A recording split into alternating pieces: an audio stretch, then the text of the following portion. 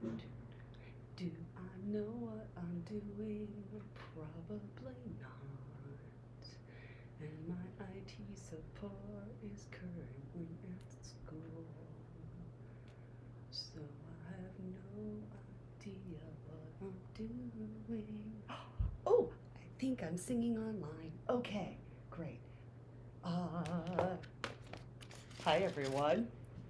I need your help to procrastinate, basically. I am supposed to be video editing for the dress that I finished yesterday, but I have no desire, like none, on any level to actually do what I'm supposed to be doing. I'm sure that you can relate.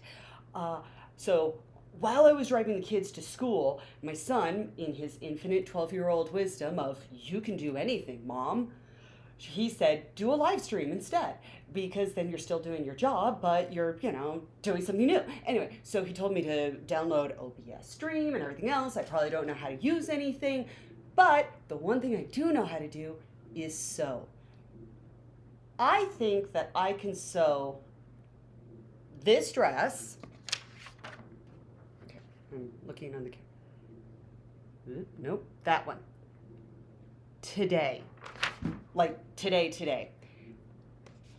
I am using Mrs. Depew, this one, and I am using This Is Me flat. This is me in a 2D format, so basically me just, press between two panes of glass and that's it. This has been a long effort in creation, and it is fairly good at this point. I'm not going to make a muslin. I'm skipping it. I am going to draft the pattern from flat me. So this is not a pattern. This is just me dimensions on paper. So in other words, if I draw around this, it'll fit. If I go in, it will not fit. It will not go, it will be too small because this is exactly me. I think I can sew this. So at this point in time, it's 9 a.m. If I was awesome, I'd put a counter on my screen, but I don't know how to do that. And if I was awesome, when I took a bathroom break, it would do some sort of cool thing. As it is, I'm probably going to put the camera on the dog and call it good. Because I'm 41 years old, I've never done this before, but I can show you what I'm doing. So let's start. I'm going to move the camera and show you what I'm doing. Let's see how quickly I can do this. Okay, here we go. And down. All right. So again, this dress from this booklet, but please note that there is no pattern for this. So I am drawing a pattern from the picture.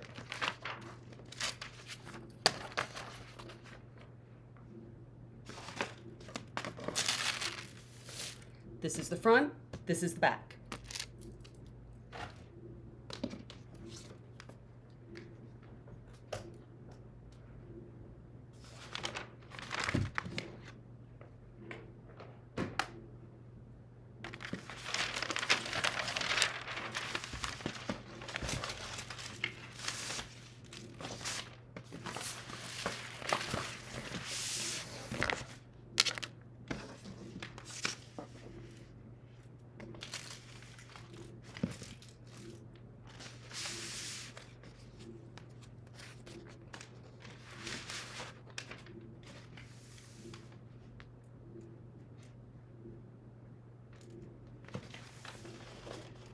I've been having trouble with the length of the dress on me. I keep going too long. So I'm gonna actually run upstairs real quick, grab one of the dresses that I like the length, and literally put it on here and measure it. Because for some crazy reason, that's the number I don't have. I know every single other number in my life, but that's it. So as of right now, just give me a second, which means I am turning this around to the perfect dog that is right there. Be good. Entertain them, but not too much, Watson.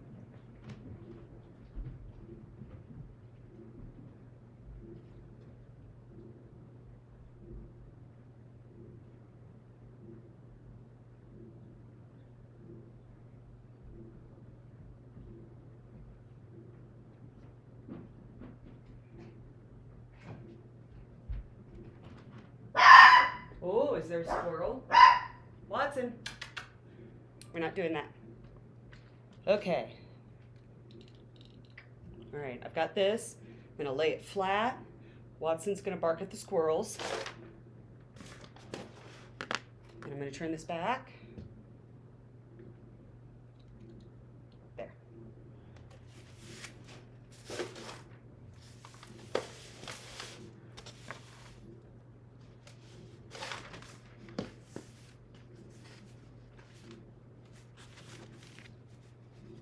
Okay, so I just want to get it all the way down to there. All right, so this is close enough. That will give me enough.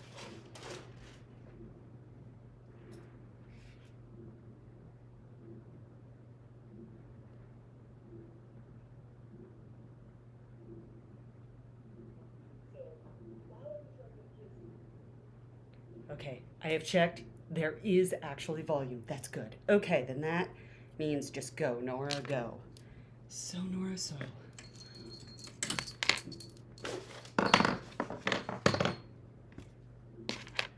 All right, I'm going to put the design right in front of me. Here's the deal. We've got a scoop neck, no zippers, no buttons, no snaps. So this goes straight over. This neckline and this neckline will not go over the head. I am going to bring it in about an inch and come down to about 4 inches down. But before I do that, I actually end up always drawing out the exact sloper on here and then modifying around it. Which means I'm just going to trace everything.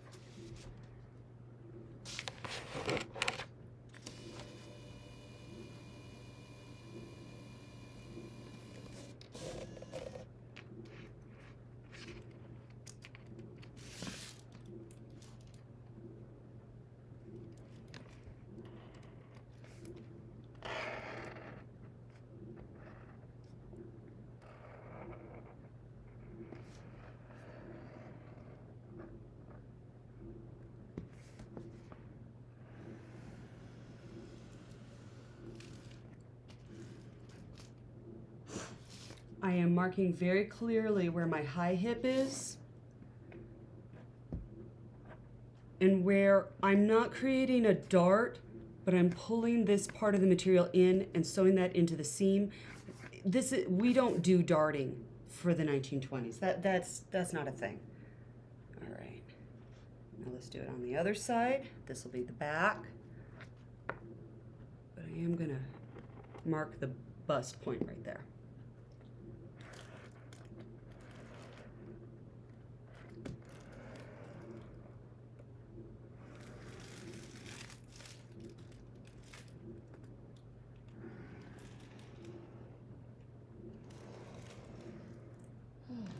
Okay, and then hip.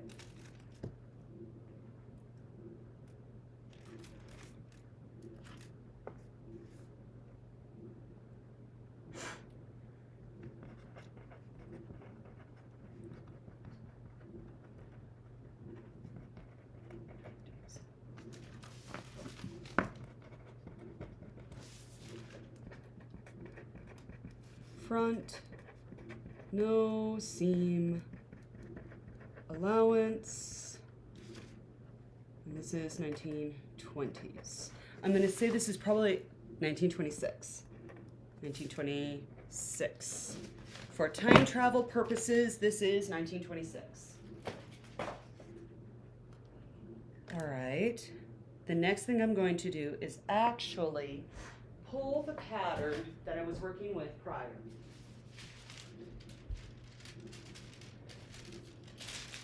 Okay, this is what I was working with on the last 2 dresses. And this is my reminder that I, in fact, did not pull out the hip. I did not change this, and I did not pull out from here. That was the reminder I needed. So this really is a fitted concept. Now, when we're talking about the 1920s, let me move the camera. And I'm hoping that me talking like this isn't going to mess up my timing on everything. Okay, when you're talking about the 1920s, I'm going to have to pull this back a little bit further. Okay. I wore this on purpose today. All right. This is not a 1920s figure, okay? I have too many curves. I want you to think about bust point to here. We are not going to come in. We are going to drop directly from here to here. We're going to drop directly from here to here. We are ignoring all of this. Then we are going to come from here to here, and we are going to ignore all of this. And that's how you end up with the illusion that somehow a human being can be a tube. We are not tubes. That doesn't exist. So we build the clothing around the body so that we have the art that we want to see in the general form of the human body. Okay.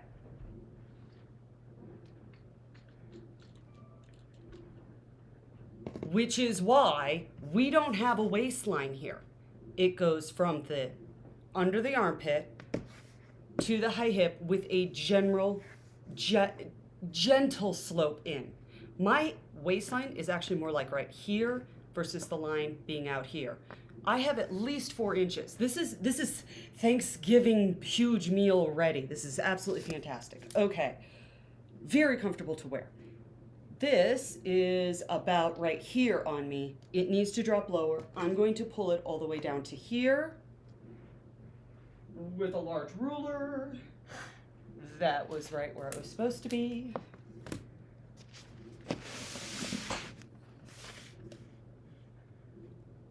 I am looking at the dress again. There is a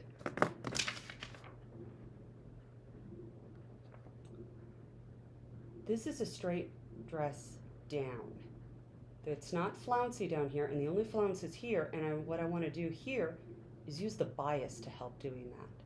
So this really is a straight down. Remember that you do need to walk, and this line is not a perpendicular from up and down.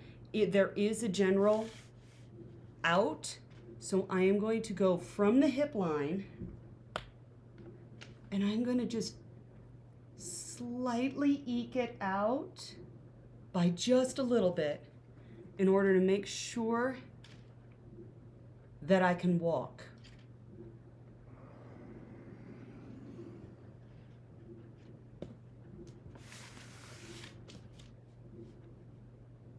Drawing a perpendicular line off of the base, fold. This will be on the fold. And again, that's the back. Okay. Next, coming back up here.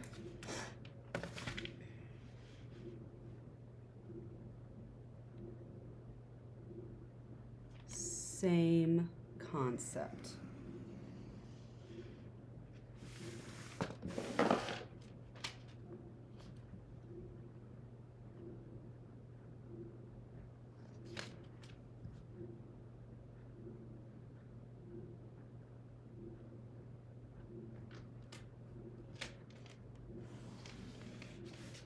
Right.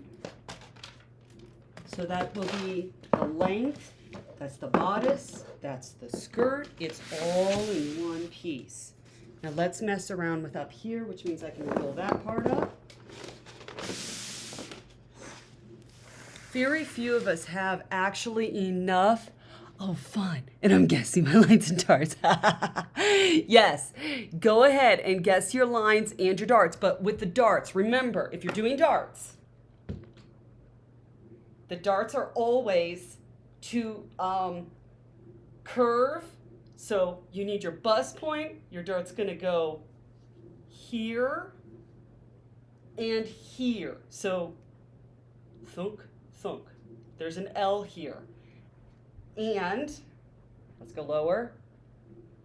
You're darting. Anytime you have incredible like shaping, you'll probably have darts here, here. Unless you're doing something really interesting, don't do them here because they always end up doing some crazy thing. Okay, keep going. backing up. There we go. All right, this fits this. Let me show you. Or not, depending on where I put everything. Huh. Found it. Okay. Please note. Okay, closer camera. Closer, closer, closer. When I put these shoulders together, notice that this is a flat line right here. When I sew this together, if I draw it out like this is going to meet very nicely and not be a pain in the butt to sew. Same with how this joins. These are the exact same. Which means that if I change this, the back side, the front also needs to be changed.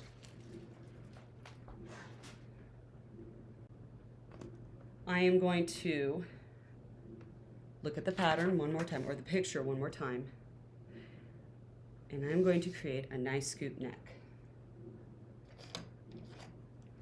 I'm going to drop 1 inch in. I'm going to square out 1/4 of an inch. I'm going to do the same 1/4 of an inch squaring, 1/2 an inch down. And the reason why I square it off is so that it will join nicely and you won't have weird darting. Okay, take your French curve.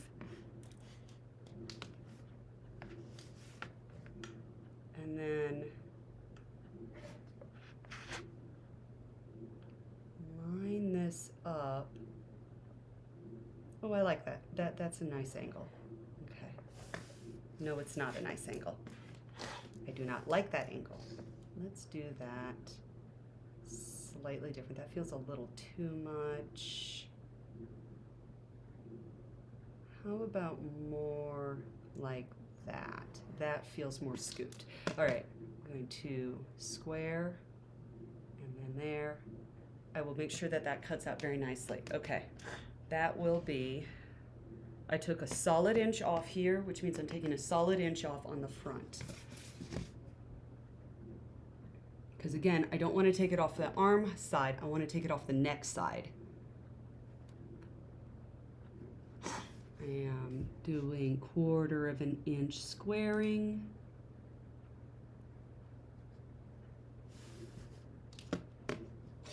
There we go.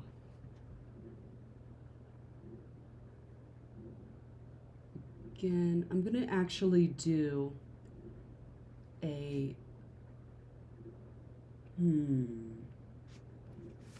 oh right, I wanted to drop all the way down. All right, how about we do about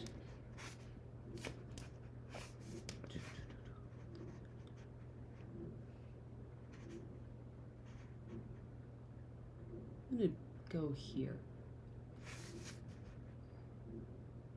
All right, and then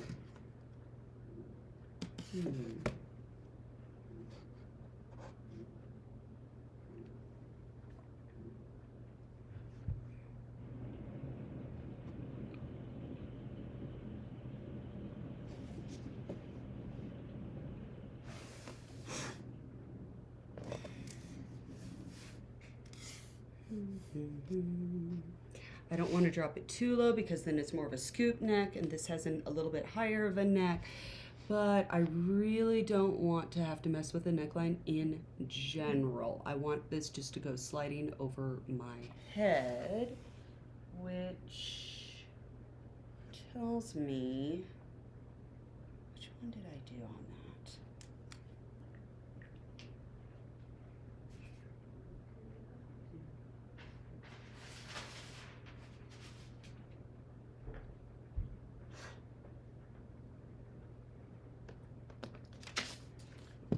I'm going to bring this in just a little bit more so I can do a bigger, scoopier neck, less scoopy neck. So I'm going to bring this in actually 1.5 inches. And I'm going to say 3 inches down from this would be right here. So now I'm going to definitely remember to square off of the shoulder.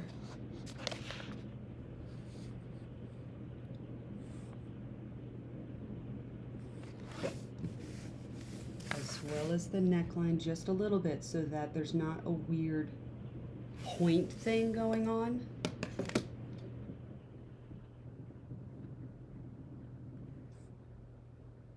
Ooh, there we go. See, this is where you just sort of eyeball the curving.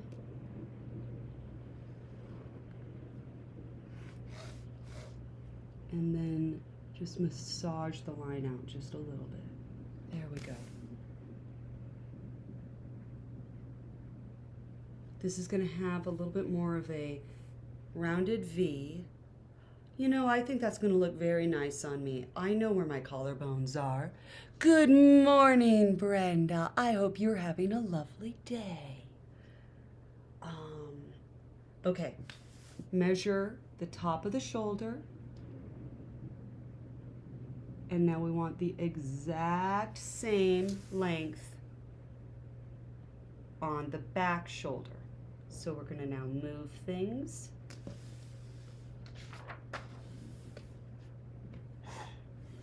Just a little. I'm sorry I keep banging the camera. It is in the way of my ruler. Let me do that. I bet that I could get that closer too.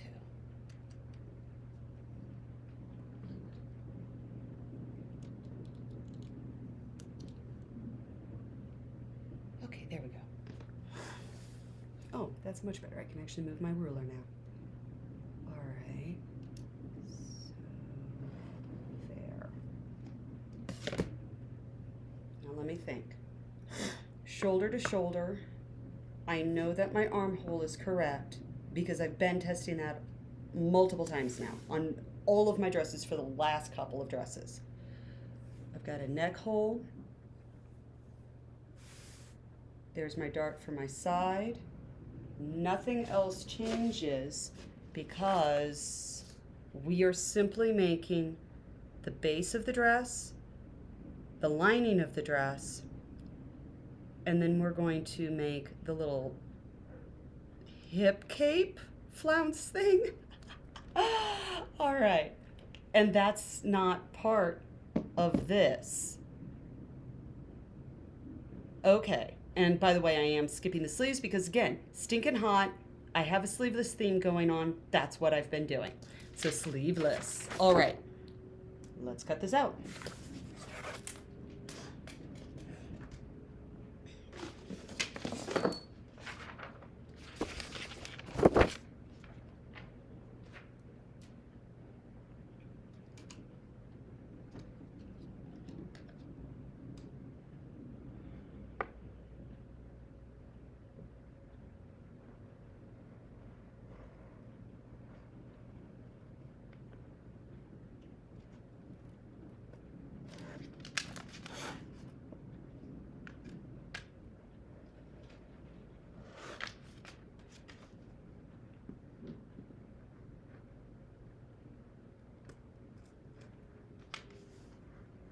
I should probably have my glasses on for this.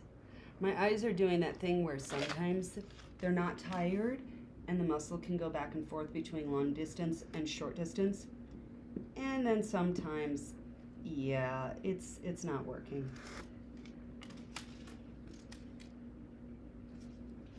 I'm going to enhance this little dart thing. And as a reminder, no seam allowance. I add seam allowance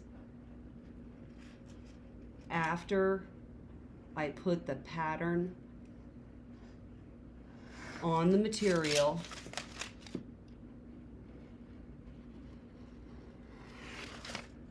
Okay,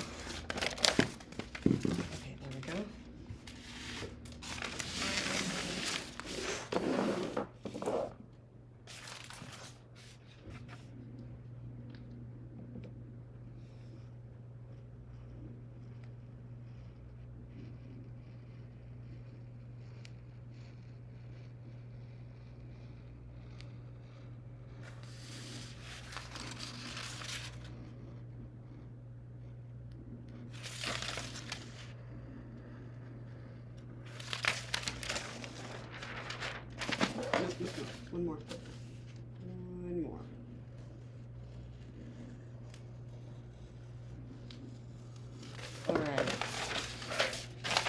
This is the back. I'm going to just put it to the side for a second.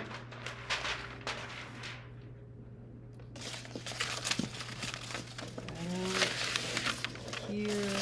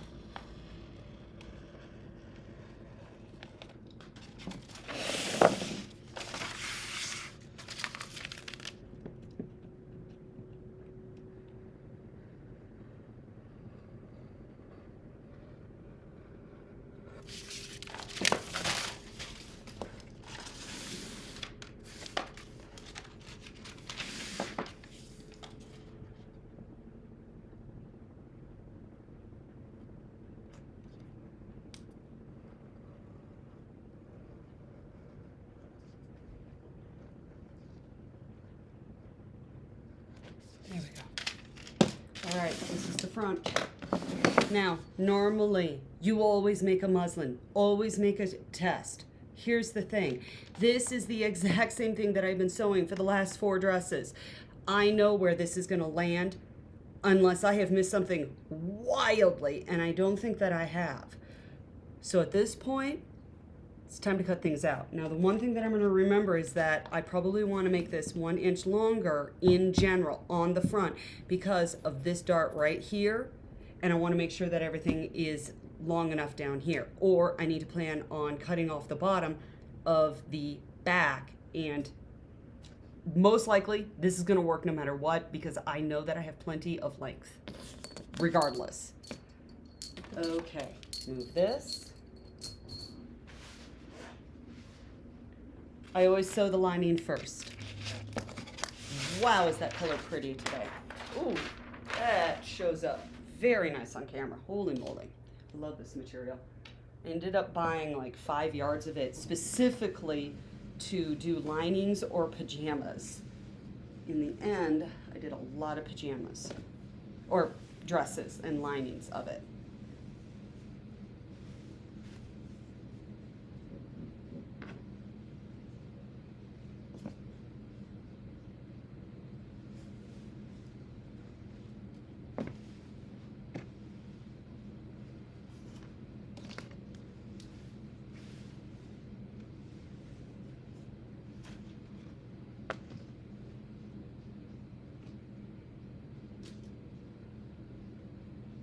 Actually, I am slightly tempted to do it this direction. I think I would save material if I did, and I don't think that yes, that's exactly what I'm going to do. Okay. Which means I'm getting rid of this large amount of material that is attached, but the other half is already gone. So let's just fold this up, do one clean cut, and then I can put this other side over to the side because what that looks like is either a shawl or a scarf or a piece or long enough to help do inside of a hat. There's plenty that I can do with that. So there's no need to struggle with it, and I can just cut that off because it's really not useful in the condition that it currently is in.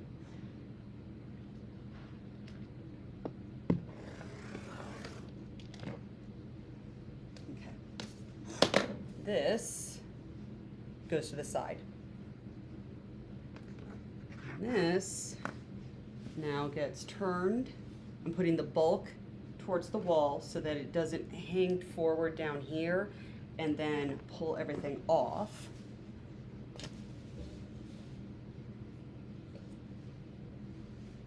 And I'm going to actually back this up now and up. There we go. Give this a little bit more room.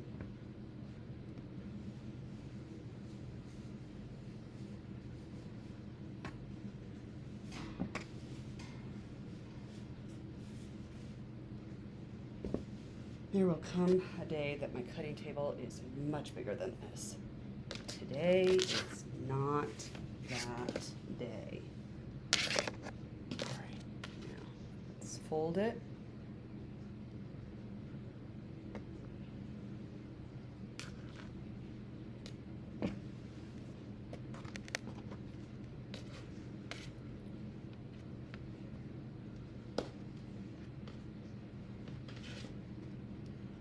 This probably takes the most amount of time out of everything that I do in this room.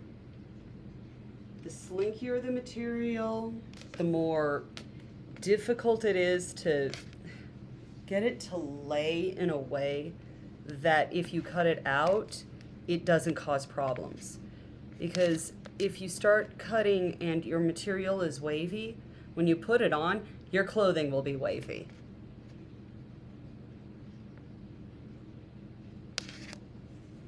So this is a great point. If for some crazy reason that you're watching but you're getting frustrated, go get yourself a glass of water and a cookie or something, because this really does take a while.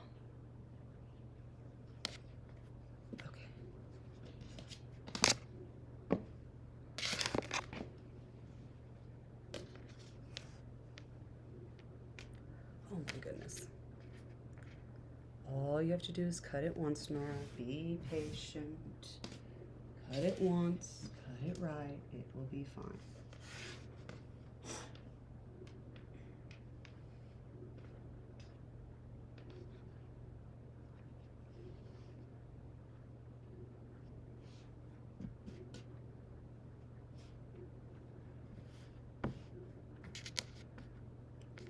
Almost. Okay, that's a little bit better. Almost. Still. The big one on this is that I can see that it's wrong because of the striping. What if, because oh, there. Okay, I can see it now.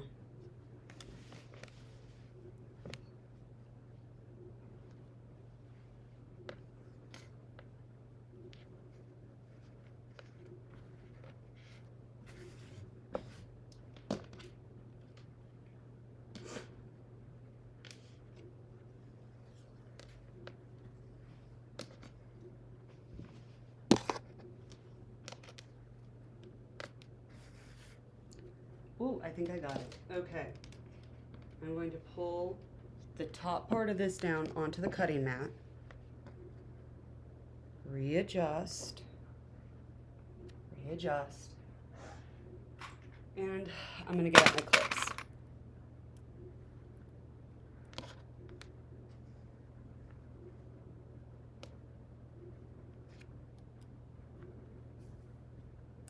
We know chiffon moves. This is a silk chiffon, and it is going to move a lot. Not as much as necessarily acrylic or polyester. I find silk to be very specifically much easier to sew and to work with than any of your man-made fibers. And I'm sure that there is a reason for it that I am unaware of, but would be probably very fascinated to know. But I'm busy, so I won't be looking that up. As you can see, I am using the very straight part of my cutting edge, and I am using quilting clips to actually clip the fold to the mat. Now, yes, this brings up the mat just a little bit, but the thing is that my accuracy, I have found, is 2,000,000 times better, even with that being lifted up just a little bit, because the material's not moving from up here when I get down here. This actually stays far firmer. The other thing that you can do is quilting base spray, but I mean, I have done that, but when you get into material that you don't necessarily want to wash, and it's supposed to be lightweight and everything, you can get a sticky residue that can sometimes be difficult to get off. Use at your own discretion. Sometimes I do just like a glue dot where it will be less likely to move. I have also found that to be good. Now, I'm going to smooth very carefully this out. I'm going to pull the excess material over and make sure that it is not pulling on anything that I'm about to be cutting. I'm going to get things as even as I can. I am using my stripes to figure out whether or not I do have this at a 90-degree angle. I have it coming up over here. That's not what we're doing. I am pulling that back down. I want this whole thing to be flat and mostly straight. Merely because that's probably the only thing straight about me. Okay.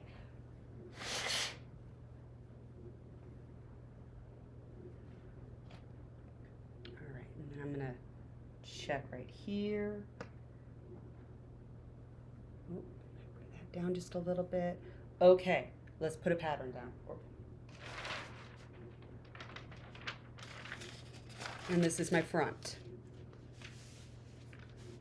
I know from experience that cutting a little extra up here in the shoulder has been very wise on my end, mainly because this allows me to have a little bit more finagly room for how I attach things, or if something goes a little interesting. All right, so I'm looking up. That could easily give me about 1 inch or so extra, because again, there is no seam allowance. So now I'm taking a clip, taking it off, and I'm trying to clip it to the wrong side of things. Okay, that's not on the fold. Now it's on the fold. I'm going to, since this is now the bottom edge,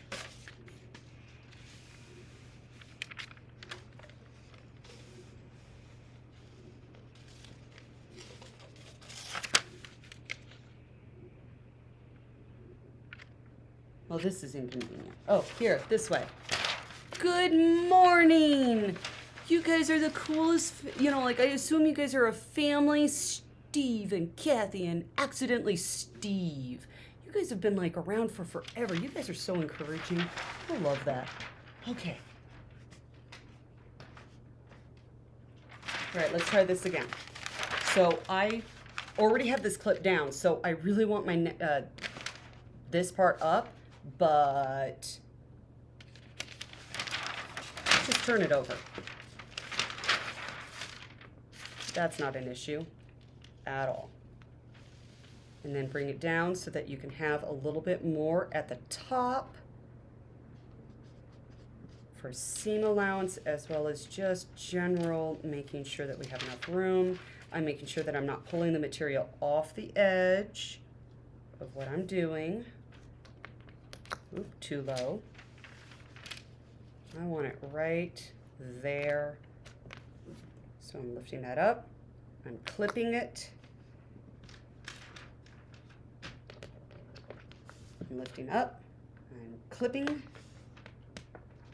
Checking to make sure the material hasn't popped off or moved as I clip all the way down. I'm not going to worry about the length of this because, again, this is the lining. I don't need this perfectly down. This isn't supposed to show. All right. I like this ruler for this.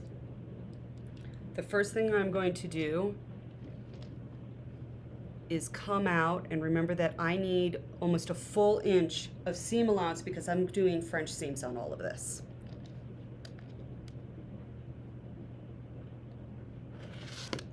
Full inch, checking to make sure it came all the way through.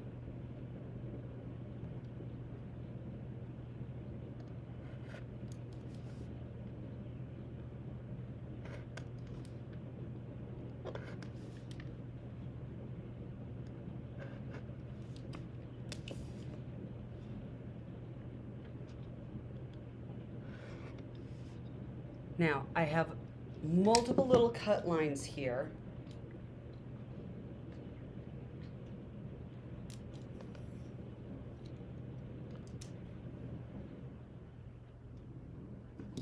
And I'm going to clean this up by sliding right here. I'm going to connect that line, this line. It's just like connect the dots. And I'm very, very slowly peeling this up because I do not want the chiffon to freaking move on me. That is the most obnoxious mistake that I can make. All right, 1 inch out. Cutting from here, 1 inch out. Beautiful. I'm lining this up. I can go from here to here, 1 inch out.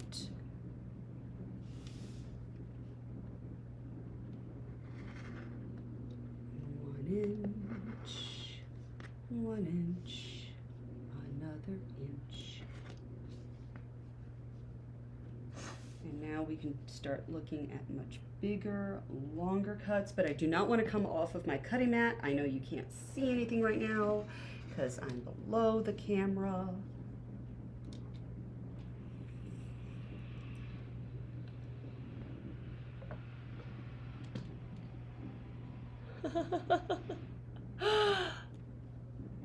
Didn't realize I was using Mr.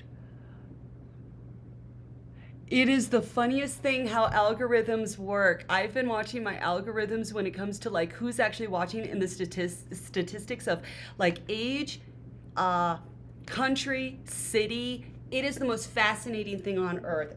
I ended up, there's a couple of videos that I had views from like South Korea and Japan, and I'm like, huh. Now we're not talking like, you know, like a lot of views, but there were a couple that just watched a long time of me, and I'm like, that is so strange. I never thought about like, you know, like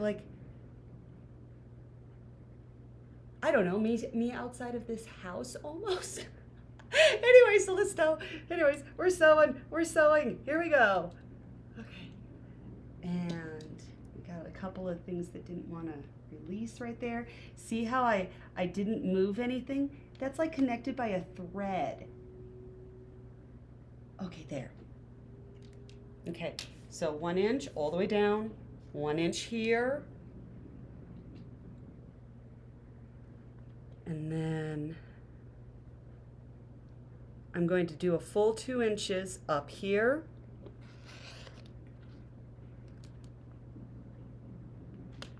This clip is in the way.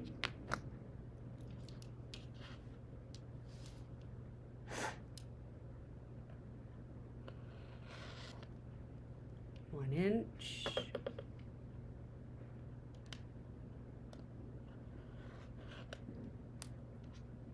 There.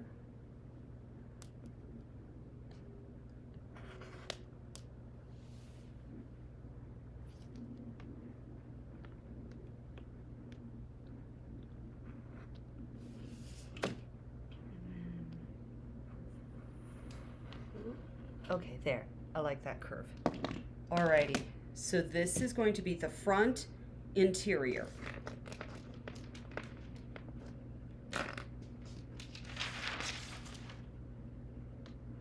That I need to actually finish cutting all the way down. I don't have my cutting mat. Handy dandy scissors attached to everything else on my board. And yeah, I'm eyeballing this.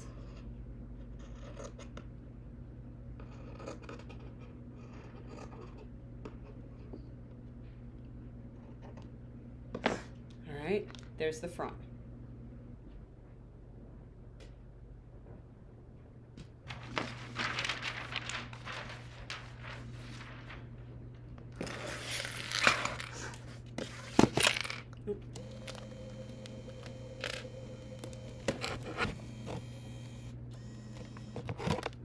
That is so cool. I love it. For your niece's shower. See you. Okay, here we go. All right. There's not a whole lot that I can do with something like that, except for save it and potentially make fabric flowers someday. I am convinced that that's something that I am going to do en masse, even though I have no proof that I would actually do this. All right, let's do this chiffon-y stuff one more time. And then we'll be done with this, and we'll cut out the front and back of the actual material we're using, which you haven't even seen yet because I never showed anyone what material we were using. So yeah, you're just gonna have to stick around for that. And there, that's too big because the back is only that big. So let's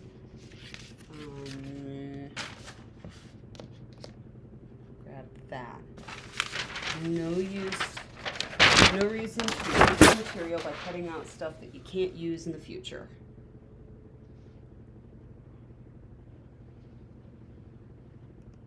And if you think you've been seeing a lot of this specific material, you have. I've been using it as the lining for a lot of my clothing.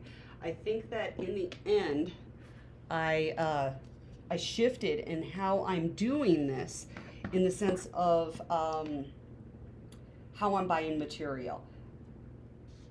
The last few dresses have all been able to go with one pair of shoes or one type of color of shoes, as well as within the era. And because of that, I was able to buy the same lining that would work for all of it. I highly suggest that. I'm going to be doing an episode on basically like my capsule 1920s closet. I'm very excited about that. That's going to be neat. That was just something that I realized I started, like, actually had. And it was like, oh my goodness, look at all the sewing. I had to like clear out my closet recently of like mundane, regular day-to-day clothing because I didn't have room for everything that I had been sewing. And then my husband said, well, the downstairs closet, use that. And so I cleared that out, and there was a lot of donations out of that, and now I have a costume closet downstairs. It's not as impressive as it sounds, but I think over the next few years that will change, and I will actually have a sincerely impressive closet. All right. I need to create a sign for this as something about time travel, you know, capacity or capable or closet, time travel closet or something. All right, let's take the front. This is on the fold.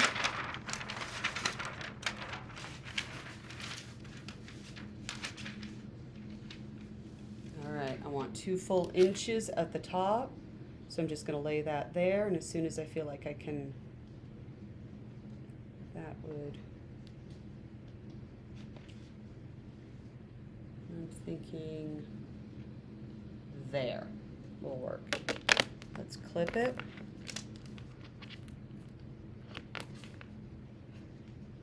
Let's clip and clip. I'm going to bring that up and sort of square that out just a little bit better.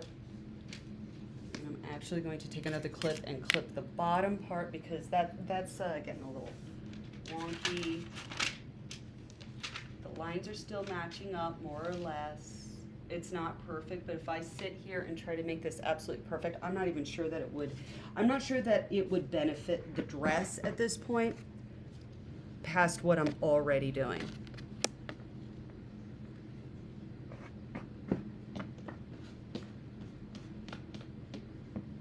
Okay. Looking. Review before I do. I did a full inch seam allowance on everything except for up here where I gave 2 inches. Oh, cool, Denmark. That's so cool. Good evening. That is so cool. Man, I love the internet. The internet's so cool. Okay. 1 inch. Actually, I'm gonna do the exact same thing as I did last time, and I'm gonna start with the armpit. All right. All the way up I'm going to shoot 1 full inch up. I'm going to come down, do an inch cut, do another cut. This one's going to be a tinier cut. Tiny. Tiny. And now we're going to square off. That's part of the reason why you want to do this, because if I have a square 90 degrees at the edge of wherever I'm joining things, it's also easier to do a seam allowance and cut that nicely. I'm going to just go all the way out. Now I'm going to connect the dots.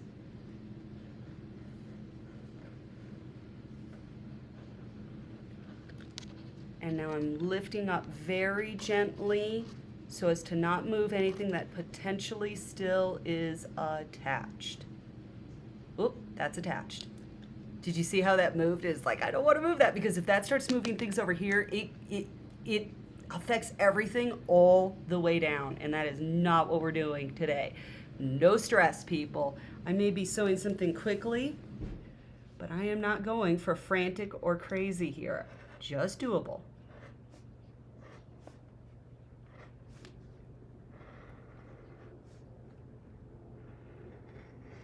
There.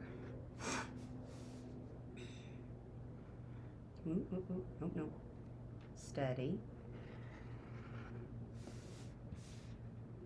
And do not cut off the board. Okay, there we go. All right, we're gonna... Ooh! Nottingham, England. I went to England for my when my son was 6 months old, and my husband and I decided to go to England because he seemed super portable at the time. It was the craziest thing. We drove from coast to coast in 4 hours. We can't even do that in Missouri. It takes about 4.5 hours if you drive the speed limit. But like, that was really wild, and it was so pretty, and the amount of history. And then we were so silly. We didn't understand that the Tower of England was like what it was, and that you needed like a full day, if not more, to like tour the entire place. We thought we could like squeeze that in on a day that we were supposed to be driving to the next place. Yeah. Wow, was that a late date? That was so cool. Anyway, okay. Oh, and my son started crawling, his first crawling in Anne Boleyn's castle. I'm sure she had multiple different residencies, but it was that was what it was known for. Anyway, so that was really cool. And this big hallway with this red carpet, he saw it and he just started going, and I'm just standing there going, oh, my kid could crawl now. Anyway, okay, sewing. Okay, anyway, and then back down. Here we go.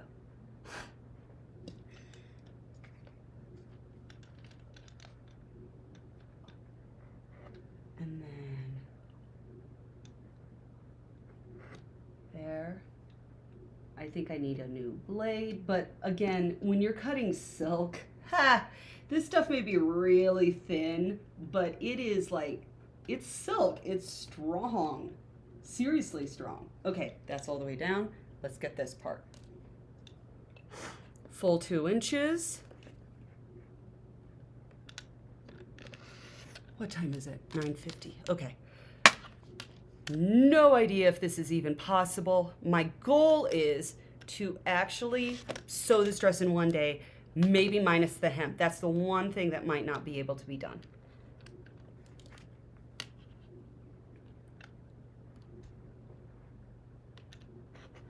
Okay. And now...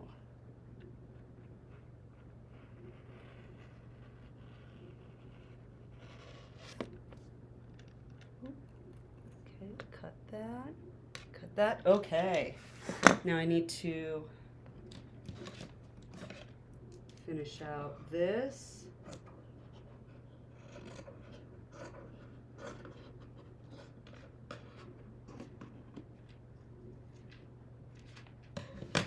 I am taking this, I'm tossing it under the table. I am unclipping everything, throwing out some scraps. I'm gonna find some water real quick because hydration is a thing. let's do this.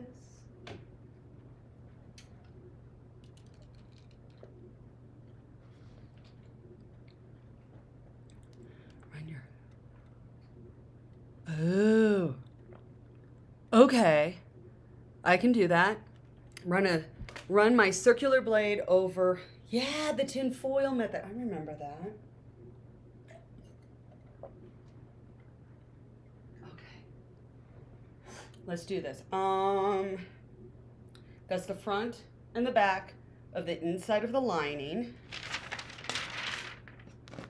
I am going to take the front and the back, and I am going to French seam the sides and nothing else. That's the next thing I'm doing. Okay, so now we're going to turn this way, which will probably be a bit of a glare simply because of lighting, because all of my lighting comes from that direction. But my sewing machine has to be over here because that's where I have room. Because if I put the TV over here, then the couch is over here, and nothing works. So this is what we're doing.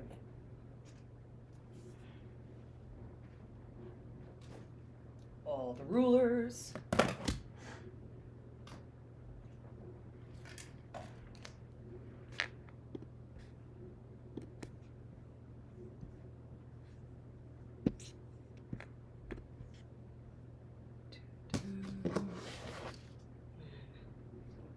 Oh, I don't have to do that.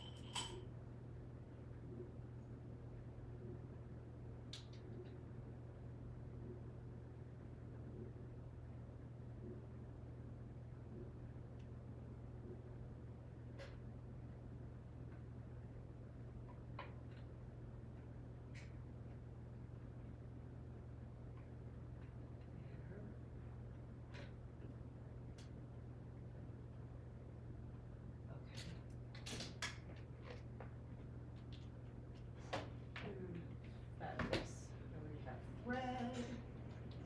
It's not a lot, but I'm doing a lot here. Okay.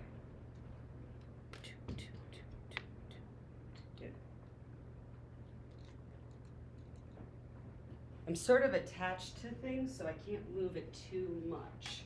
I'm mildly tethered. Okay. It does not matter. I do not have a front and a back. This is the exact same material, so it does not matter. As long as it lines up, it's good.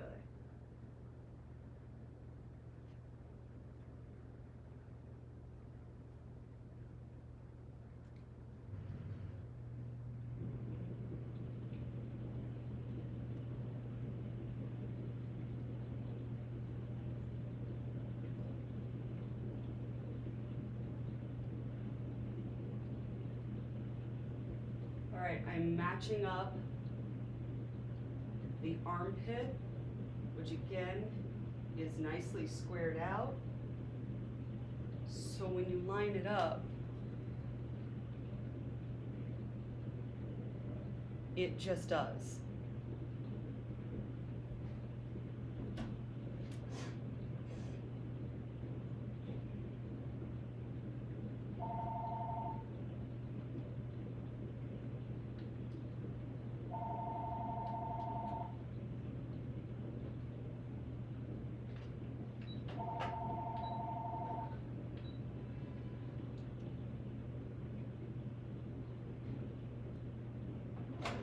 Ooh, no, no,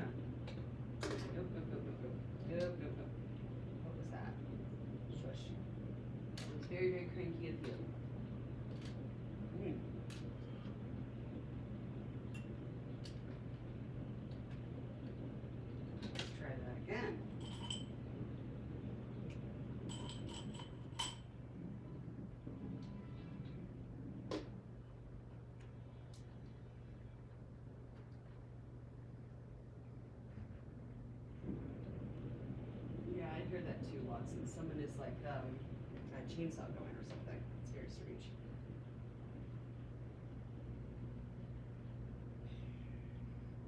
Okay. Shoulder to armpit to armpit. Square to square. Line it up.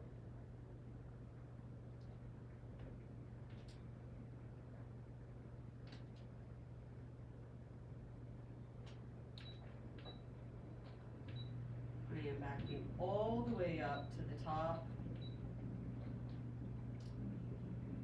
I am now relining up my material in a very nice way. I am not pulling it, I am not stretching it, I am just gently lining up the edges that I know should be, in fact, lined up.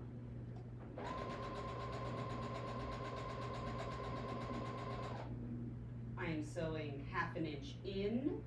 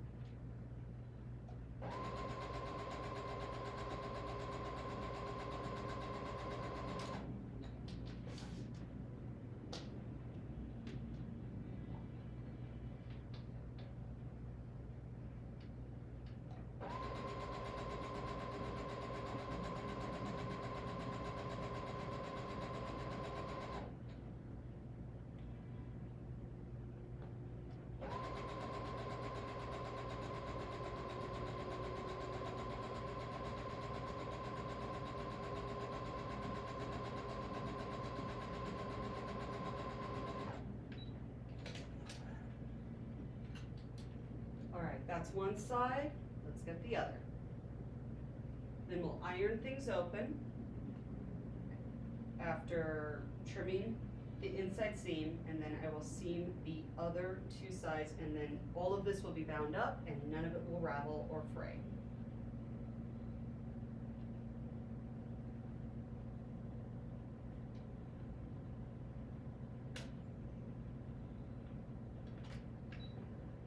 Backing up all the way to the top.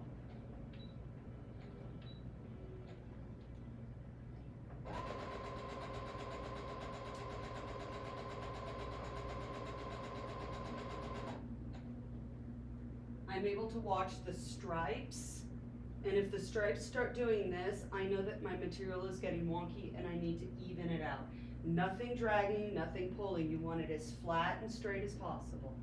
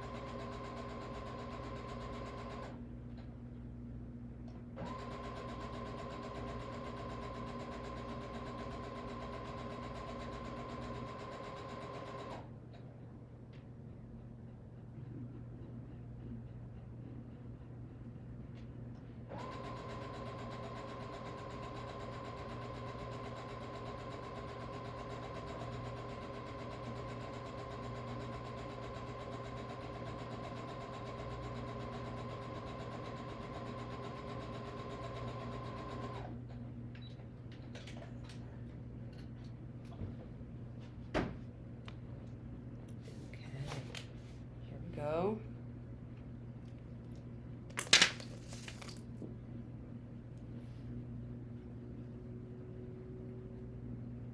Absolutely.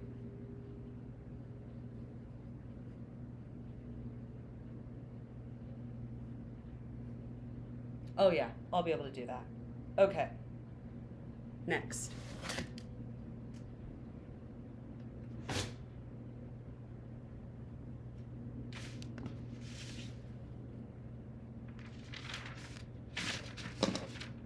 All right, I'm going to plug in the iron.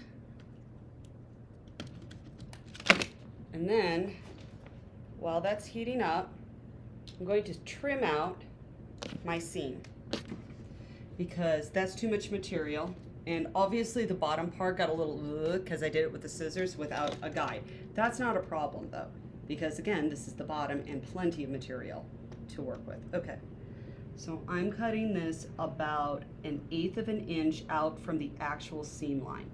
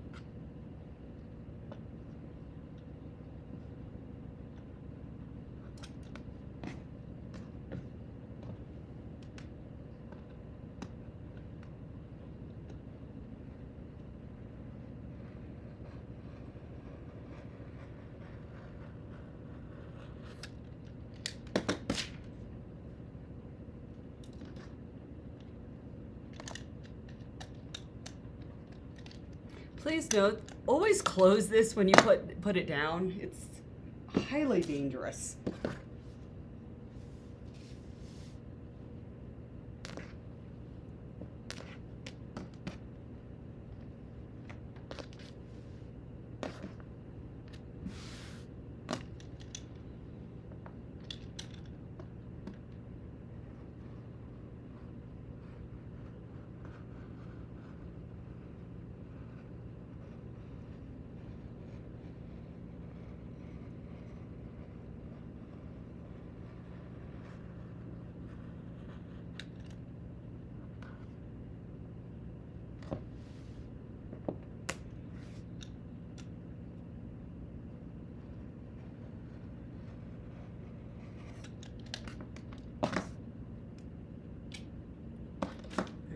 There. Now we're going to back this way up.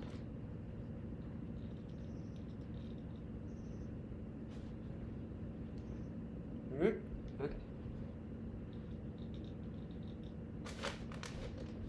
All right, there we go. Okay. Ironing board. Close the laptop. By the way, this is the material for the dress.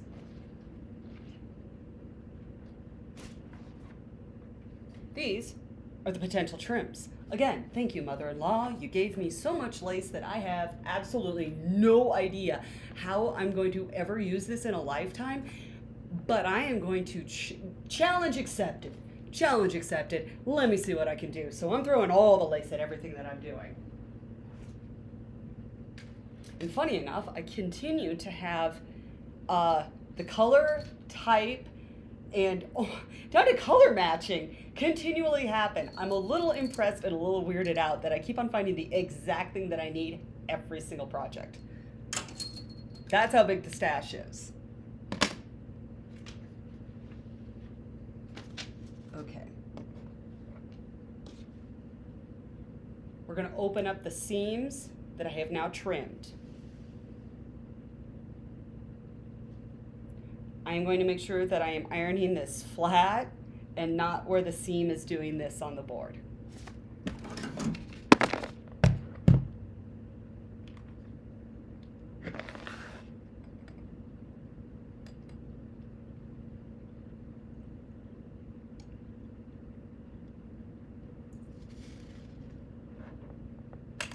I'm going to check to make sure that it is on silk and not something like melt everything and make yourself cry.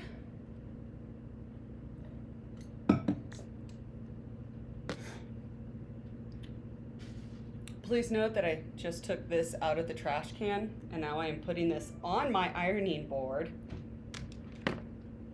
So I'm going to screw something up. I'm going to screw this up. Oh, look, that's a pin. I should put that away.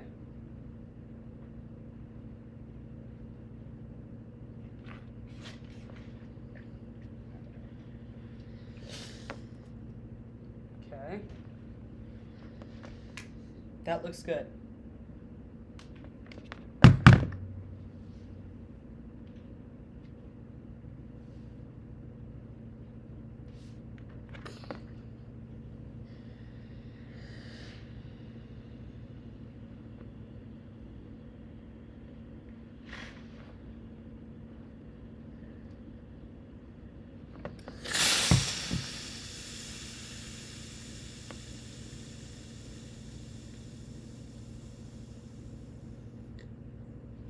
Again, no wavy seams. This is a very light material. It is not going to be forgiving, and it will hold whatever it is that you have ironed in. Okay. There. And then this side.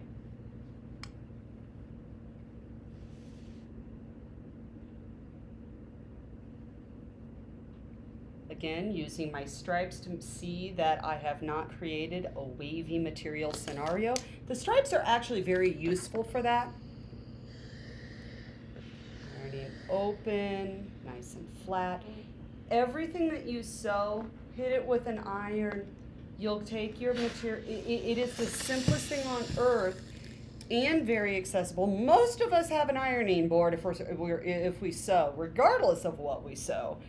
And when you iron something, you immediately are telling the material, no, really, I really mean it. I want you to go this direction and look this way.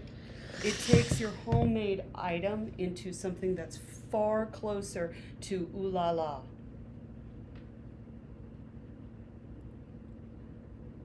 Okay. And now look at me. Now I'm going to press.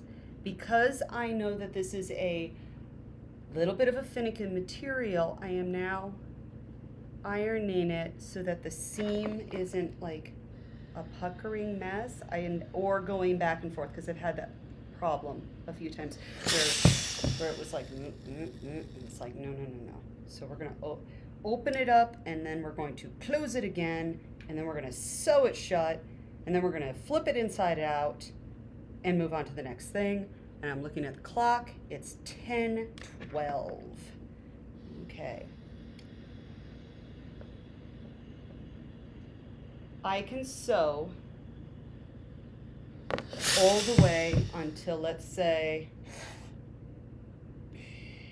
probably 2 o'clock, 3 o'clock. Not 3. 2:30 is my absolute drop point. I really need to start questioning the choices of my life in less than 4 hours. And I know that you're thinking, oh my gosh, you do not need, this is where to cut corners or something. No, it isn't. No, it isn't.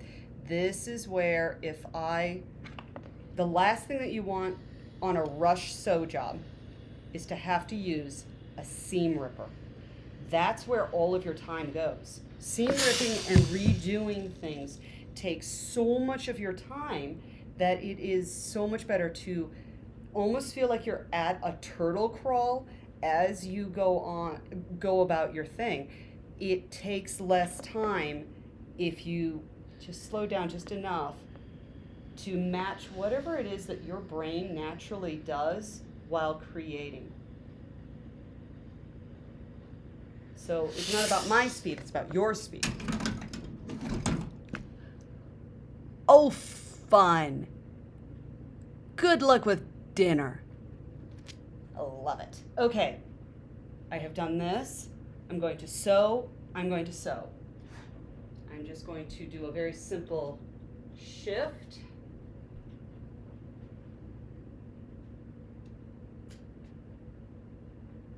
Again, we're doing a half-inch seam allowance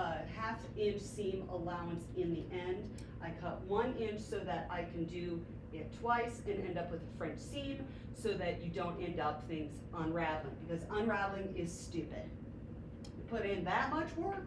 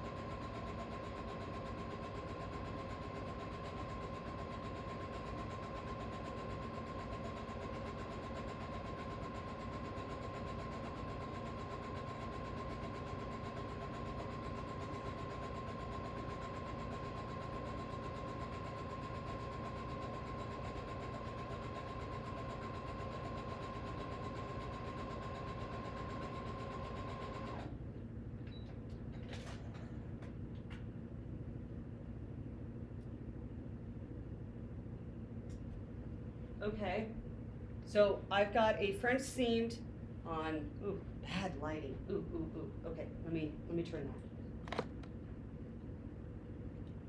There we go. There's a reason why you always see this corner of my living room. There's a reason. All right, I have the sides French seamed, and I was going to say something intelligent. Ah, yes. The bottom is the selvage edge of the material. It's not going to unravel. However, the sides didn't match up quite as nicely as I like. So I'm going to take this insane amount of lace that I have, and I am going to sew it around the bottom of this just for prettiness. That's it. There is no other reason, which means that I am also going to be changing out my thread to white. Okay.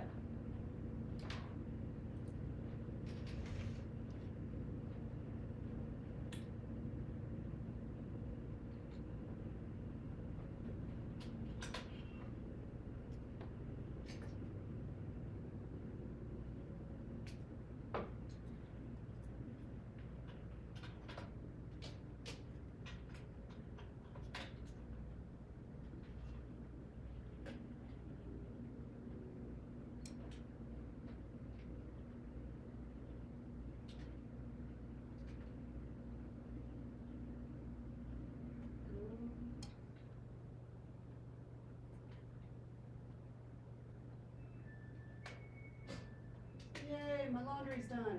I bet y'all can hear that. I love that little song that it plays.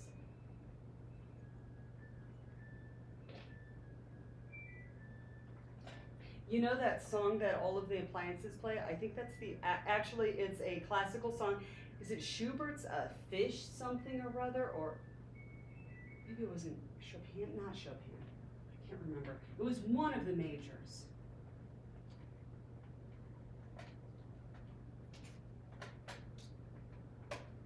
Okay. And there's my bottom. And I'm going to remember that this now needs to turn out this direction. French seams around on the inside. And I'm going to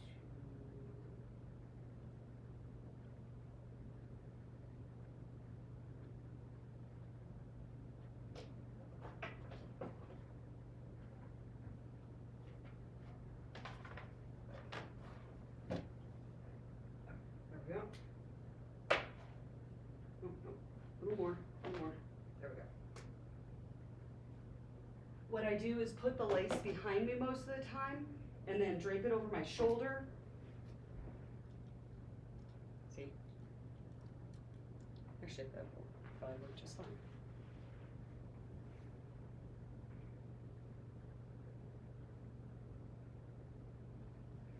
And I'm going to actually not start it at a seam. I'm going to start it in the middle of the back, right here.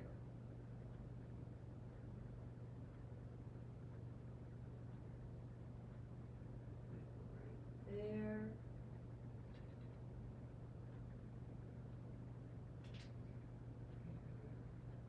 So right there. And yes, I am eyeballing this. Because I seem to be good at that. So I'm going to lean into that and say, yeah.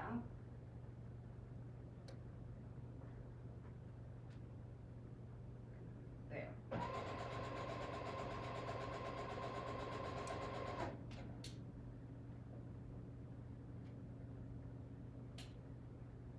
I'm using a certain space on the lace to line up every single time.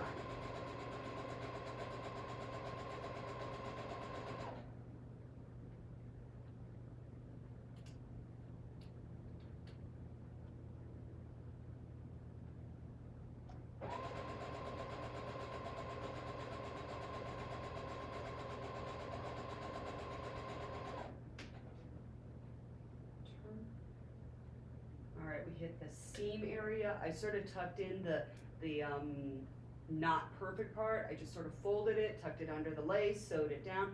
You'll never see it, which is the point.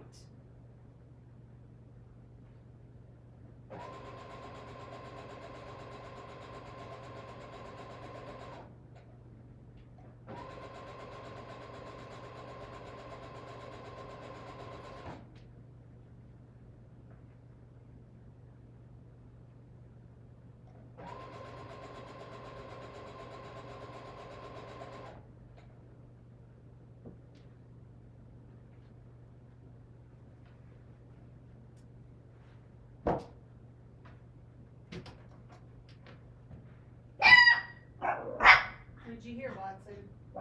Someone dropped something at the door? We'll check that in a moment. Don't worry about it. Oh, you're going to worry about it. I'll check it as soon as I do this line.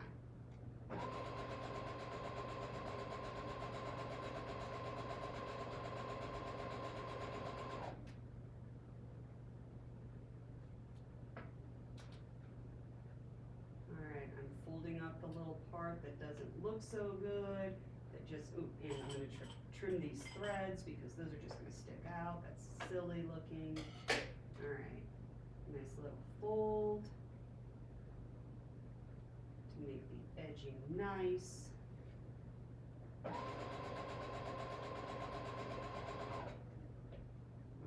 almost to the edge of this.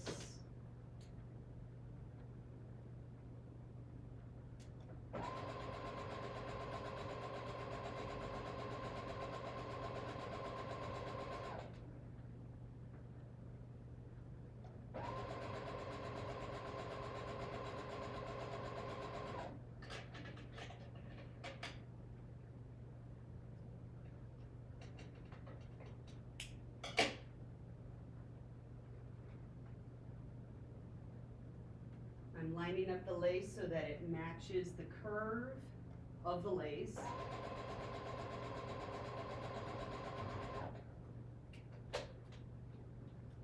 I'm turning everything but leaving the needle down so that I can flat foot this all the way down.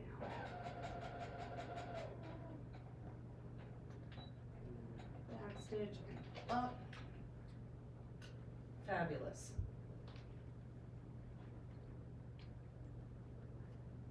This is now the bottom part of the inside. Ha ha ha. You can't see that. Now you can see that. That's the bottom part of the dress. That's lovely. Okay, we're going to put that to the side. We're going to put the lace to the side.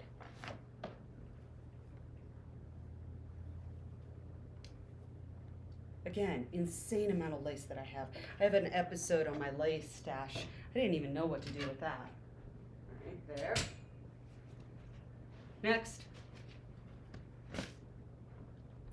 And for variety's sake, I'm actually going to completely back this up. Pull this up.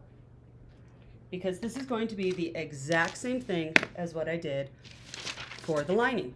The exact same. Where's my water? I'm thirsty. Ah, I lost my water. Oh, there it is. Okay.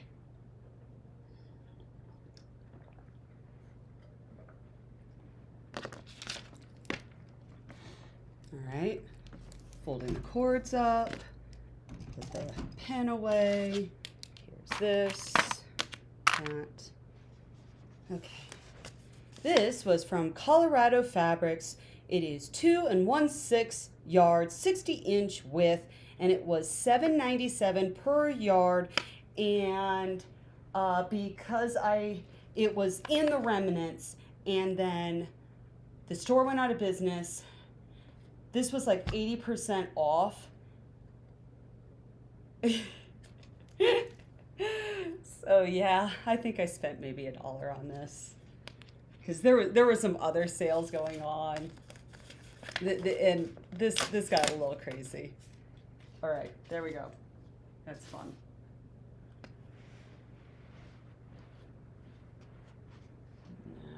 Now I have a lot of this material. I realized yesterday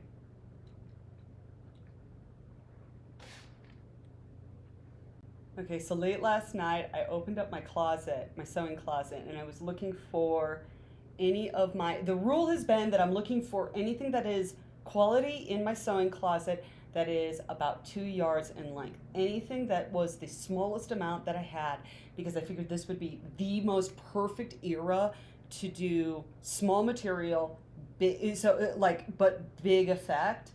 This is a great era for small amounts of material. I don't have any left. Everything I have is absolutely huge. This is the smallest amount, and it's got 60 inches. This is only 2.5 yards. This is insane.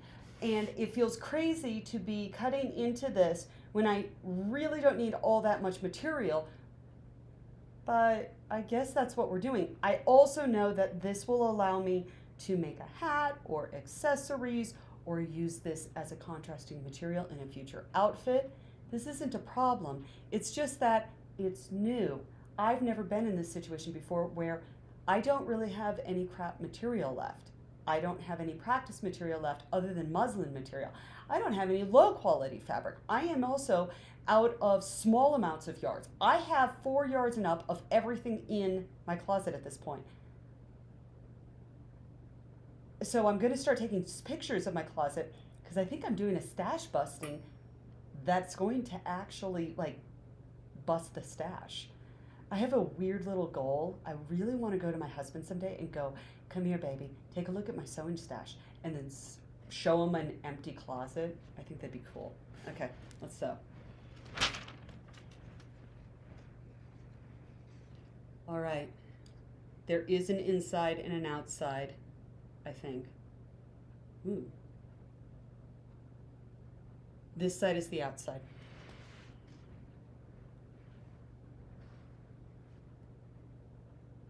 Wow, is that big? Okay, what direction do I want things to hang?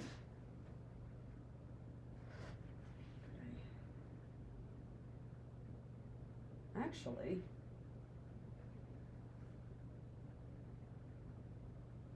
I like that.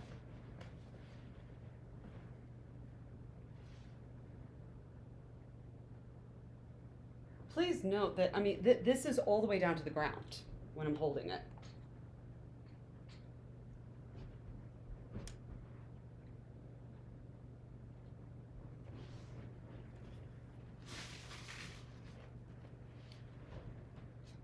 So, I'm thinking, because now I'm looking at it on the camera, I like that pattern.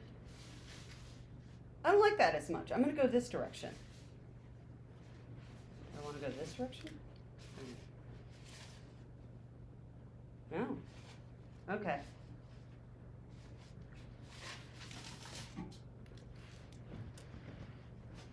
And that's the inside, and that's the outside.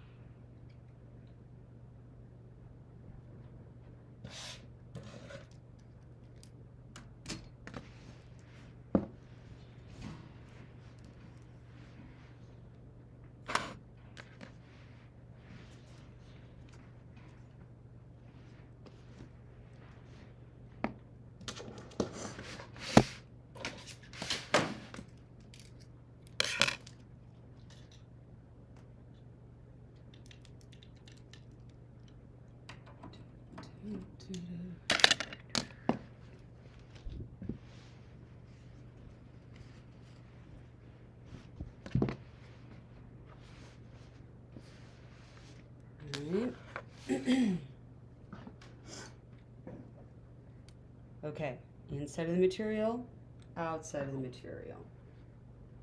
Folding. Nice folding.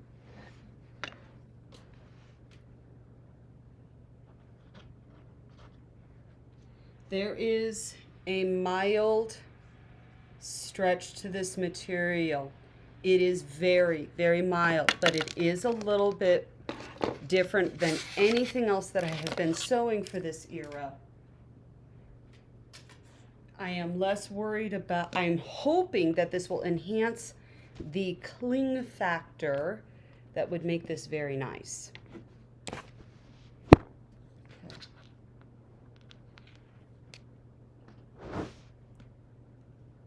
Taking my time laying out the material.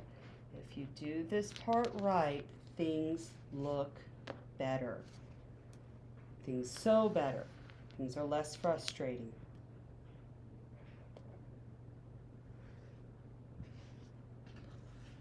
I know it's dragging. Don't drag. We're not dragging.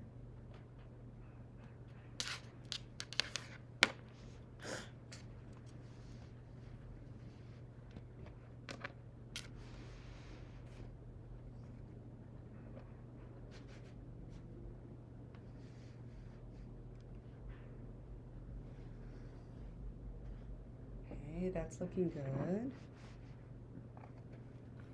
We're not going to need to cut all the way down there, and I'm going to be cutting this where the top is up here and the skirt is down there because we just did this and I realized what was wrong on the last one, but that was okay because it was on the inside and there was no inside outside to that fabric, so that's fine. Okay, pattern.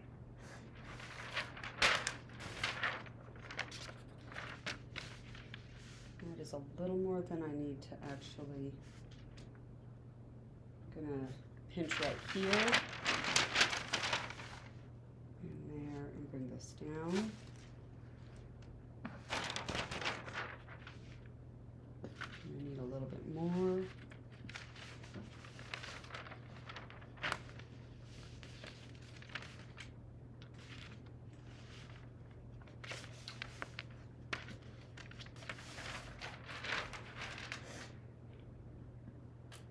Probably should have done that first. I'll get used to that. I'll start doing that first.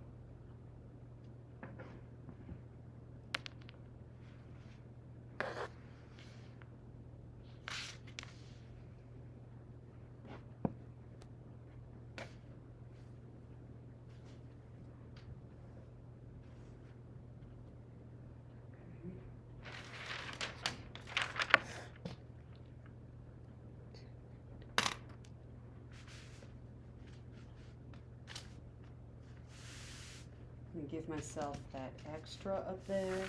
And now I'm off of the material. Oh goodness, the skirt comes out a lot further than I was expecting.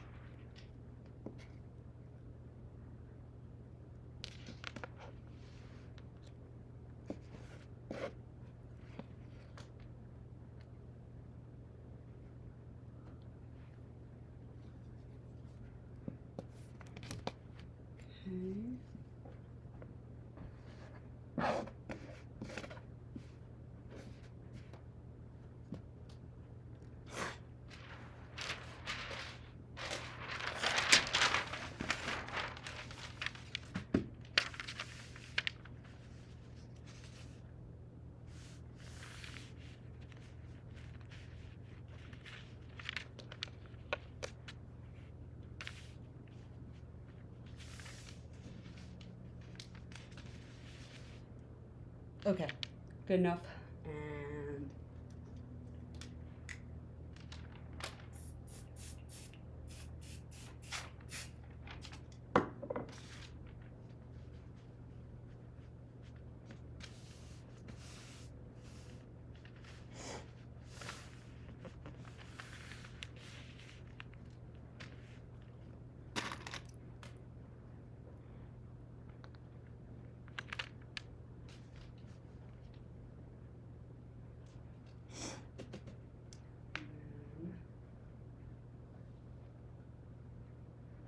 I haven't been having a ton of luck with drawing lines on anything and then having it stay. I seem to have, or even getting the lines straight. It always pulls on the material. I don't like it. So we're gonna do this a little different, and I should have, that thread needs to be a lot longer. What am I doing?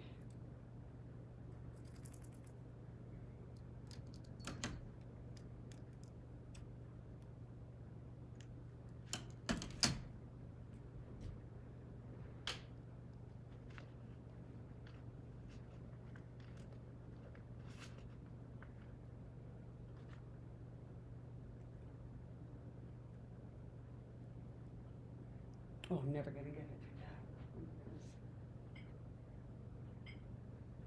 There's certain needles that it's like, what on earth are you threading through that? That thing is so darn tiny.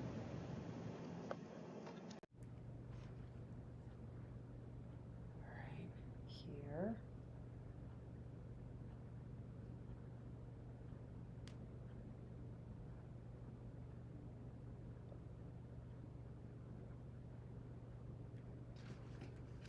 And I am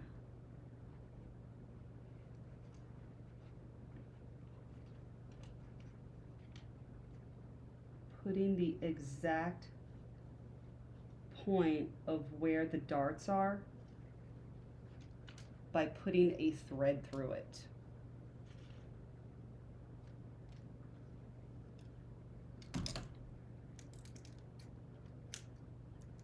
And back in the sewing pin cushion.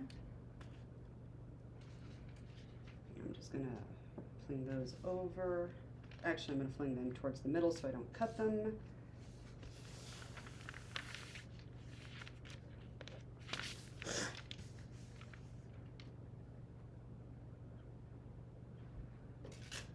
And ruler. And cutty thing. Yay. All right. Let's do the exact same thing that we did on the inside. We're gonna start at the armpit. We're gonna do the shoulder. We're gonna do the neckline. We're gonna go all the way down. We're gonna cut off the bottom. And that's it.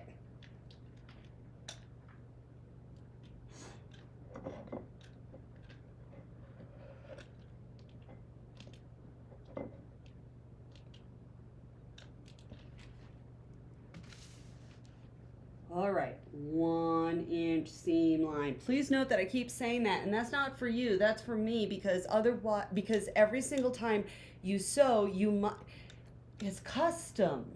And I've had a lot of different seam allowances. So this one is 1. So I will continue to say that. And I will do that cut to here, and then tiny cut here, here, go all the way down, then flip all the way to the bottom, skipping over that. Let's get a nice little thunk there, and then that little cut. Now I'm doing connect the dots, peel gently down. I absolutely need a new wheel. I don't want to do that right now. Okay, there we go. I have my dart showing, my thread flipped over to the other side already. Okay, there, here. I'm checking this again because I felt it move on me. No, it's all good. All right, I am sure at this point that the camera angle is terrible. But if I try to move this around right now, I'm gonna mess up the dress. So I'm not gonna do that, because that's really, really, really pointless at that point. All right, I'm connecting the dots for the neckline. There. Now down, again, this is the front. 1 full inch so that we can do French seams, which is very exciting because then you have a finished edge in the inside, no unraveling.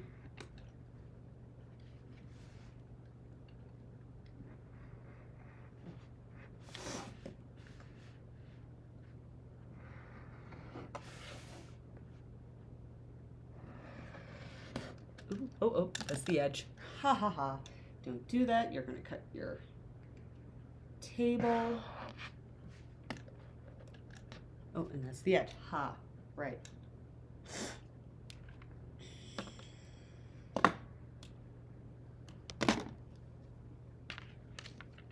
You know what I need to get? I need to get a small cutting mat that I can slide under, or a cutting mat that actually fits this table. There's no way around it. That would make my life a lot easier.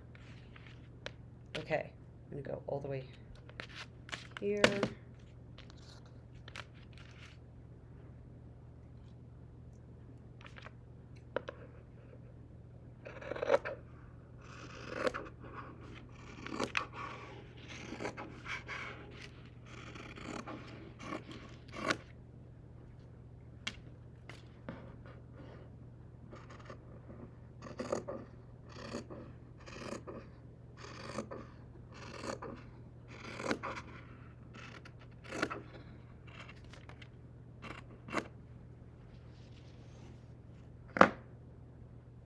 Okay, this is the front. Let's manage these darts real quick. Okay, we're going to need the ironing. All right, there's the front again. Here's a muslin that we're not using. Here's the red thread pattern.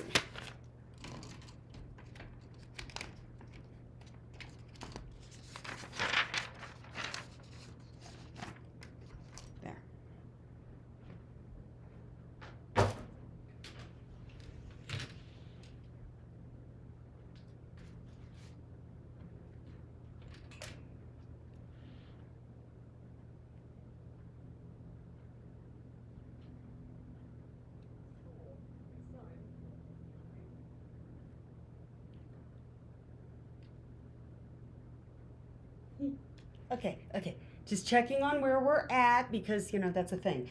All right, let's look at here.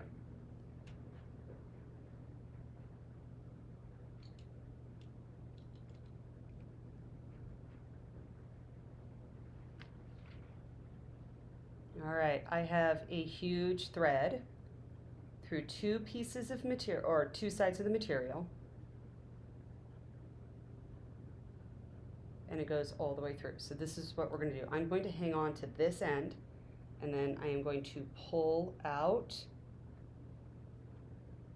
fairly long. See how that works? I'm going to cut right here.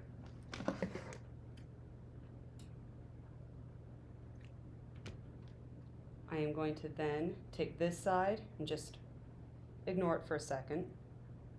And I'm going to remember that this is the inside and this is the outside.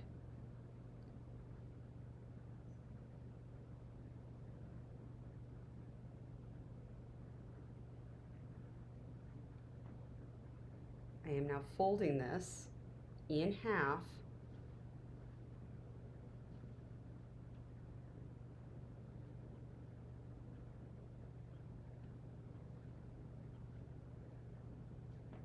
Right there.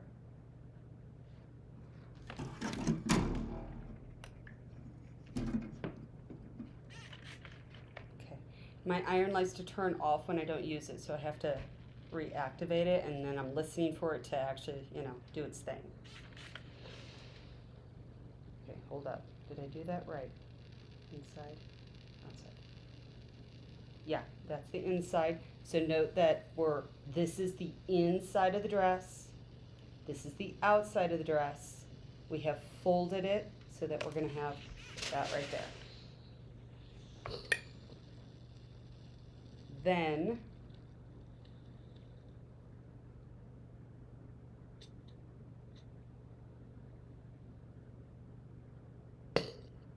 I am looking at the threads. So I opened it up, and I'm hitting it with that, and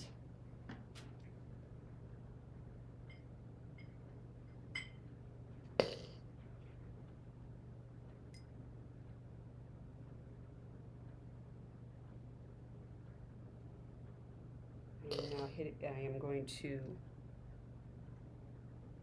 not trust this iron. This does not seem to be a very easily ironed fabric. I'm trying not to move this a ton.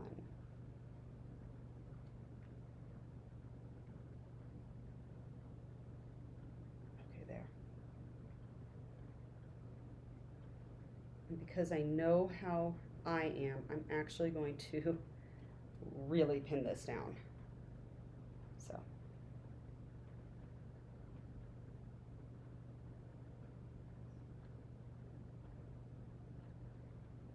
And this is then the outside of this dress, which actually I would prefer for this to be folded the other direction, of course. All right, let's redo that. We have time, hypothetically at least.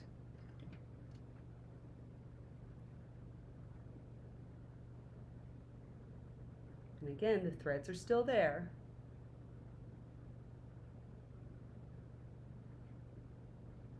There.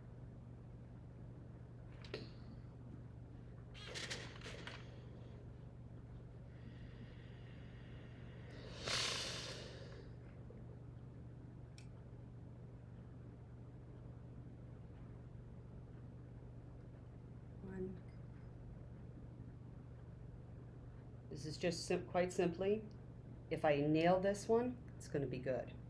All right, now let's go over to the other side and do the exact same thing.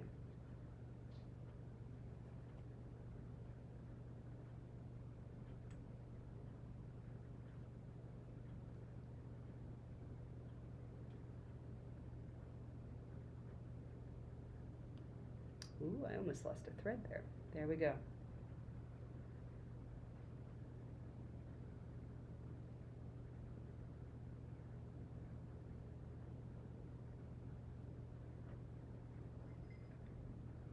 Now these threads are not connected, so I can't pull them, but what I can do is put a needle through one side and then a needle through the other.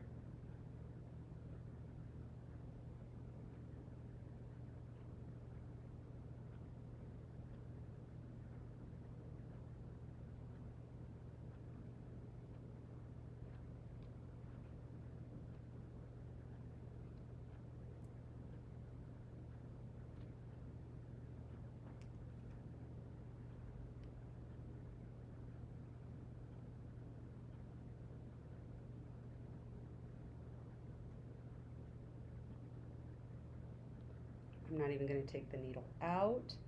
I'm laying the material so that there is a nice flat edge right there. I'm not going to worry about any part of this. None of that gets ironed because, again, this is the 1920s. There's a draping effect. There's a tube effect in play here. All I have to do is do 2 tiny little tucks right there, and then all of a sudden this is going to genuinely hang in a very flattering manner without looking like there's shape to it, which is a fascinating concept. Okay. 1,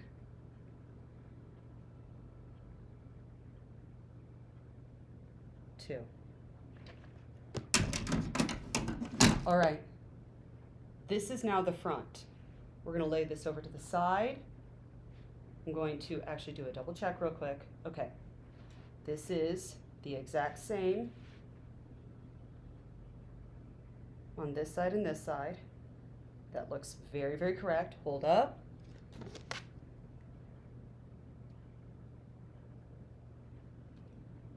Right there. Yes.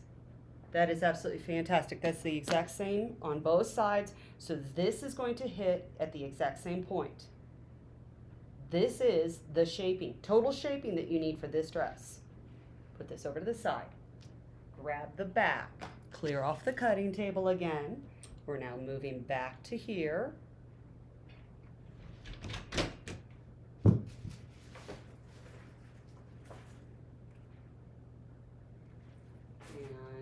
And I need my back pattern. Oh, there it is. Front, back. All right, front goes over to the side. I have scissors on the ground.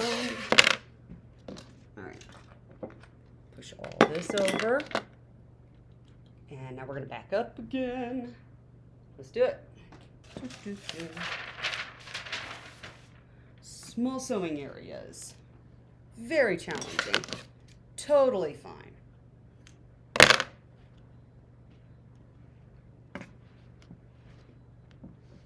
Okay, I have not done anything different with the material, and I am going to just continue with the exact same fold, the exact same place I was cutting before, only do it on the back.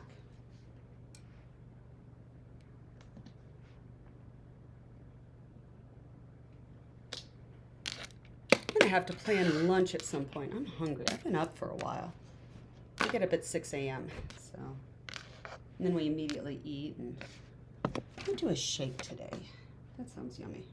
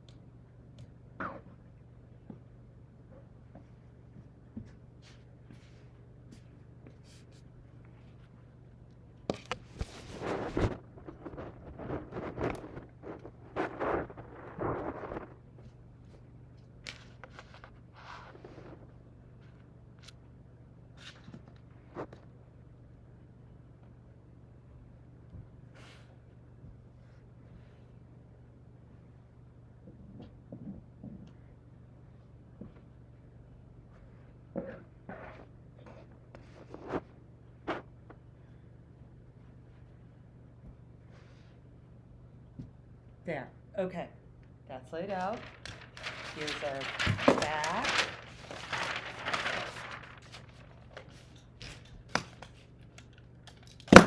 Ah. All right, is that enough? Not quite. I mean, it's just a little too short right there.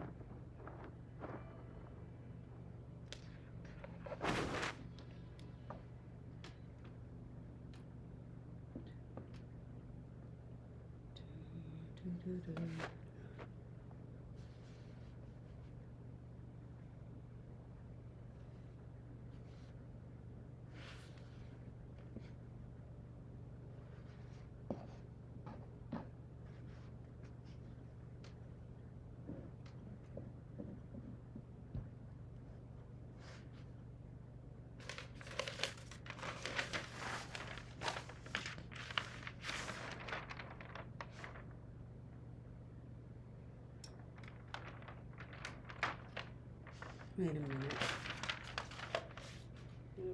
Wait.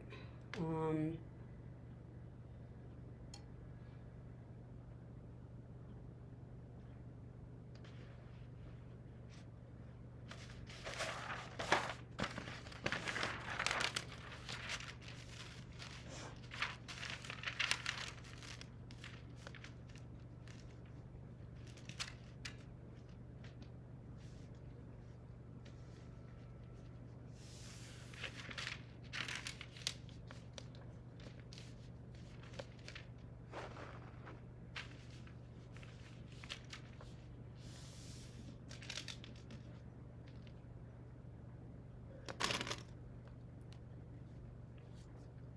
okay, that has enough for up here.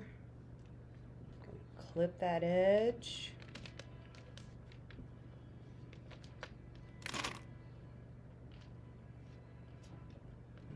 Clipping this one.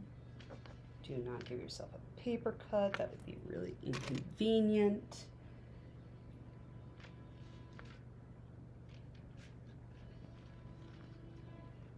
There we go.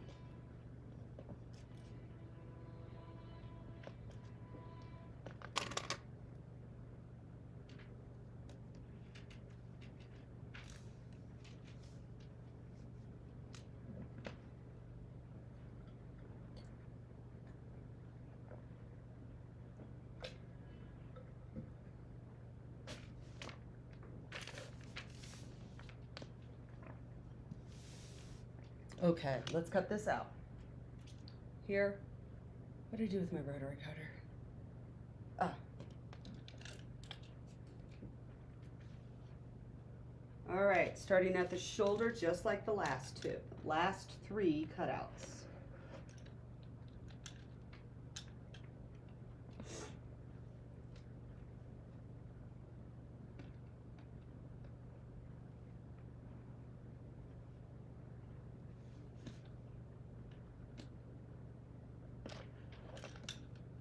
Okay, and continuing with 1-inch seam allowances the entire way around.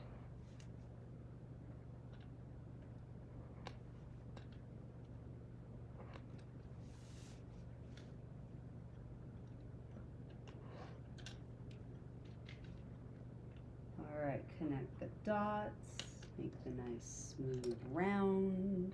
There we go. Now let's go all the way down.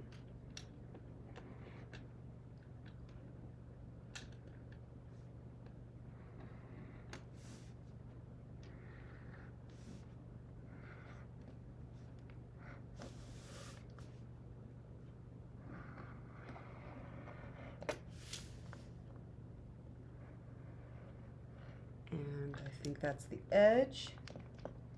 Peeling up.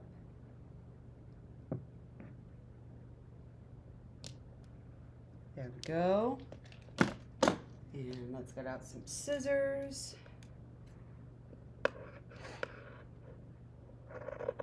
1 inch.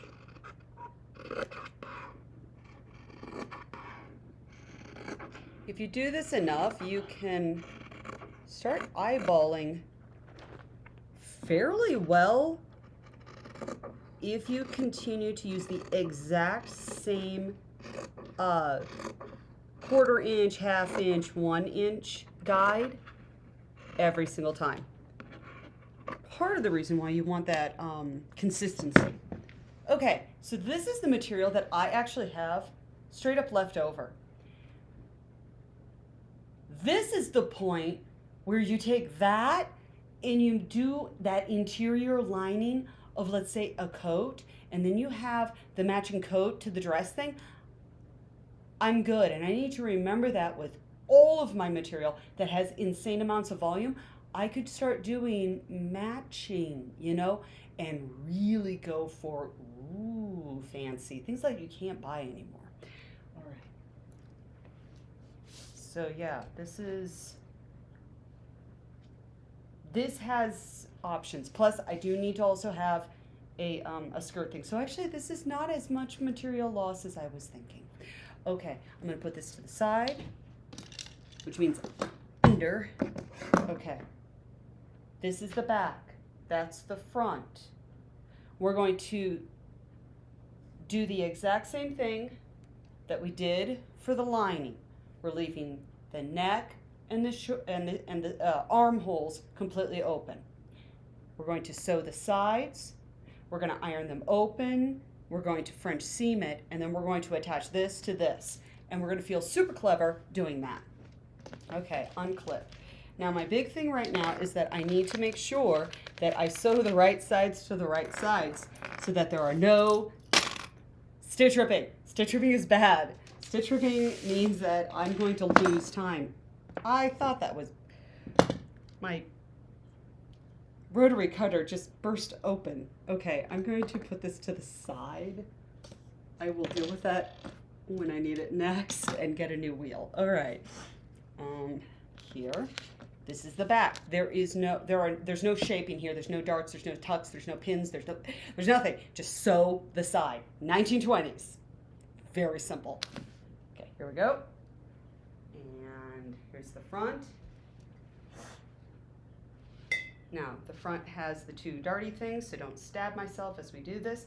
And when we want to do a French seam, the first seam is always the weird one because you actually put the inside to the inside and you sew it the way you would normally see it with the seams on the outside, and it makes it look ugly and weird, and I have messed this up too many times for me to assume that I got this.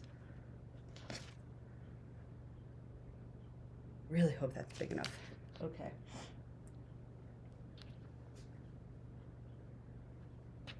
Corner to corner. I'm not seeing anything horrible here.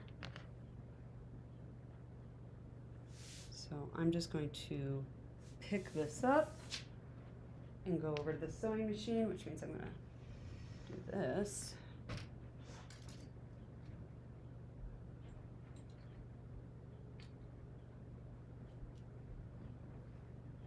And we have white thread already put in.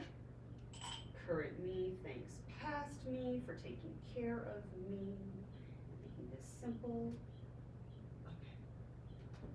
I am going to start just like I did with the lining at the top of the armpit. And I'm going to do the exact same. I am not going to go from hem up, armpit down.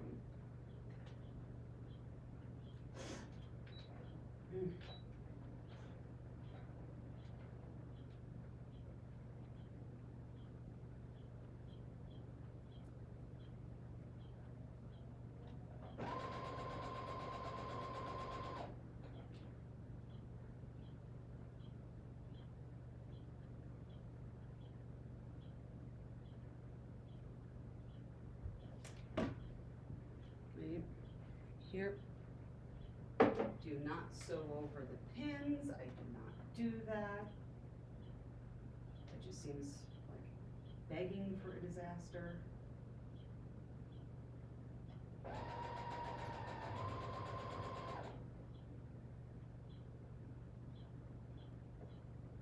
Okay, this is material that really does have a weird stretch factor. I am going to be very careful, and as I am not pushing, I am not pulling, I am not stretching, I am laying. And if it can lay that way, then it is right.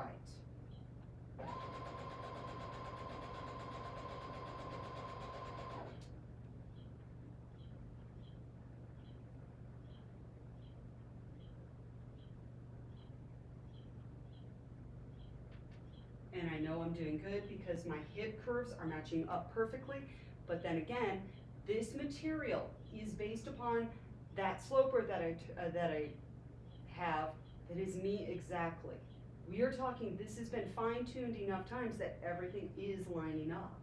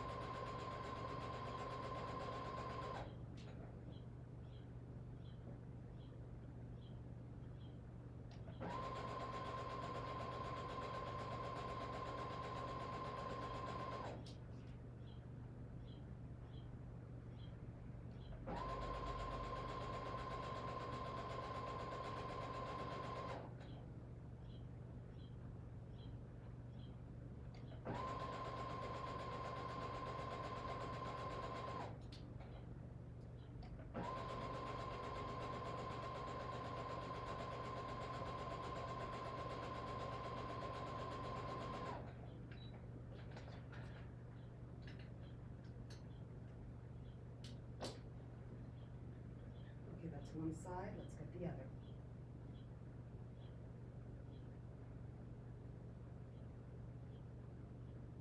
Armpit to armpit, the squaring off of the side really makes this doable.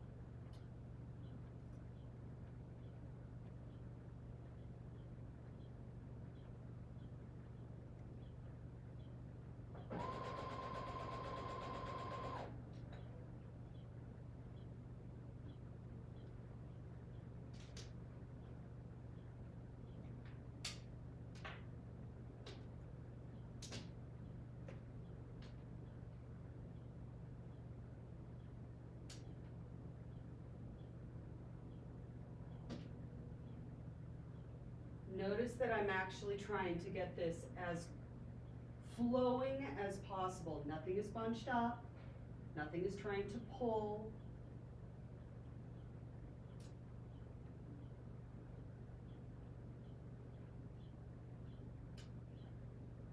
There we go. In, out, in, out. The red threads are still there, and I am leaving them until the end.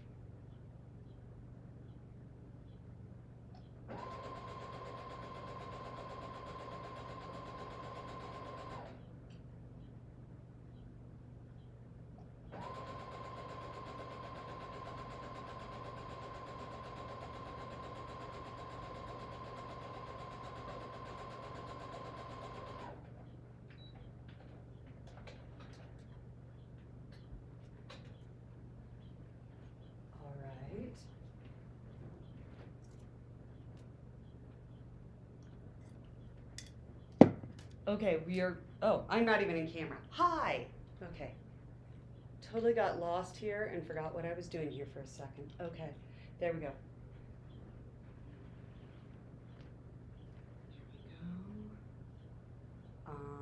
First things first, I'm going to trim off the edges.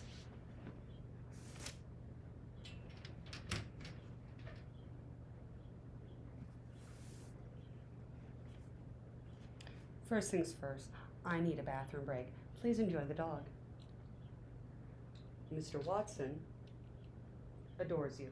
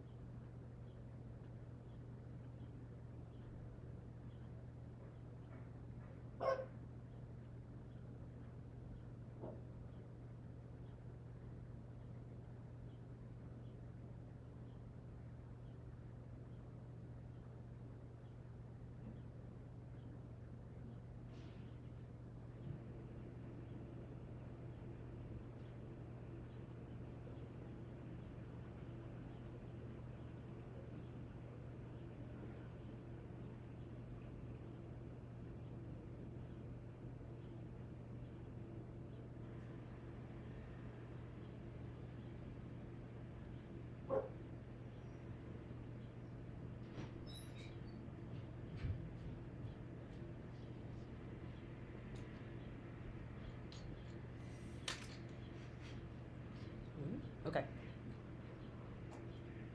I just had a thought. This pattern, as a reminder, has this little thing around the hip area. Right now might be the easiest time to attach that. Maybe. So right now, this is going to become probably the most boring part of the video as I sit, stare, and think.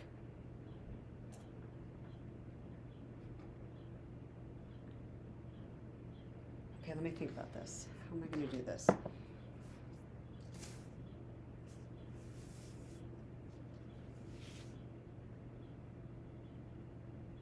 Yeah, I want to do this first before I attach the lining, but after I do the French seams. So we're going to do French seams first. Then we're going to cut out something that I don't have a pattern for, and that will be based upon the measurements here. Okay, 11 o'clock. It's getting a little tight. Let's see what we can do. I think I need to talk less and move more.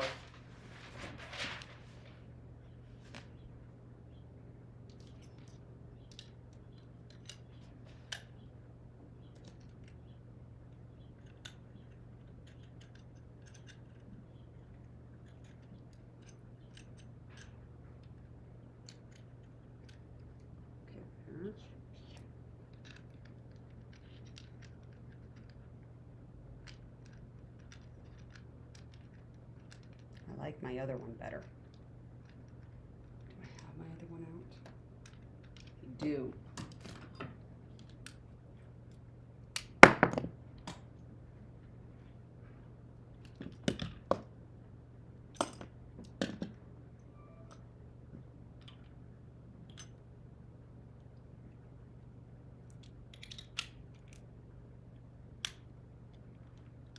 Beautiful. I will deal with this later.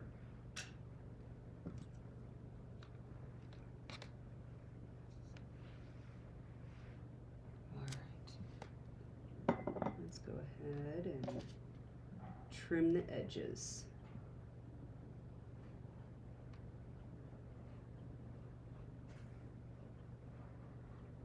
It's difficult seeing the white line, but do not cut the same line. That would be very lame.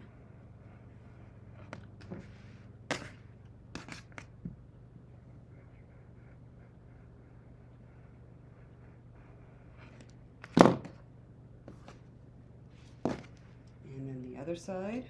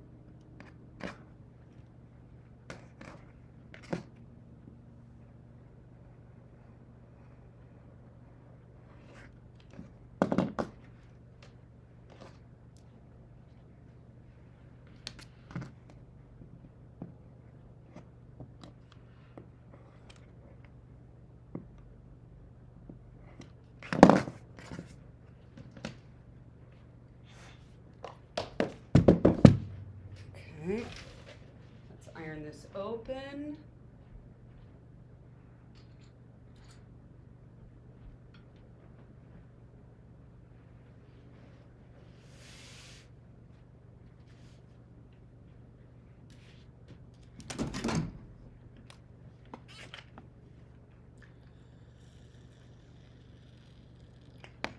Okay, I can hear you. There we go.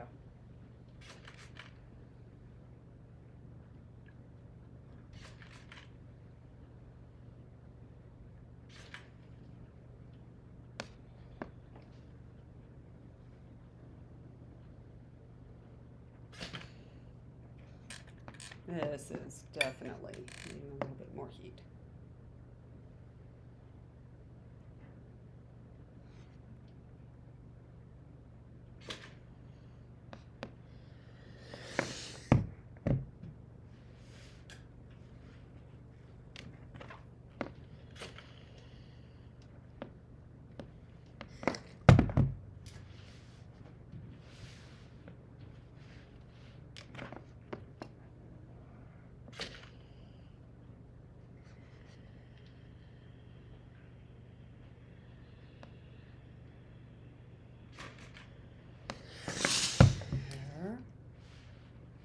This side.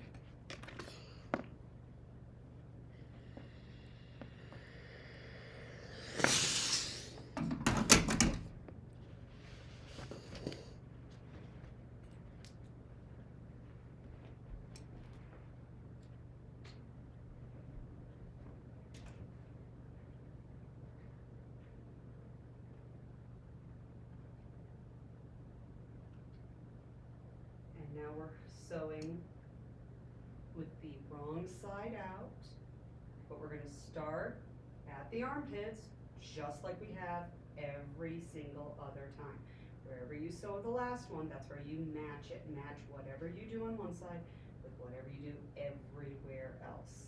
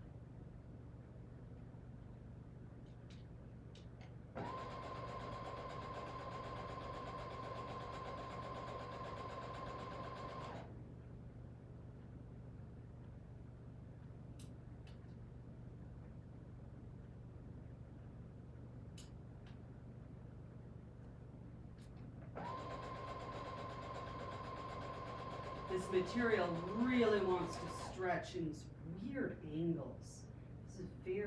This This is a very interesting fabric. This is definitely not time travel appropriate material, but it's still going to look good.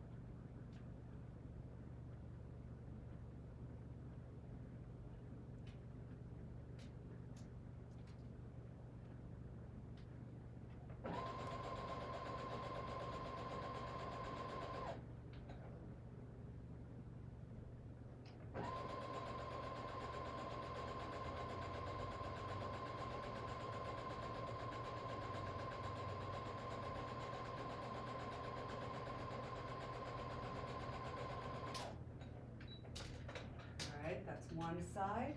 Let's get the other.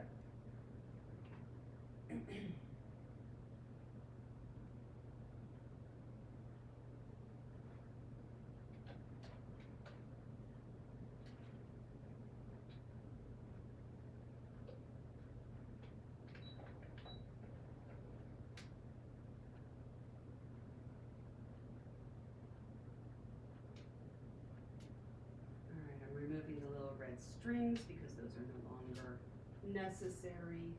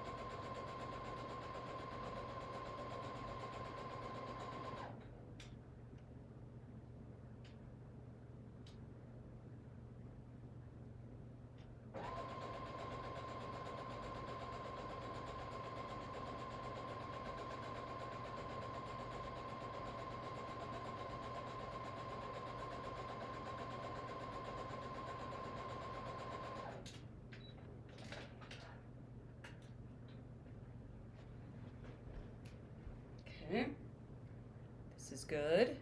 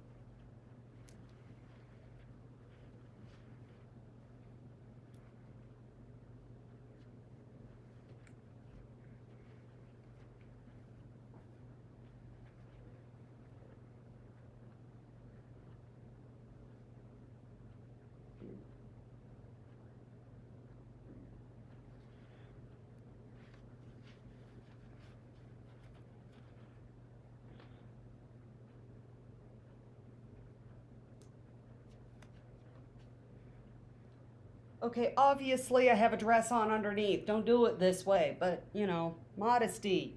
And I just need to make sure that it'll, you know, more or less. The answer is, and the answer is actually yes. Okay. Because if it can go on over this, it's fine.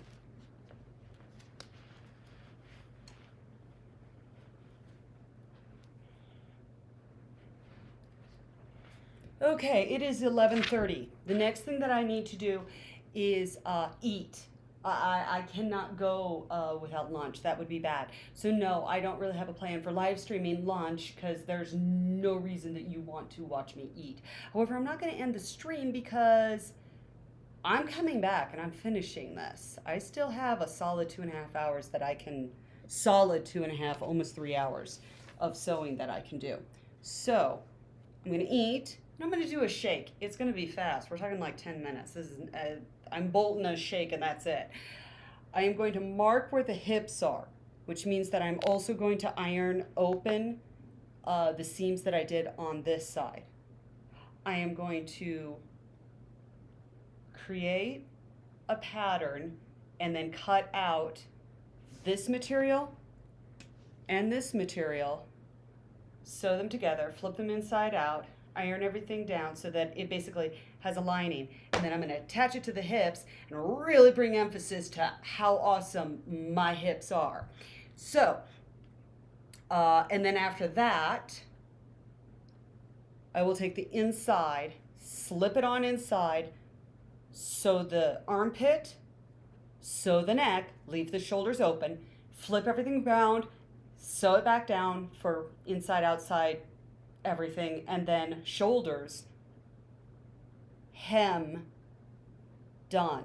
I may not be able to get to the hem before I pick up the kids, but I can guarantee you that I can hem this by the time I go to sleep tonight.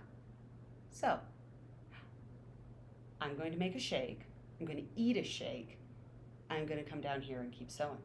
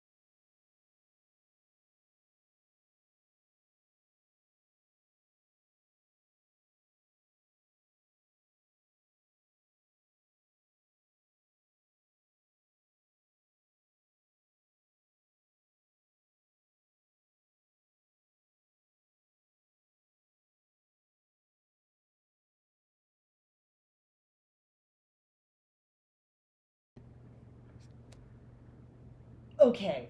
Hi, I'm back. I feel so much better. Wow, I got hungry. Okay, I got my Welcome to Night Vale mug because they're awesome. If there's a podcast out there that you should be listening to, it's Welcome to Night Vale. And absolutely start with the first one. Be totally overwhelmed and listen to the copious hundreds of episodes they have. It's absolutely delightful. Oh, coffee. Yum. This isn't my coffee. This is my husband's coffee and my children's coffee. It's flavored. One moment. I'm no.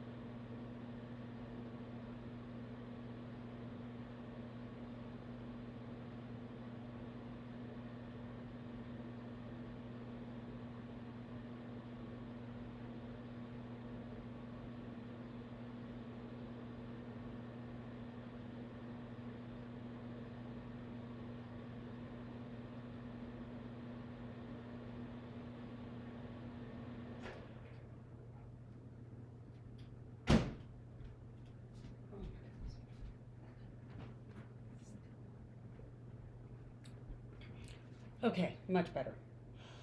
Oh, that is so much better. No, my kids and my husband really like a mocha coffee, and and they put sugar and cream in it, and I I like black coffee. I just want black, dark, deep coffee that will punch you and will say hi. And I like a really good, really deep roast. I don't want to see any light through my coffee. Okay. Now that I've explained the importance of coffee, which I don't think I need to do. Okay. Okay, so we have the inside, we have the outside. Now, let's be smart. Let's lay this out. Hand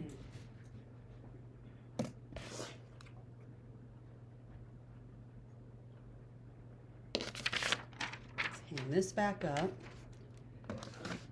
and I'm going to flat lay.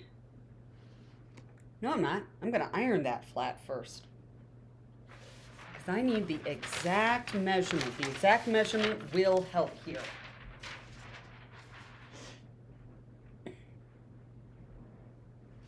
Yes, I'm moving the exact same materials around over and over because I really don't have that much room in here. What you actually see really is almost the sum total of the area that I have. That is just downright nice. All right, let's trigger you.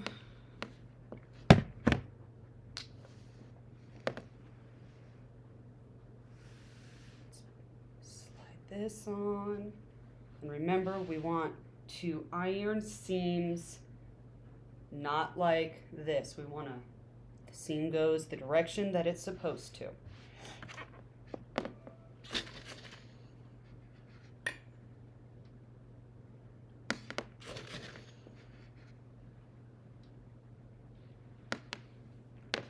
This material does not iron much. It does not hold it very much, but I also don't think it's going to wrinkle that much, so that's pretty cool.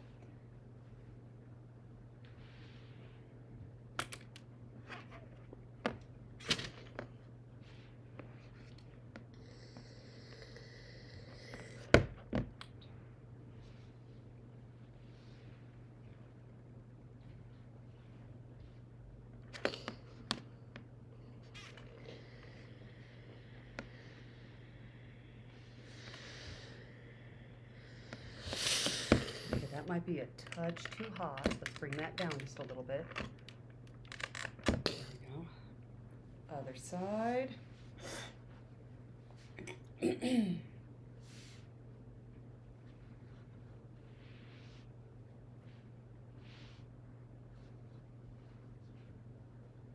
just realized that it is noon and my windows are still open.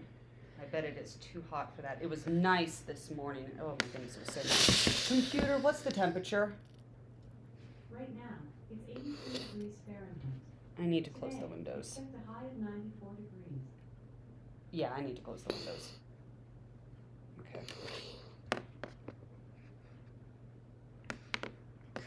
All right. I need to do environmental control and close the windows in my house because the temperature is definitely going up and I can feel it.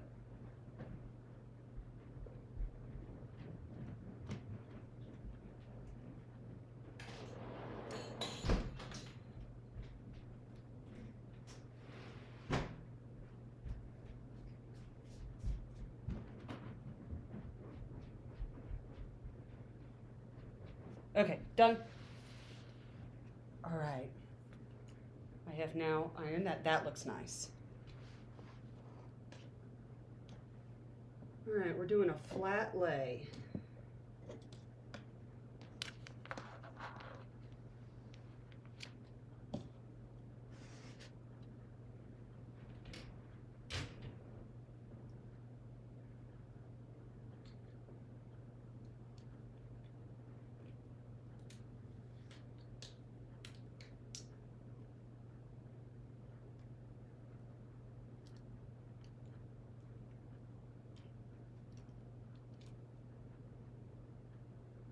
Fantastic.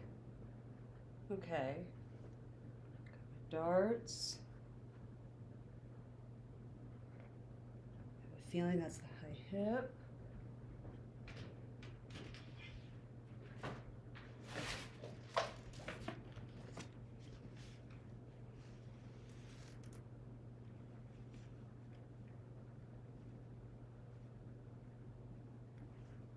All right.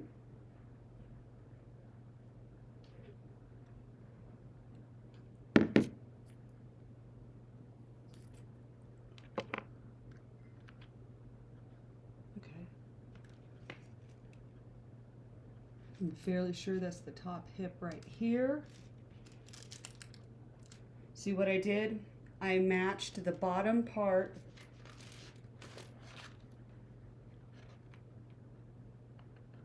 of the dart to the dart. And I can see where the hip starts jutting out, and that's the top of the hip.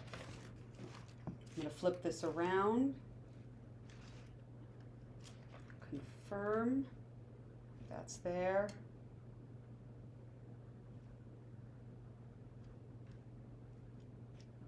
There.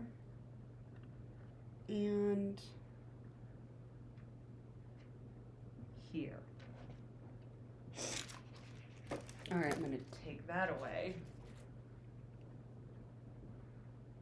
And I'm going to take a very long ruler that I have now misplaced.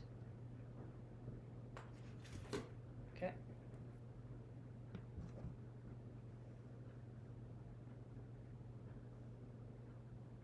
And I'm going to eyeball this just a little bit to see whether or not this is even remotely. Actually, yeah. Now, let's take a look at the picture.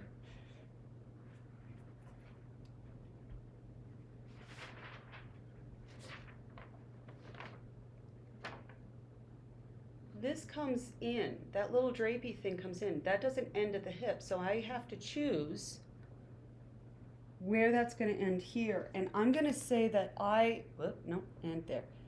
Here's my hip bones, maybe a little bit in from that. Now, so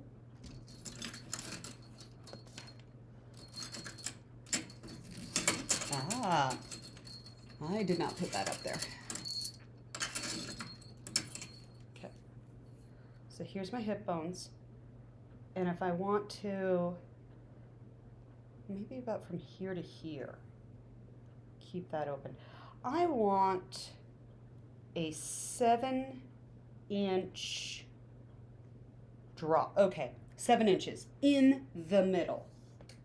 So I'm going to actually line up my ruler from the absolute edge to the absolute edge. I have 19 inches in the front and in the back. 19 plus 19, 8, 38. Am I really 38 inches? Is that right?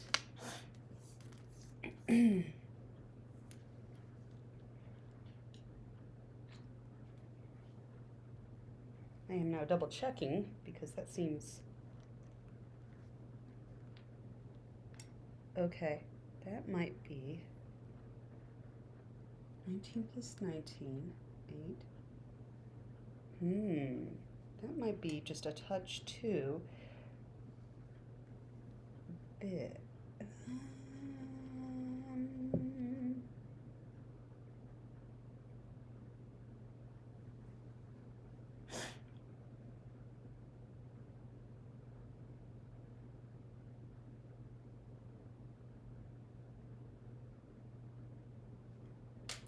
I want the ability to adjust how this hangs from the hip down. And what I'm actually thinking is that I am going to, if needed or desired, I will pinch a little bit of this inside of the draping if I want to fit the hips a little bit better. I would be able to do this after the fact, which is fantastic. Which means that since I think that that is something that's going to happen, I'm going to actually shoot for hip to hip would be 12 inches to 7 inches. How about 9 inches? I'm going to go for 9 inches in the middle. Now, if I've got 19 to 19, that's 38. 38 minus, let's go 8, and then 30 minutes, that'd be 15. 15 divided by 2, that's 7.5. So right there. And if you did not follow that, that is not your fault in the least.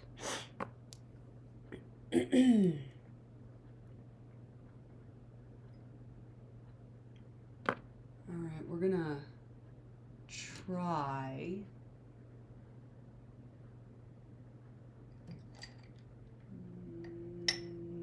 No. Where are my pens to mark things? Would be helpful. Oh, that's really not even over there. Oh, found it.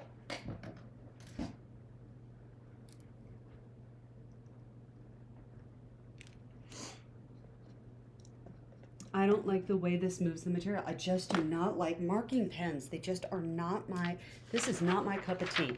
All right, I'm going to show it by doing a line, a basting line. I think that this would be the, not necessarily least irritating, but definitely, and certainly not the fastest. But I think the end result might be more pleasant.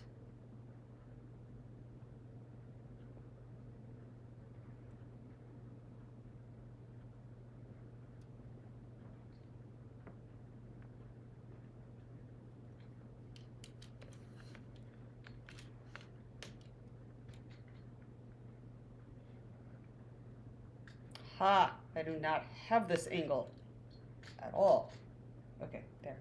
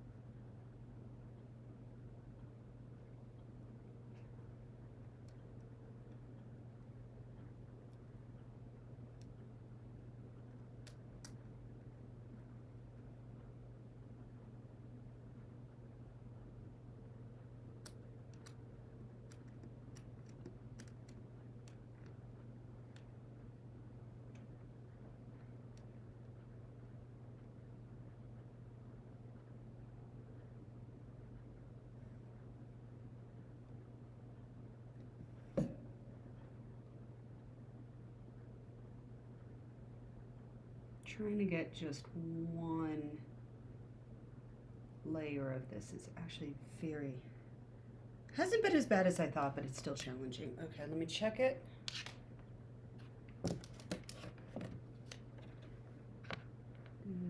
No, I sort of, I got it a couple of times. I can clip that on the other end though. Okay.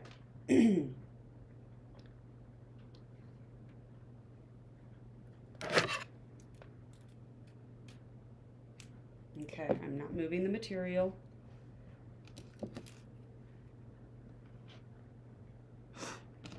I'm flipping my ruler, lining it back up with the numbers on the outside. Okay. Moving.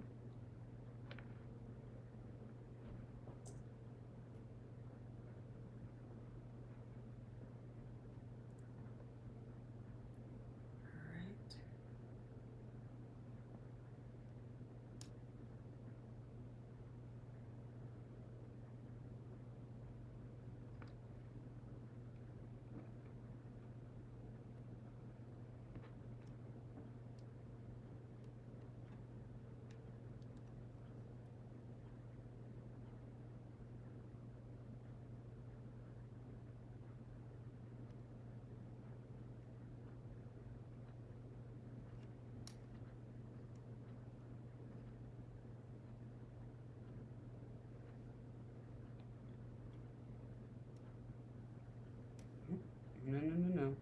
There. Keep the line that you originally had. Don't go off center.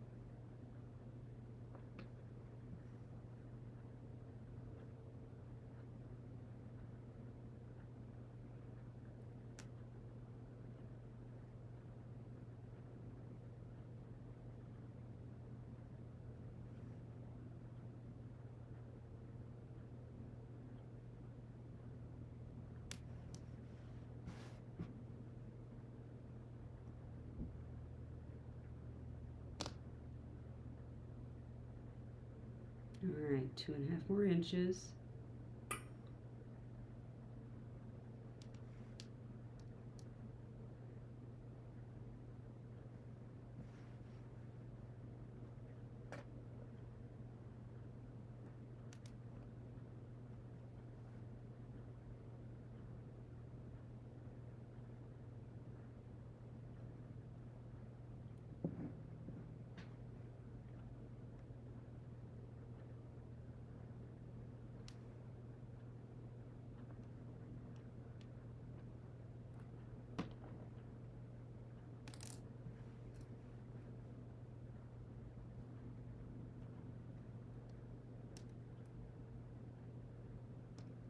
All right, and that's 7 inches from the hip.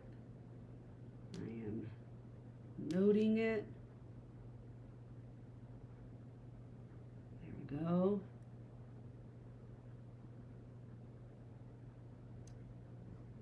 One more to really make sure that I have a visual on that. Okay, and now cut that.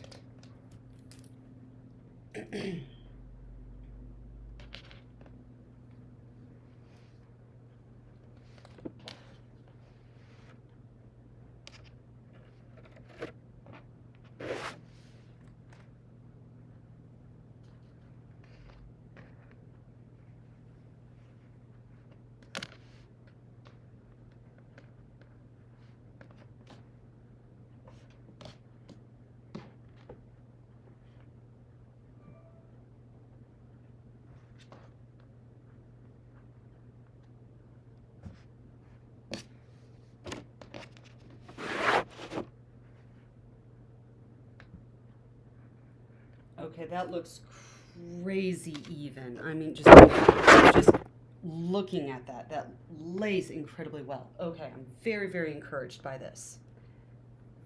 Okay, so from hip to hip.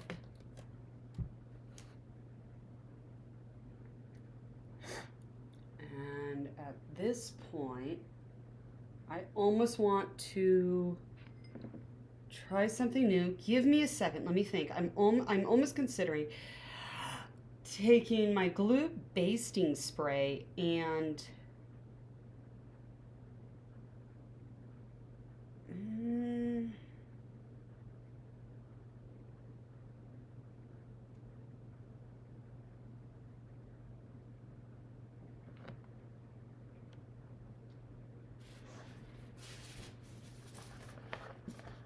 because the real question is, how do I attach this? What's going to actually happen here?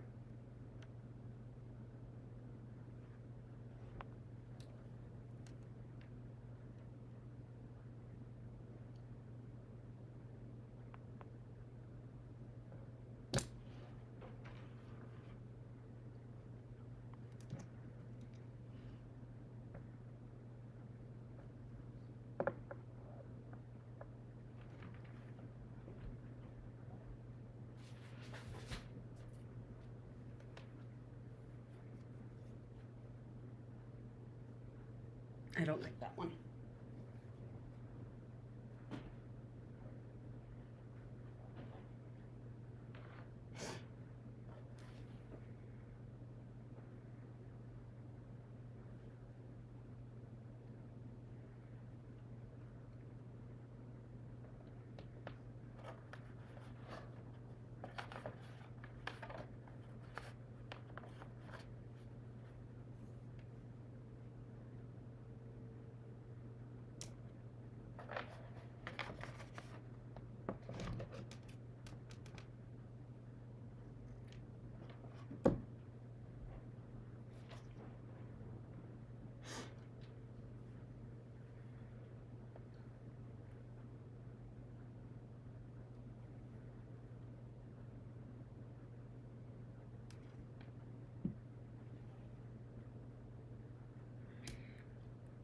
right, let me explain what I'm doing.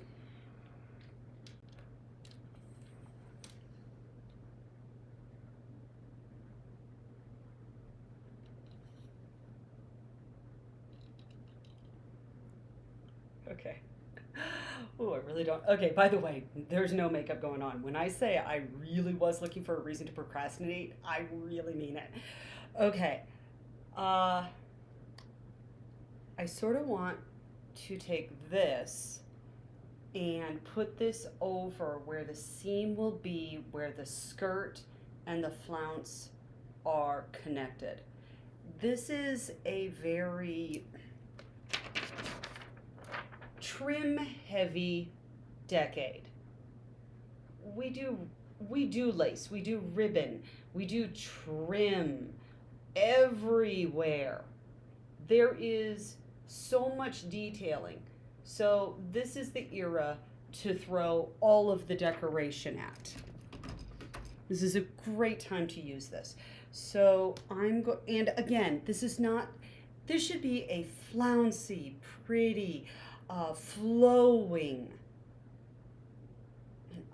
And I think this would end, because that's the way it would end on the hip. I like this. Okay, so I'm going to find the middle. I'm going to place it in the middle of the back, right on top of the ruler. And I'm going to now remove the ruler, move the camera so you can see what I'm now doing.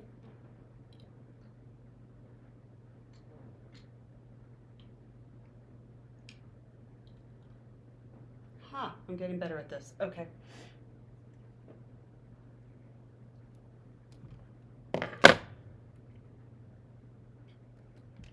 Check to make sure that's enough. Yeah, that's totally enough.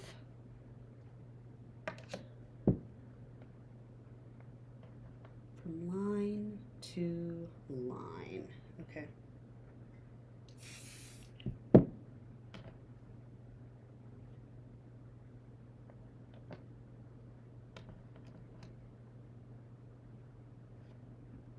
Not stretching the material, not stretching the lace. Just gently laying it down. That's the hip. I see the stitches through the other side. Ooh, that was a little heavier than I wanted. Not stretching, carefully placing. Okay, I'm going to run a seam, a white seam at the top of this. I am then going to be able to open up the lace, slide the flounce in, and sew that down. And I like this. And if you don't like this, that's because you're living in 2020 and this was like 95 years ago.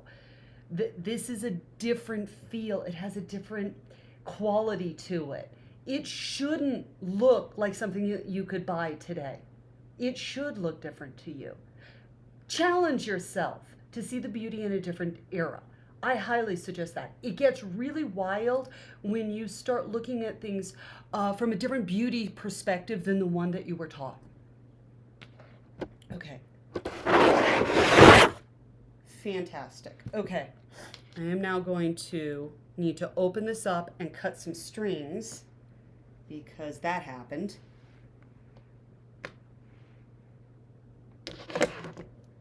Smaller scissors.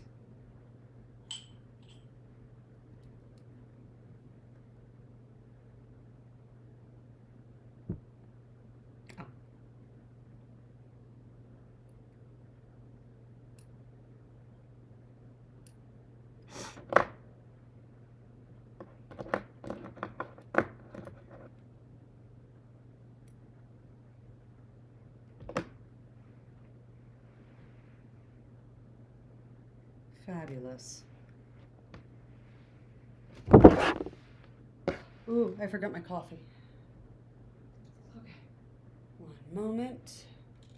All right, I'm gonna go over.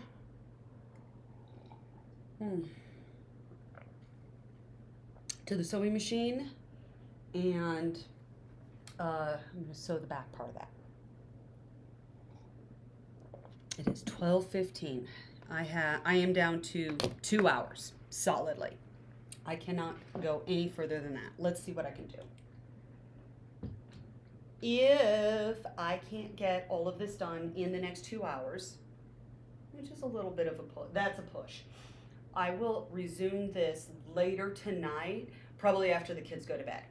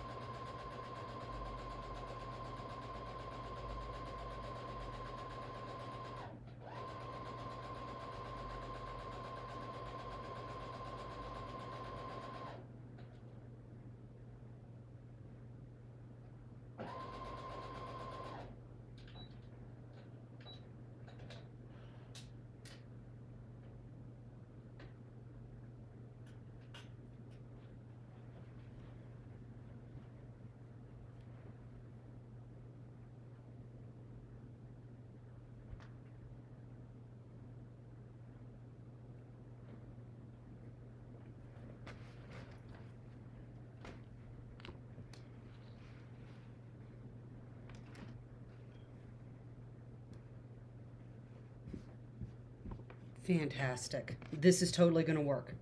Okay. I'm going to leave. I'm out of camera again. All right. That's the back. That's a needle.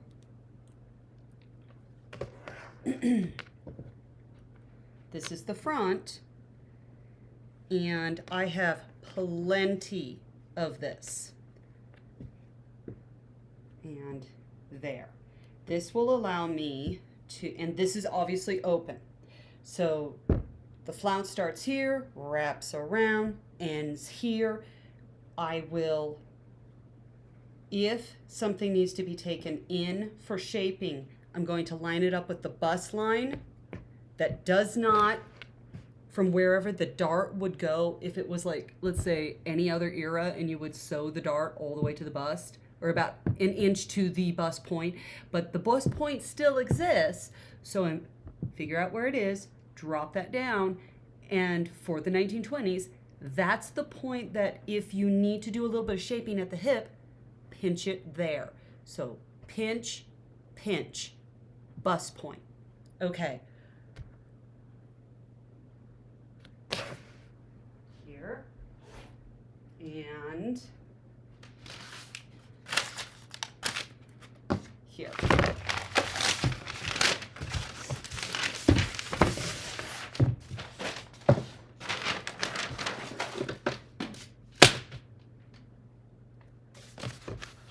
Okay, quick bathroom break, and I'm going to think about exactly how I want to draft and sew this flounce, because I don't have a plan yet.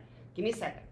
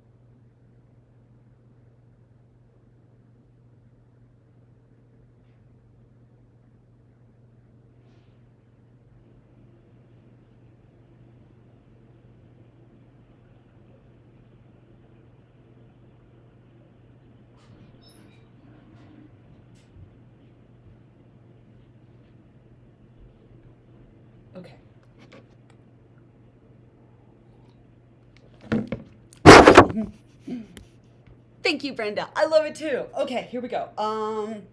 Okay, we're gonna look at here. Okay, so we want from here around. Oh, haha. Okay.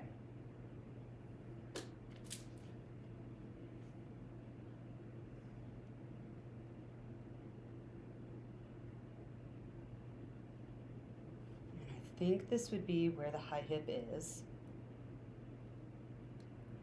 7. All right. And I think it's more of a 36 now than a 38. I have changed size. There is no way around it. We all do eventually. Okay. I sort of like it thinking right here. So 30, because at that point in time it's not going to go any further.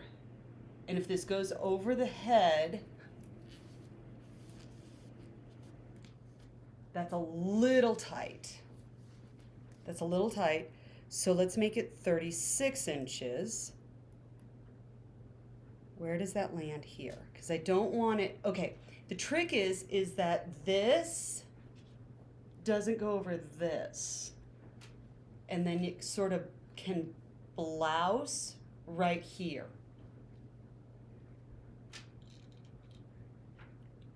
This is actually turning out to be one of my better explanations for fitting regarding the 1920s. I can never seem to, it's taken a little bit of experience to finally figure some of this stuff out. Okay. Now we're going. I am so happy to keep you entertained at work. Fantastic. Absolutely. Okay, so we got 36. It's not going to go over this because you can do that, and then if I do that, I think I can get it that way. I'm a little nervous about that. 37.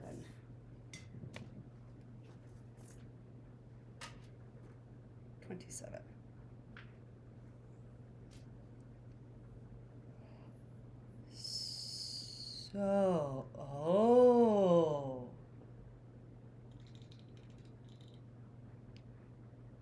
I just had a thought.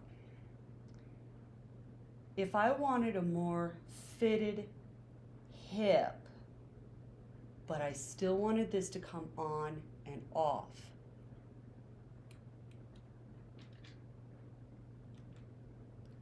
right here where I said I would fold the material and dimple it right underneath the bust line from here to here and then down to here, and then it folds, and then you have that blousing effect, which is really cool for the 1920s, because who doesn't want a little extra material right here? Okay, and then so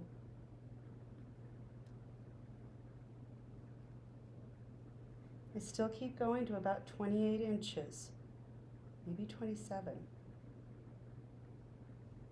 Let's do 28 inches for all the way around.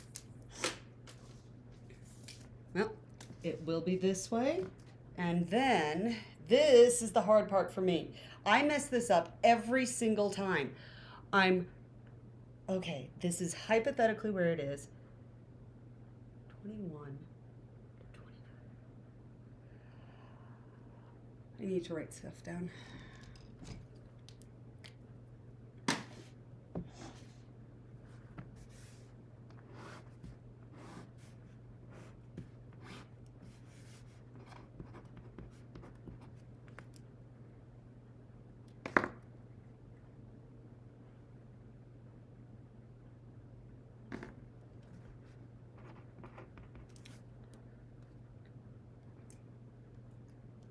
Wait, what? No. Wait. Okay. From my hip point, I'm going to say 25 inches down.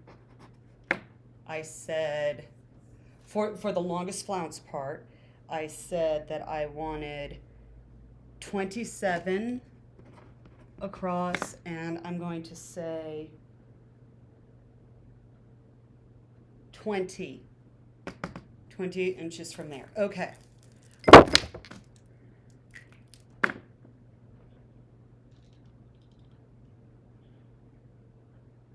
"27 inches, 20 inches down, 27 inches down." Let's look at it again. Maybe. Oh, here it is. Okay. 27 inches around. Oh, that doesn't actually go all the way down. That one goes lower. That one's higher. Hold up. 15. Ooh, that's going to be dramatic. Okay. That was a weird noise from somewhere. Huh. Okay, so 15 inches down, 25 inches down. That's going to be a 10-inch drop. 27 for around the hips. Let's draw this out. Oh, and I'm going to try to add in a little, I'll show you. I got to move faster than this. Okay.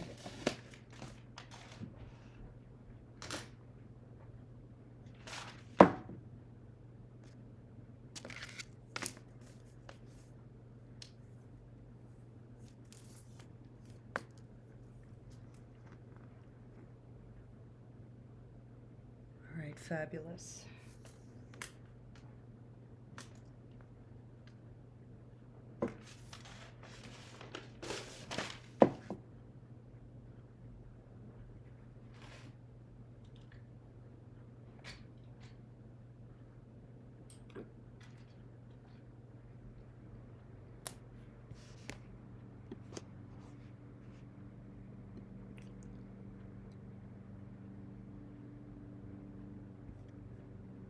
Absolutely, you could pinning it to actually take a look at it.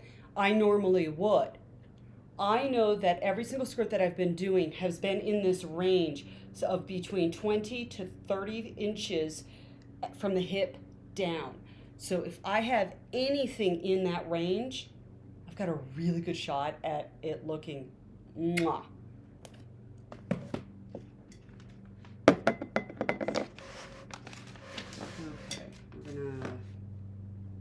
First of all, cut this. All right, smooth edge.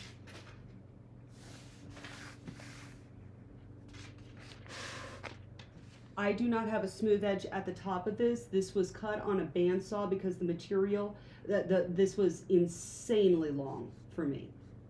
And it was not necessarily all that useful in that manner. However, this actually seems, I don't need to worry about that. That's not the issue today. Okay, so let's just do 27 inches, because that's good. 23.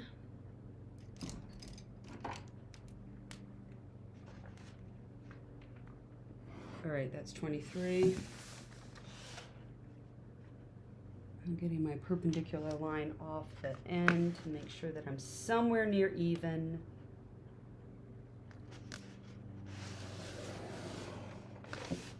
That actually looks extremely good.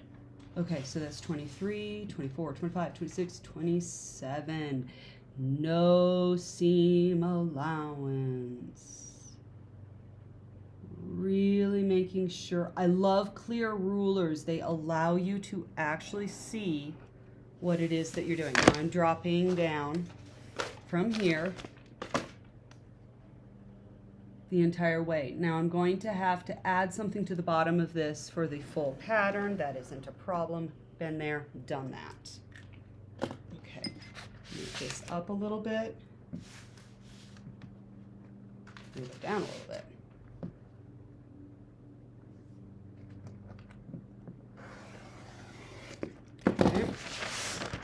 Then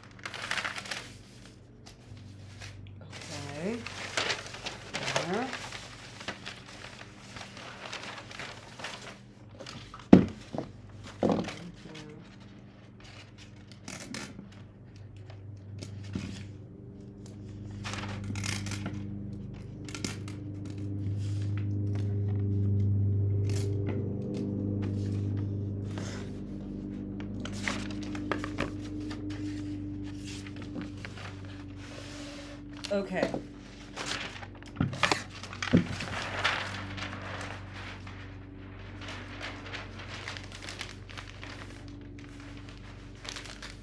Not up on the waist. This is on the hips. Fabulous. Okay. Now let's do the angular thing.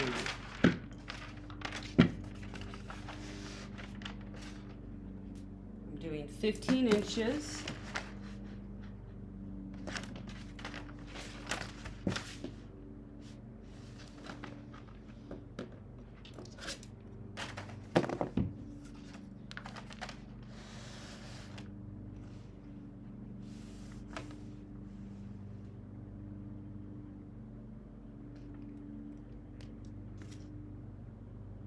All right, 15 inches, and we're gonna actually square that off for like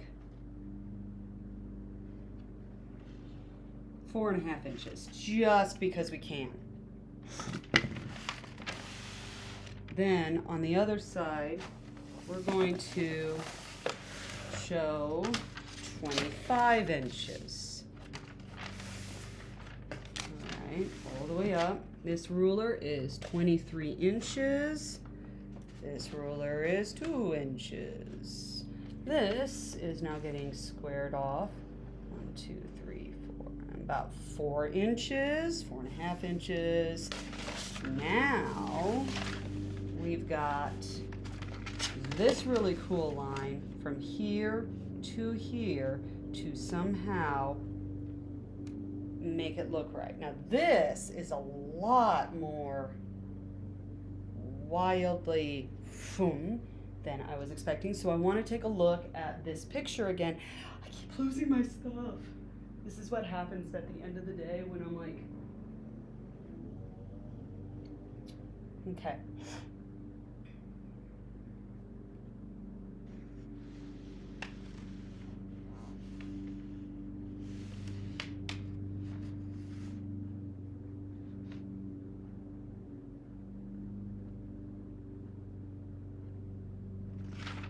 Maybe that's, well, that's not right. There's no way that's 15 inches. Hold up. I measured that wrong. Maybe. Yes. I don't know what I did there. Always measure twice. I'm like, that's not right. That can't be right. Okay, that's 15 inches down. Who knows what I did there? 15, and then this is 23, that's 25, that's 27. Okay. Oh, look. That makes more sense. Okay, I feel like I can do that now. Okay, I'm just gonna blow that up. Now, how would this look? So I'm going to smooth this line out. But for right now, let's start with a major zigzag. So it's thump, thump, thump. Next thing I'm going to do is take this beautiful French curve. Love French curves. French curves are the best tool. And now I'm going to smooth out all of this. And this is an eyeball. So I'm going to bring this over so you can see how this changes.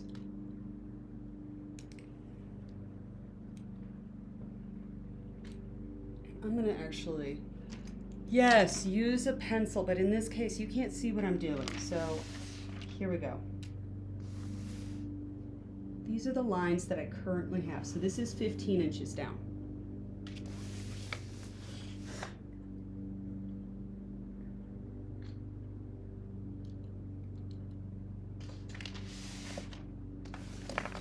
This is the 27 inches down.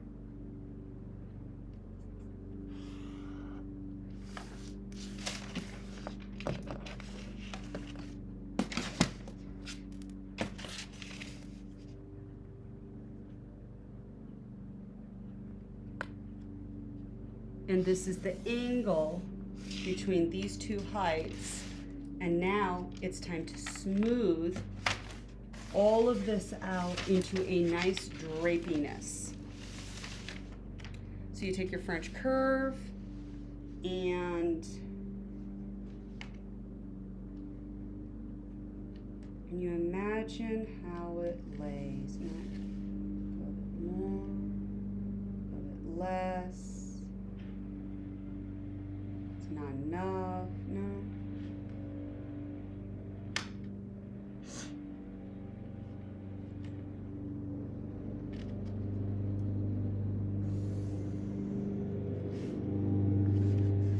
Nice. Now let's come over here with the French curve and don't rip your paper. I'm going to use this part, the armhole part of this, to do that. And how do I feel about that?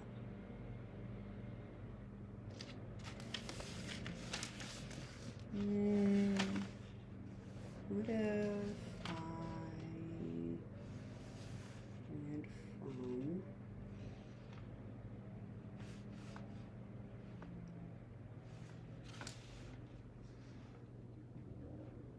it's a little too much.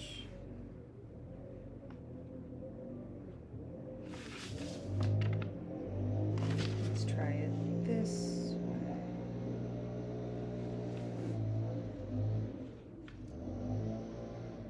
Ooh, okay. That could create, okay, I want to play with this one. I'm going to create a little bit of a wave in general. So this is going to, okay, I really like that. Let's cut that out. And then I'll show you how I'm going to slash and spread this into something that's not completely hip-huggy.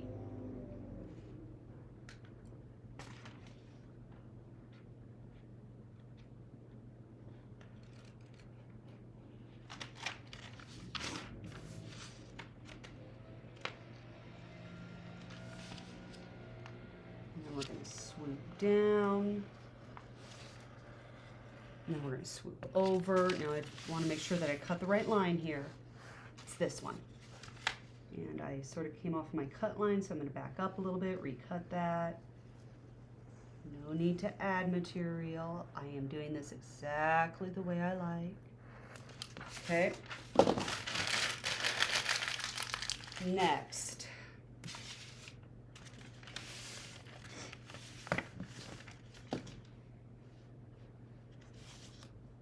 I'm going to mark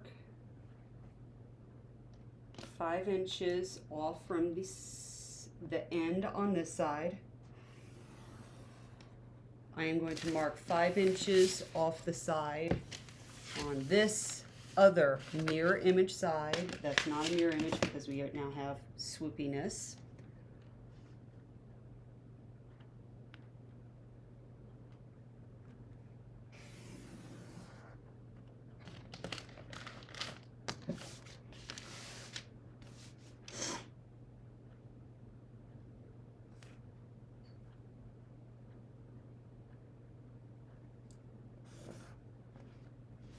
And then, how much space is in between here and here? Oh, 16. So like at 8 inches, that's dead center. Line this up the best I can with the top.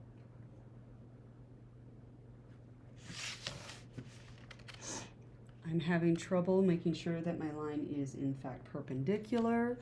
So I'm going to give myself some guidelines. Part of the reason why you don't want to use a fat marker like this is so that you can genuinely line things up well. All right.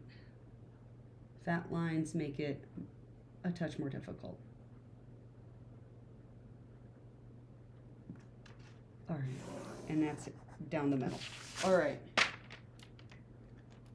The next thing I'm going to do is cut, cut, and cut, spread, put this over a piece of paper, and slash and spread everything. Okay, here we go.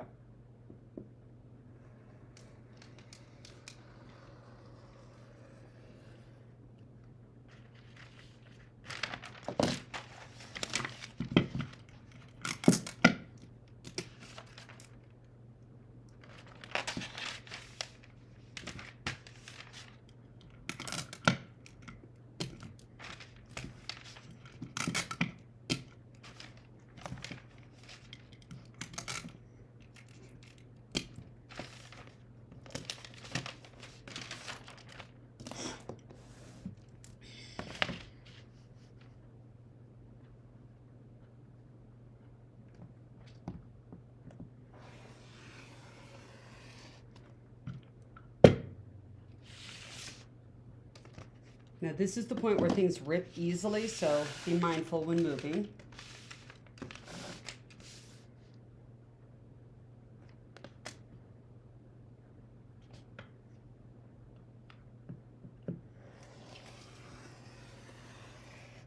Okay.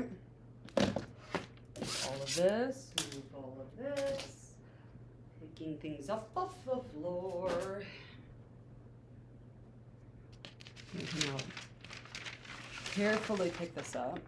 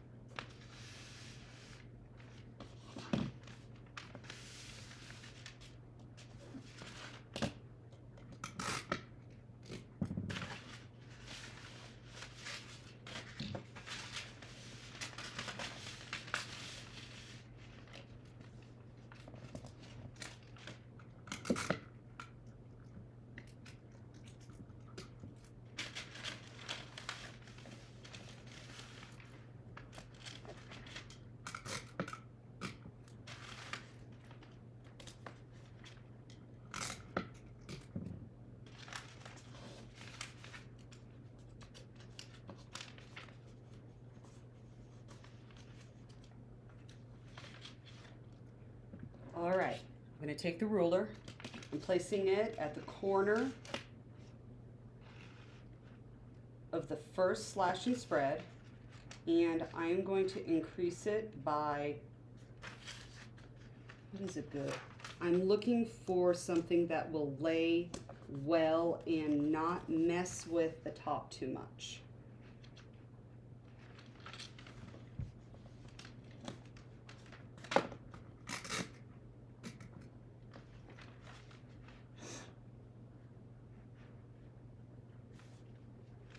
I'm going to do 1.5 inches.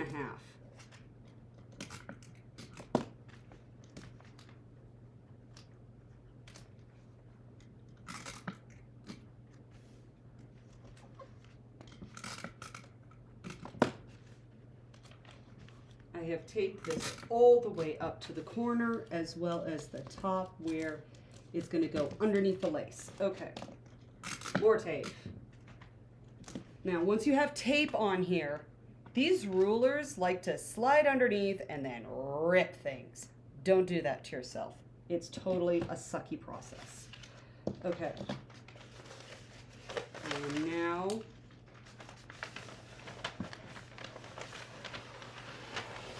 cut that.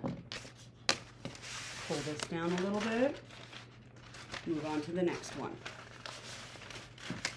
I do not try to tape this down on one piece of paper and slash and spread. If I could do that, I would have done that in the first place.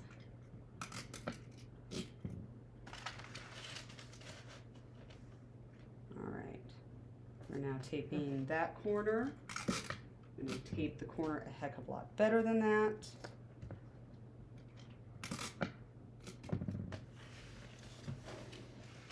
All I have to do is worry about this one side for right now. I will get the other parts of this to lay flat later. But first, this. Okay,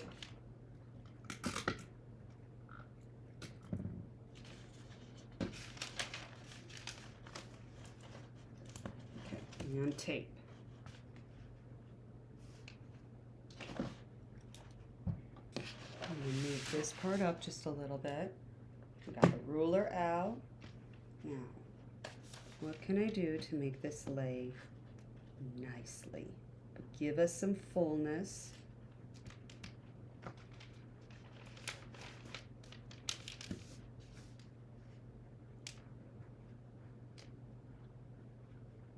Another 1.5 inches. I like the consistency.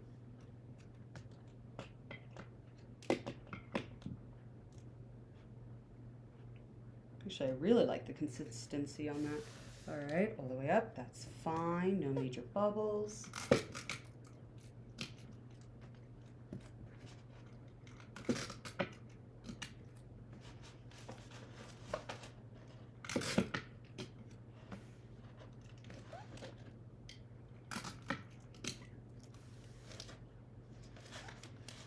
Okay, now I'm cutting this part.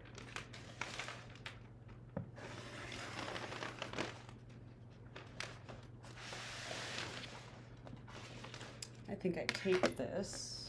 I did, there we go. There. And now, last one.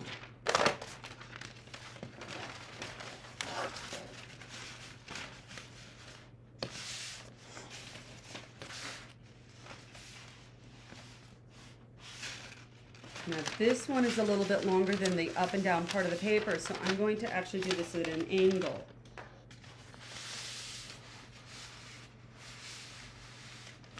There we go.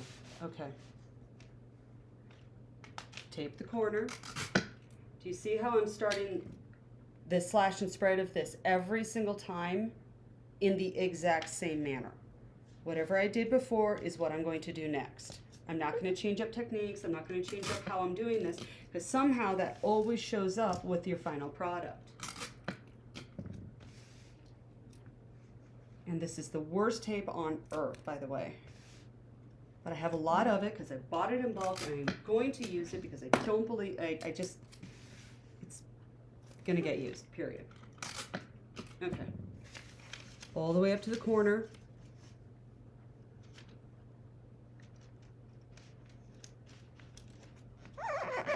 Oh, my.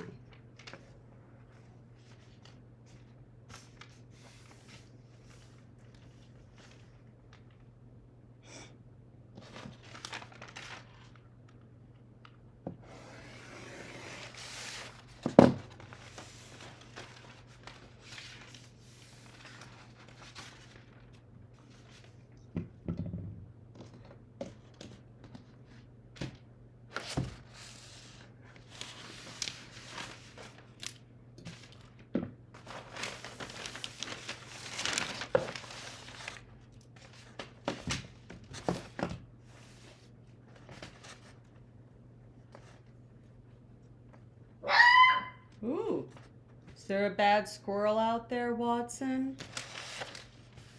What'd you hear? Oh, the other dogs in the neighborhood are talking. Ah, what are they saying? Watson never tells me what the other dogs are saying. I feel very left out. They apparently have a really good conversation every single day. Yeah? Yeah? Okay, hi.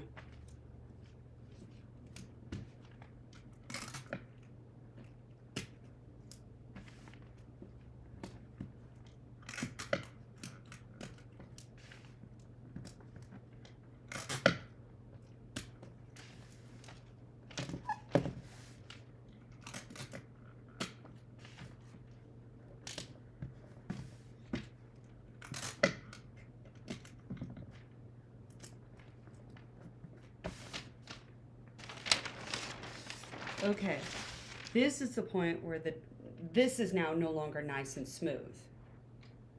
That now needs smoothing, but we can put away this.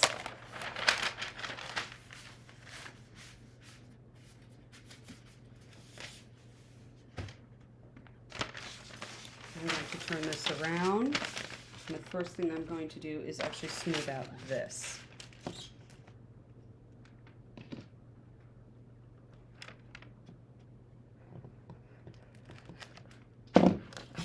Beautiful.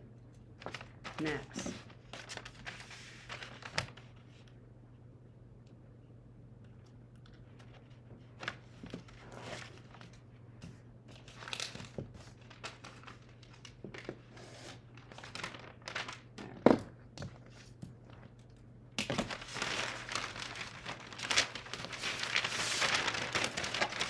And this is not helpful and mostly just gets in the way, so we're getting rid of that. Now, smooth out this. So I'm going to do that.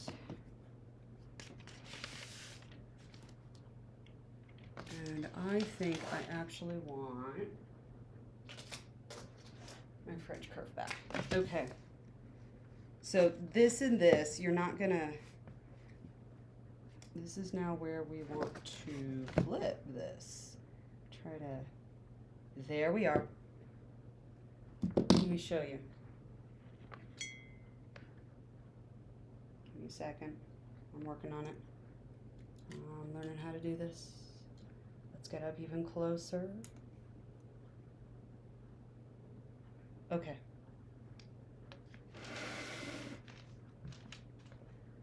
We want to connect this line to this line, not this point to this point. We want the line to match this line. So we're going to take our French curve that we used, just like that's how we created the line in the first place. And you can see that that butts up to that perfectly, but that's too far over here. So, but that was the original spot that I wanted to get to. So let's bump up against that, bring this up, and then slowly move down to here. Let's do that.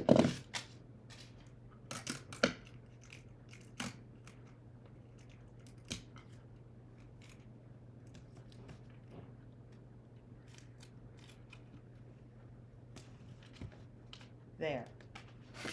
Next, let's even out this. Remember, we want this line and this line to connect. We don't need this point and this point to connect. And remember, this was the point that we were like, and it was neat. Let's see where we're at now.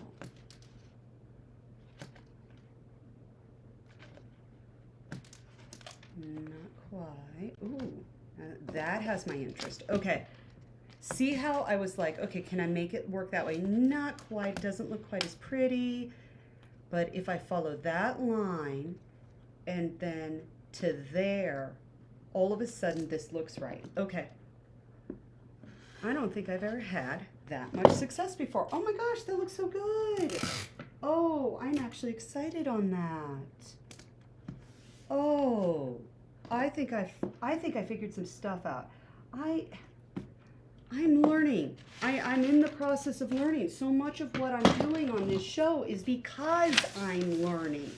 I didn't come to this already an expert of going, let me show you how to do this. No, it was, let me show you that I'm learning this.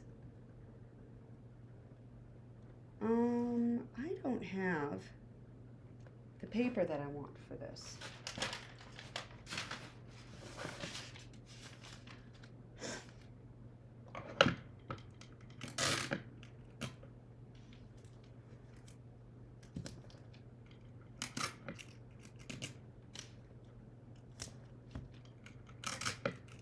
All the tape in the world. Okay.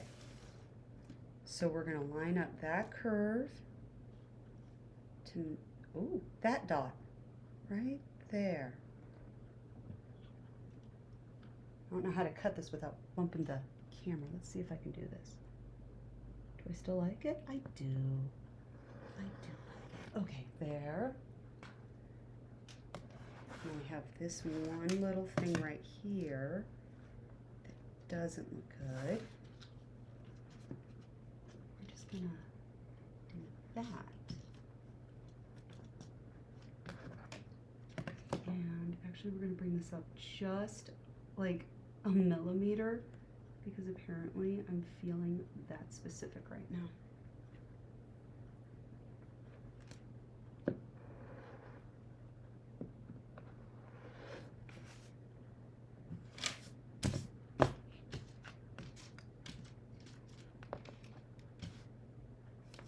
Heck yeah. Okay, this is going to lay absolutely terrible because, well, it's paper.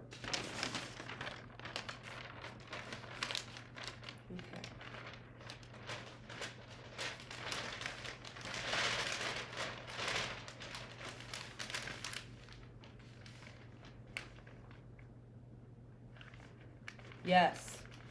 Yes. Exciting. Exciting. Heck yeah, let's do this. Okay, so now we need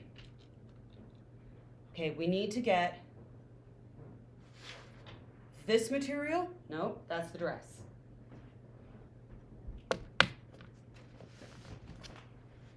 Okay, this material and this material, the exact same thing, both of them. Let's do it. Let's not forget that there is no seam allowance in this. Really, Watson? You're fussy today, sweetie. Is it because the windows have been open? What do you hear?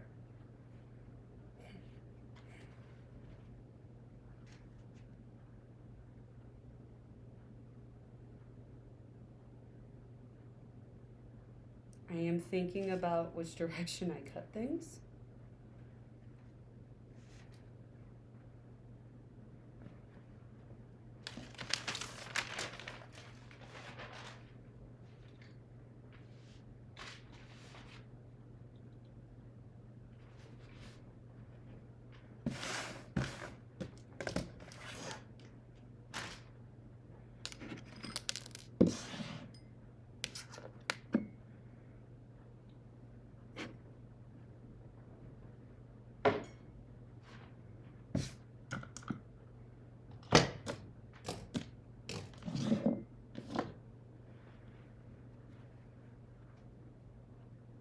All right, one more time, think about it, confirm what you were doing.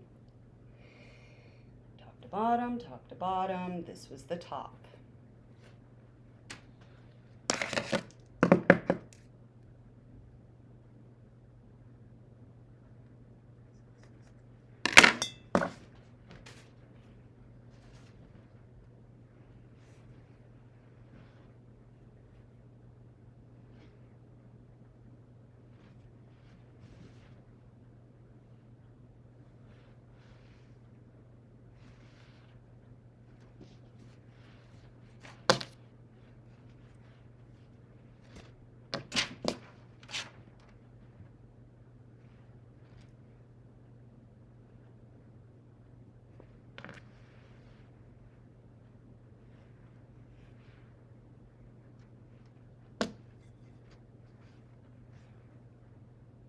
That was the bottom. This is the top. Ah ha ha. Okay. Let's see if that's enough space for this. I may have to take this to the kitchen table, but I did clear that off for this. So, because I had a feeling I might need that.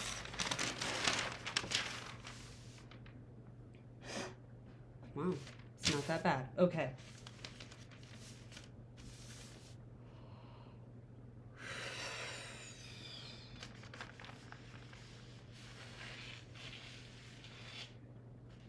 I do not like how my material is hanging. Let's swing this all the way around.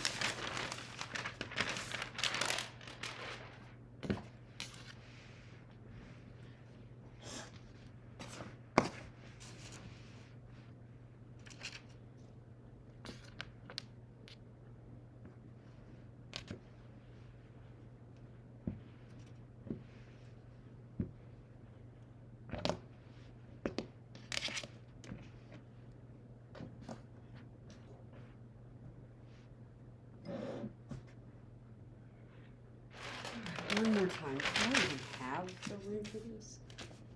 I really don't. Okay. Let me think.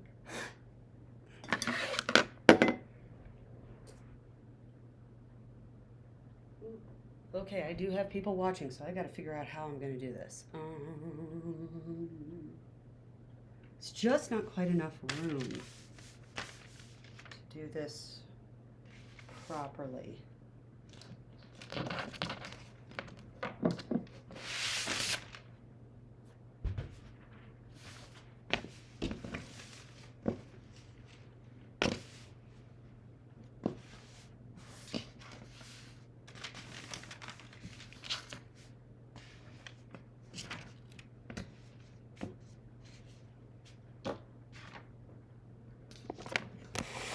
Okay.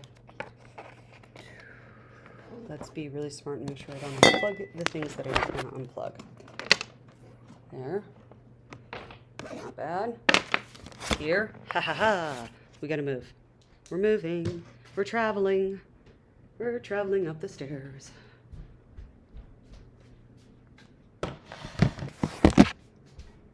For the table.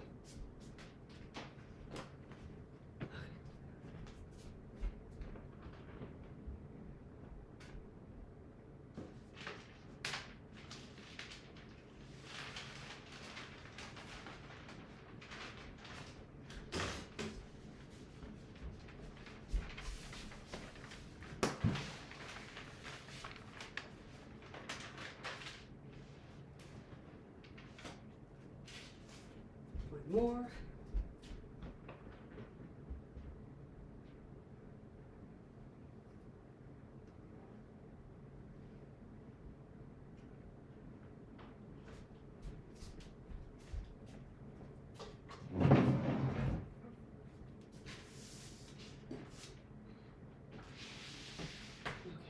There. Now, you can see that the bottom part of this comes off the cutting mat.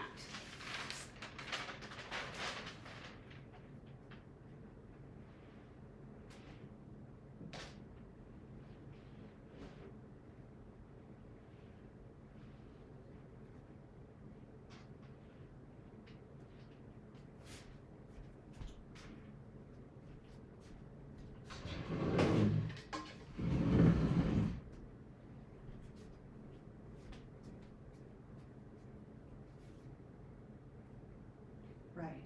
This is the top.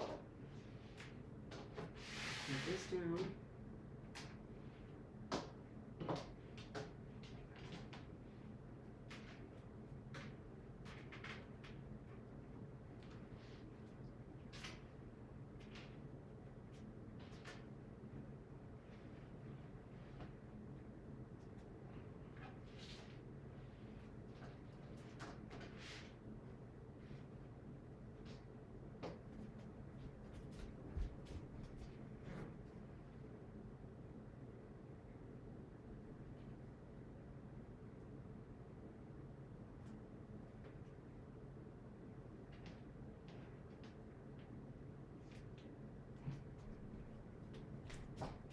Ooh, my computer says it's low battery. That's not good. I've been plugged in the whole time.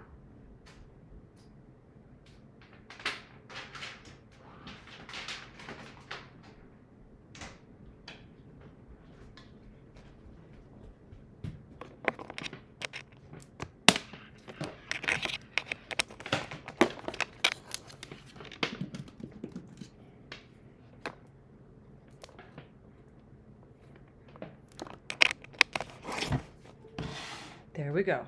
Okay. Oof. Okay. I have had that computer plugged in the entire time, and now it's low battery. That is not good. I have goals.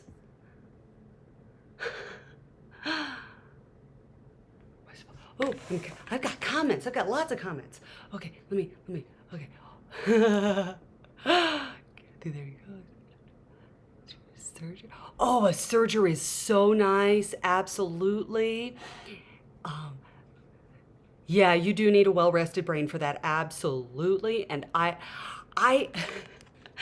have plugged it in. If it dies, it dies. I will recharge and I will actually completely stop sewing and then resume tonight if for some crazy reason I completely lose all, battery stuff. Okay, here we go.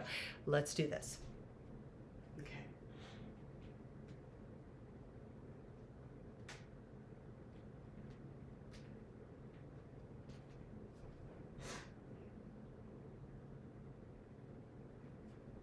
I am a little bit tempted to lay that on top of this, put the pattern on top, and cut this all out at the same time because I'm going to sew this together and I could just pick it up and go.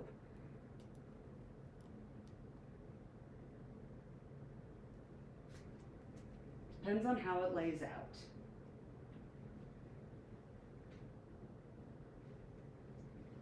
Now I know I did up and down, or side to side. I don't know, do it on this one. I think I could do this.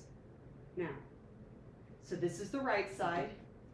This one does not have a right or wrong side, so I can do this any which way I want.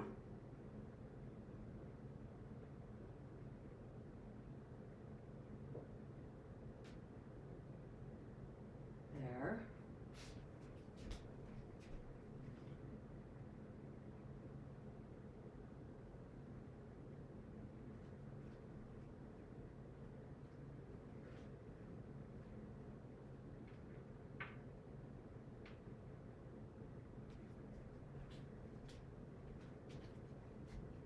Okay.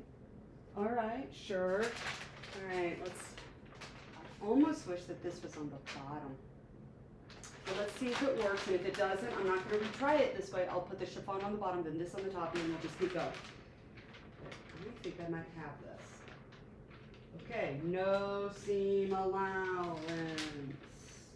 Just keep chanting that. Just leave that. I need weights.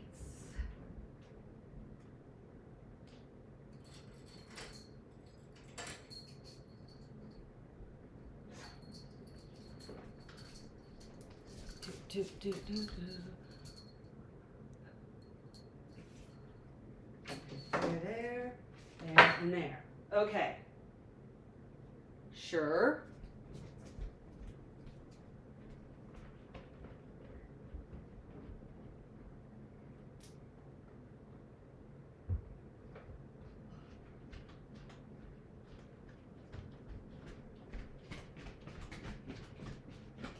Okay. Okay, one moment, let me think. Slash and spread, slash and spread, slash and spread. This will fit the hip. Do a dimple at the bust line, straight down to the waist, or the high hip. Fit the high hip so it doesn't go over your rump. 1 inch seam allowance. This part will not get closed between these two pieces of fabric. They will get slid underneath the lace and then sewed down.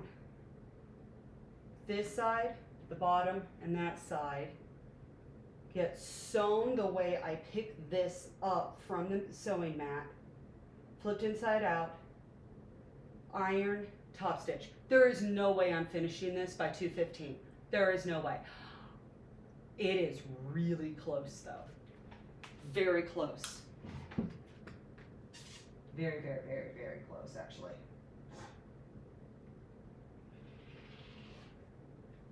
All right, notice that I'm putting my hand on the pattern and pressing down crazy hard as I am moving the ruler. The ruler, if it catches on any of the take, it's going to move everything, and that's when things start taking more time than you want to take.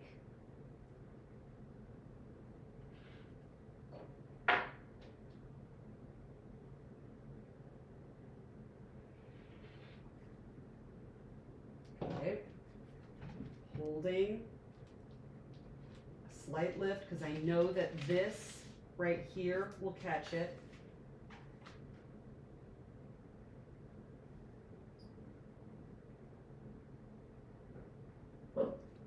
Bark, bark. I hear you, Watson.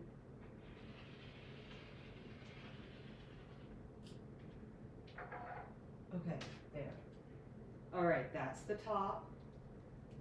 And pressing down as I do this, just in case static electricity. What? What?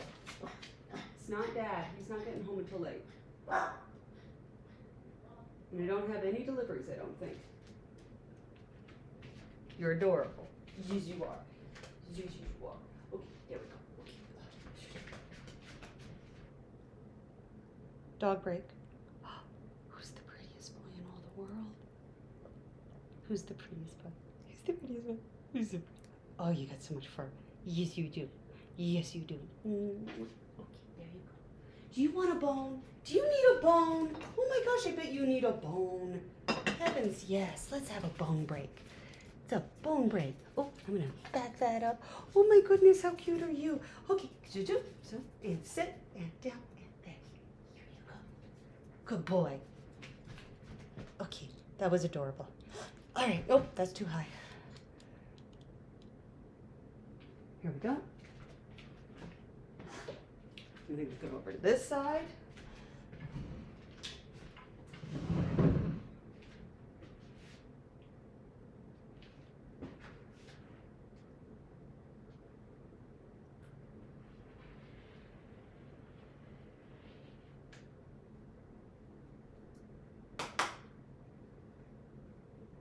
No. There, here, here. One more. And to there. Good. Now, keep going. Yes. Now that goes off, so we're going to come back to here. Pressing down on the fabric. Do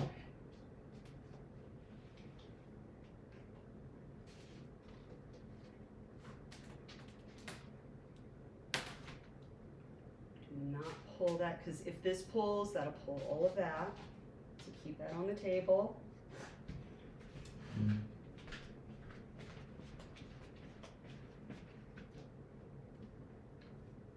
No, don't do that. I just caught the material. Don't do that.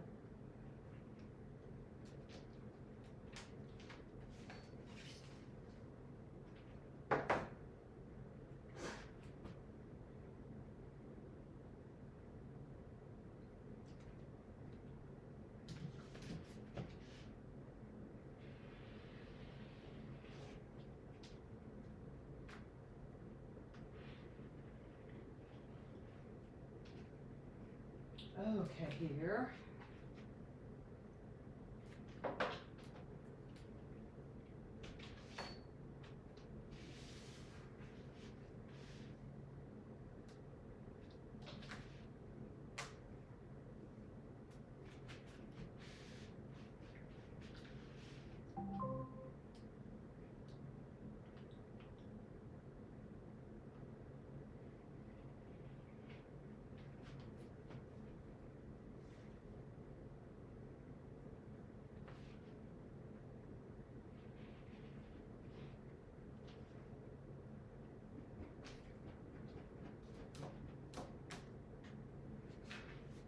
Nope.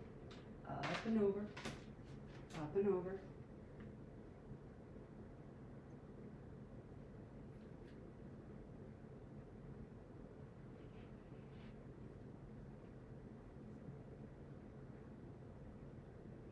And just inching that down.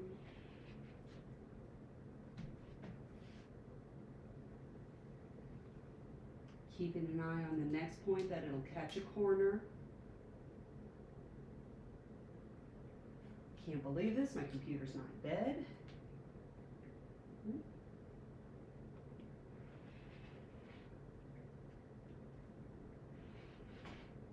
Oop, and that is the edge. Okay. So now, that is the one area that I haven't done. I am going to eyeball this with the scissors.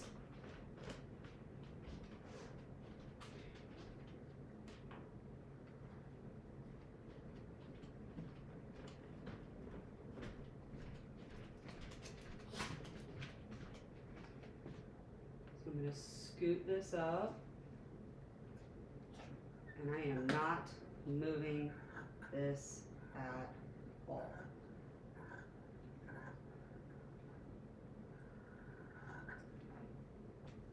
Yeah. Good. Now let's mildly make sure that we're good with where this is landing.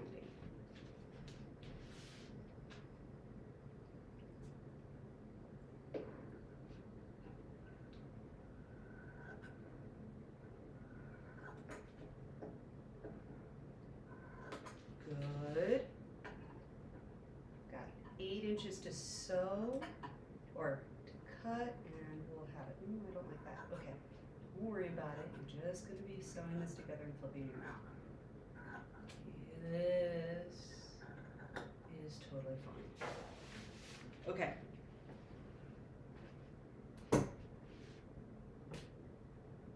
Sew, sew, sew. I'm going to move the camera, plug things in, and hope everything works. Oh, isn't he? He is a very pretty boy.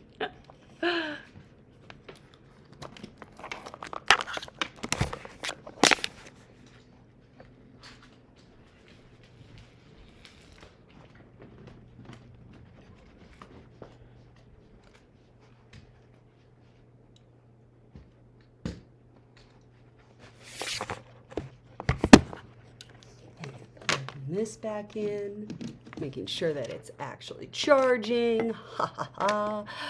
That is exciting. All right. And then, oh yeah, okay. So there's the sewing machine. Great. Let's do this. Bringing down the material.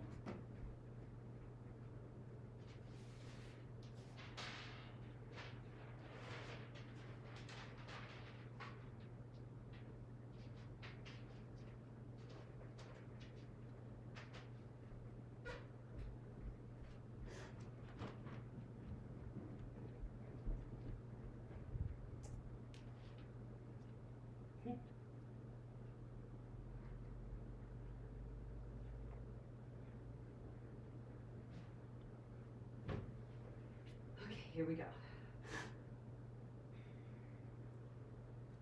I am going to match the edges. I'm going to do stitching, and then I'm going to flip it inside out. I am not going to fuss too much here. It's not necessary. This is a very simple concept that we're doing. Since I'm not in the round anymore, I can do that.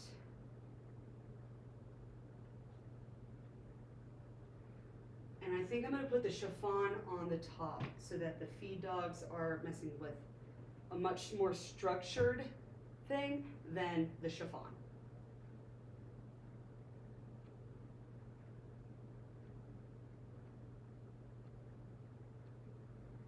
All right, and I'm matching that up at the top. Make sure it's not dragging down. Bringing that to the corner.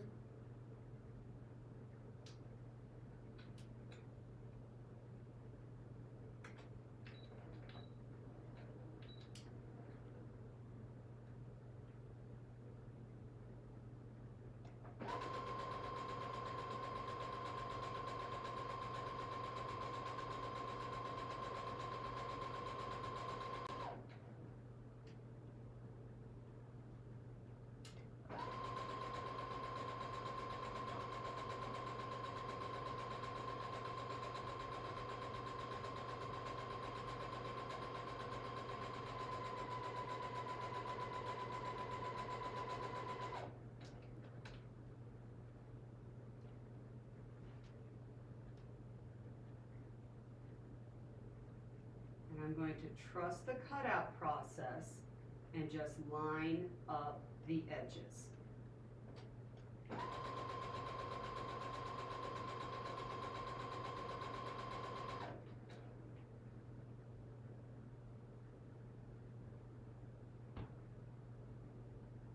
Very nice. I'm glad I cut these out at the exact same time. That made a lot of sense. Because I can see where it's supposed to be put together.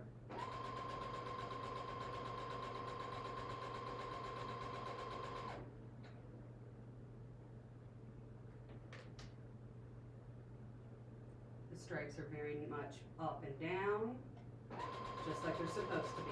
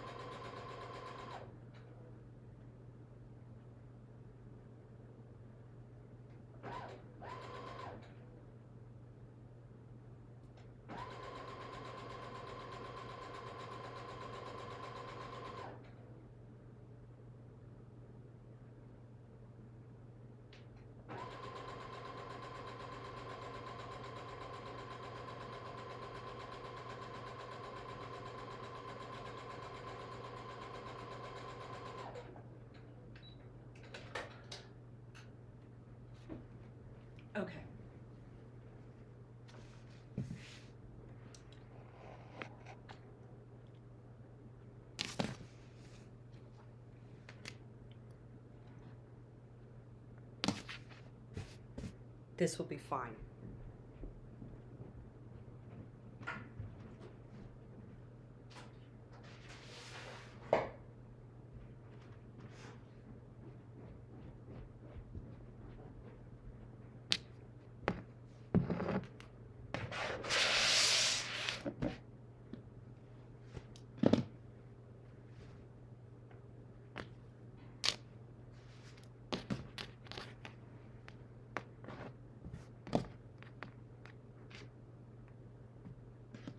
All right, we're going to trim the edges.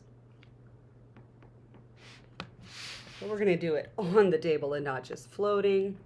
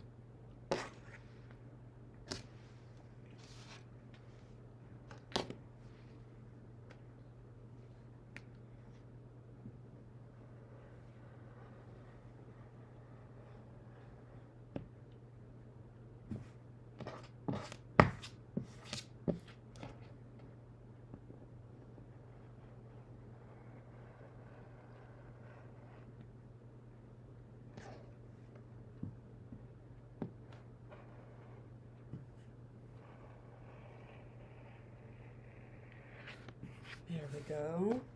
Tiny little thing right there.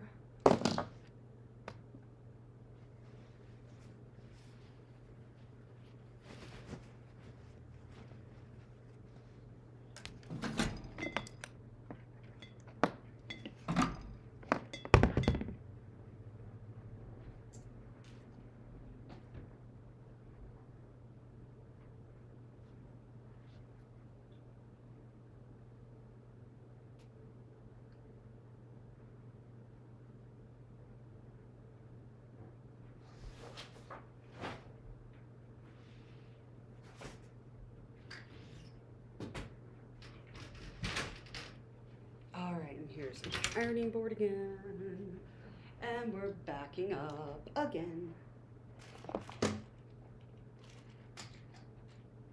There we go. Okay.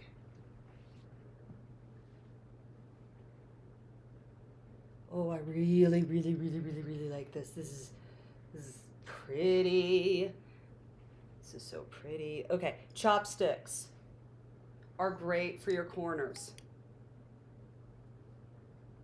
It's a great excuse to buy a really pretty pair of chopsticks and then lose one.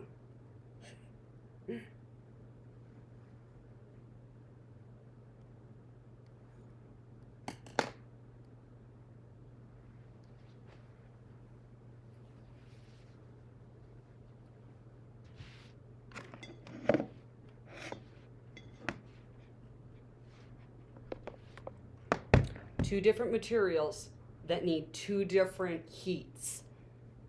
Complex, but doable. Finicky, not complex, finicky.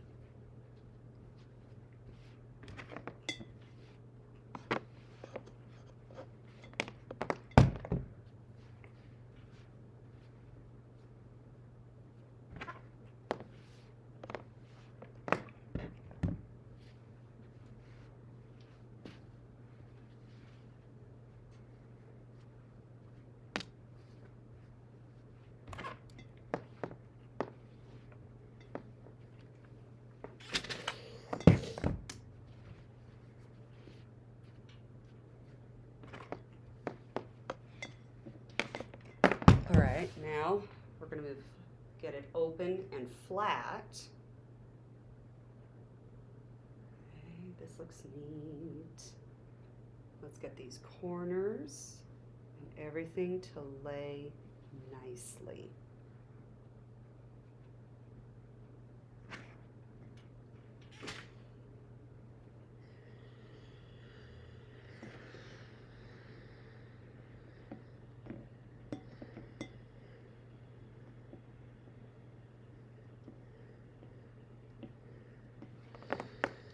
Ooh, no, too far. Oh, that was nice. Okay, that's nice.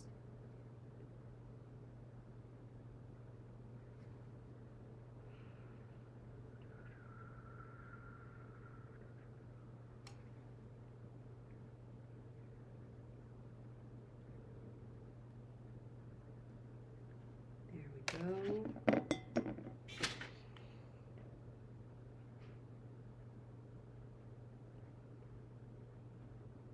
If I iron this right the first time, this is going to sew in very nicely. It's going to hang nicely, and I'll be able to figure out if I need top stitching, which I do. But the top stitching will be 2,000,000 times easier if I do it this way. Iron exactly where you want the fold to go. Okay, let's do this side. Ooh, the long one. Yeah.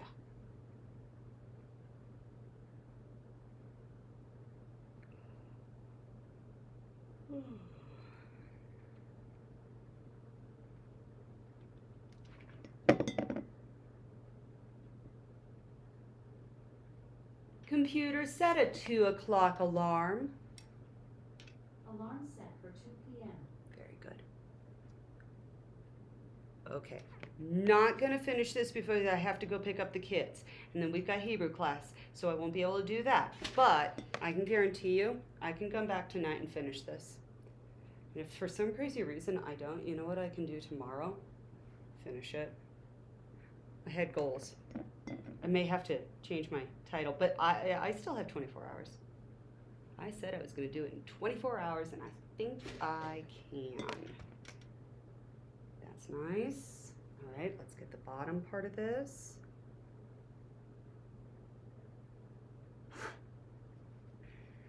What do I really need to do to get ready to go? Not much. Let's iron. Good ironing. Ironing.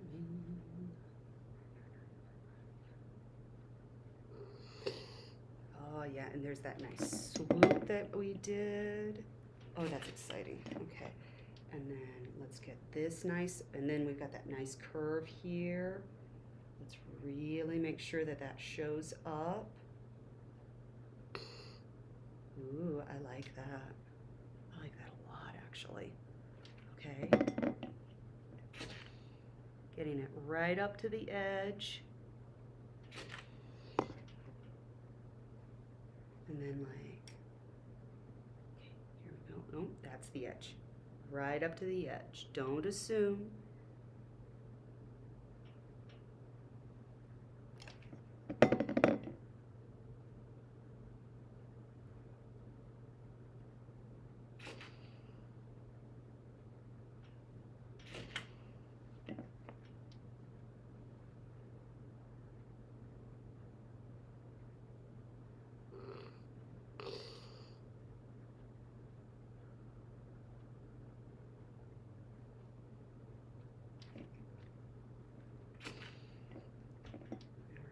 Pull this down.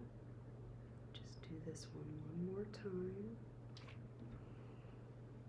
Okay, this has to have a top stitch. It's not gonna look right or lay right if I don't. Okay.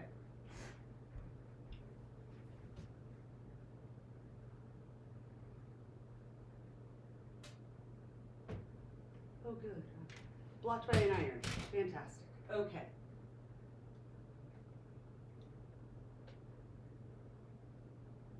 Fabulous.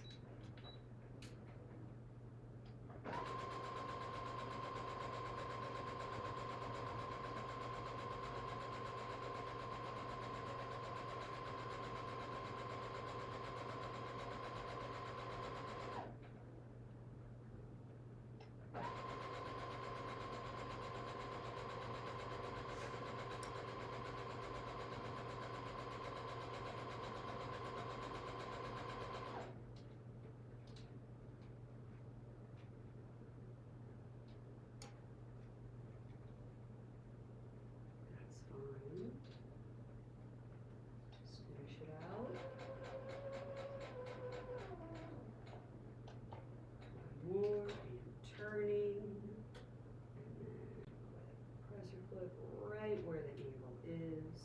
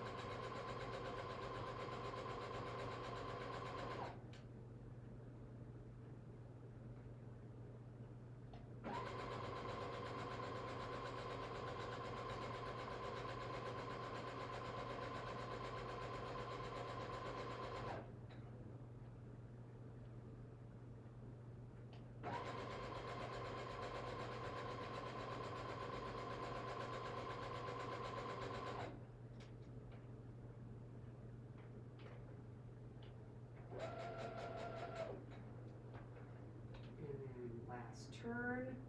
All right, this is the third side, and once this is done, I can sink this into the dress.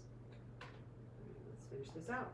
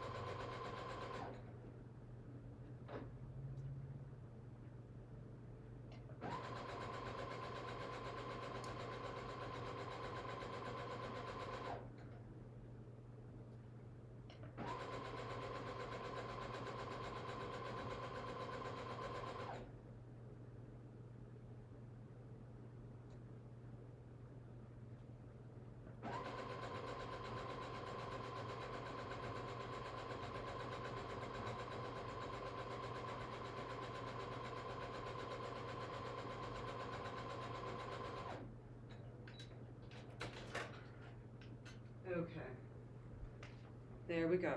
We have top stitching all the way around. Now, let's lay this flat and make any corrections that need to be made. I've got a little bit of extra material within the red. I'm not thinking that's going to be an issue because of the way this is going to hang. Okay, yes. However, that part needs to be trimmed off. There's no way. Do it this way.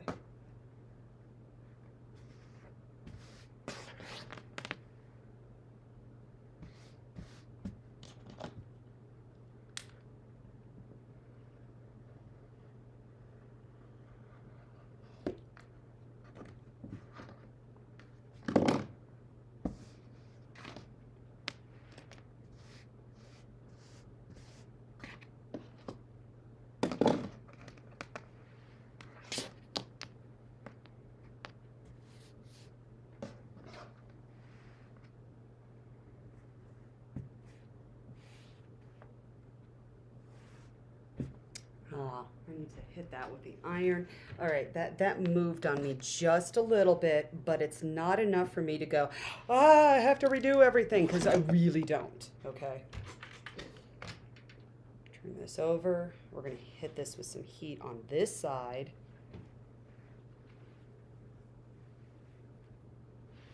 Ooh, okay, there we go. Don't feel any bubbles.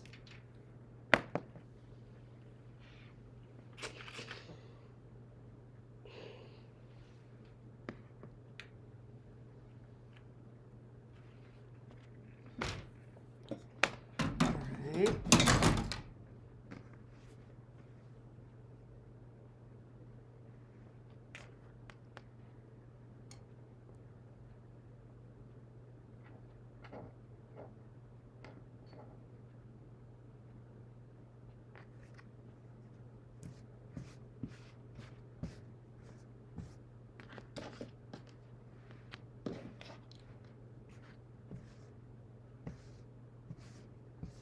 Okay, I've got just a touch too much. You can see that.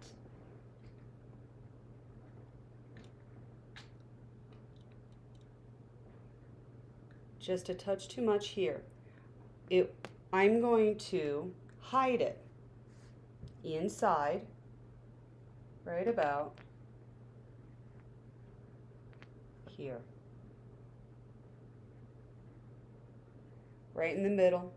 No one will ever see it. No one will ever know, except for you. You know.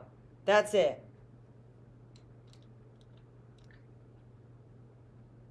Keep my secret. Okay. All right, here's the dress. We need the midpoint. I'm completely out of frame. Okay. I need the midpoint of this. I also really need that to just not be an issue. I am actually going to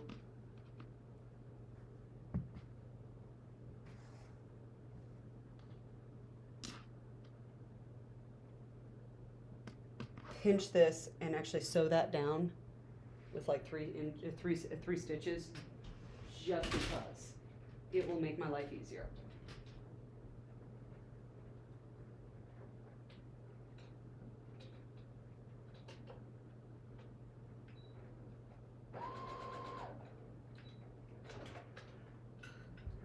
Fabulous. Okay. This now will guarantee that the bottom part down here will not start showing the lining, or that I will lose the lining at some point. And now with that down, I'm going to smooth that out. That still needs trimming. That's not a problem.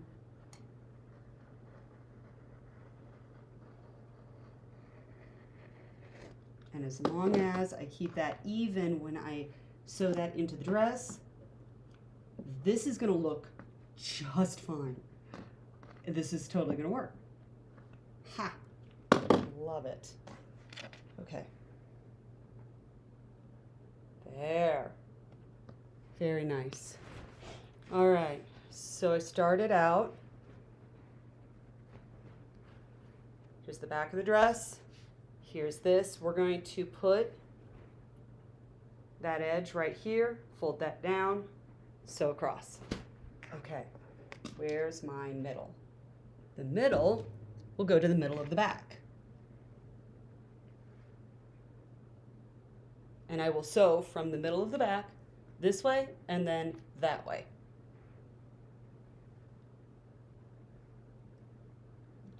All right, that is the center.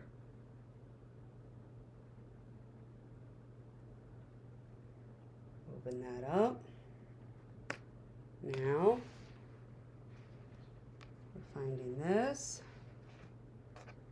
This is the back. Here it is right here.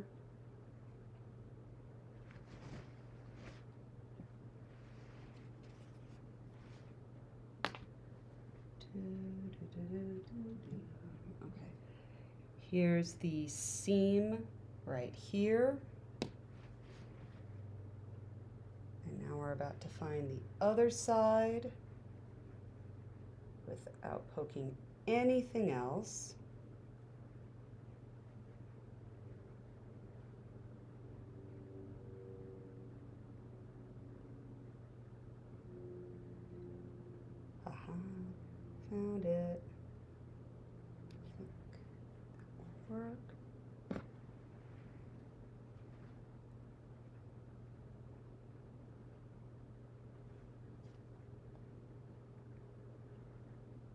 Nope. I had something caught. All right. Found it. Lacing it all the way through to the other seam without anything else in between. That's beautiful. All the way through. Come on. Caught it.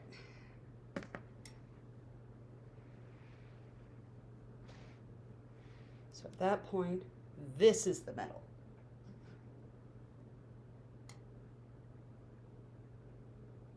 And we're going to double check that now.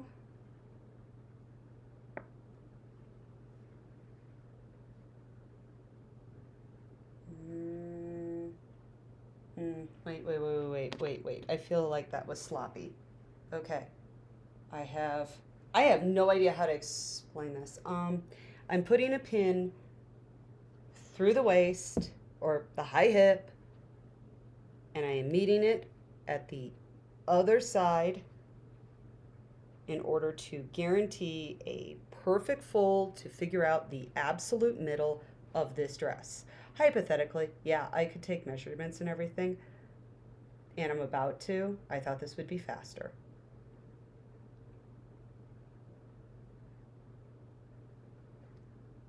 A little bit more, a little bit more.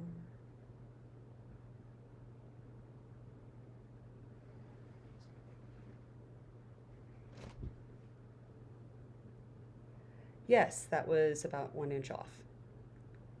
Okay.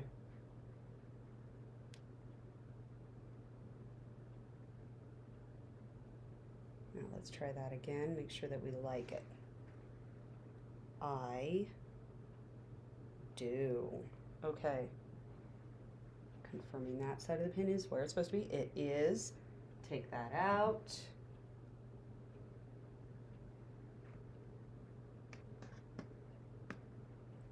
Top.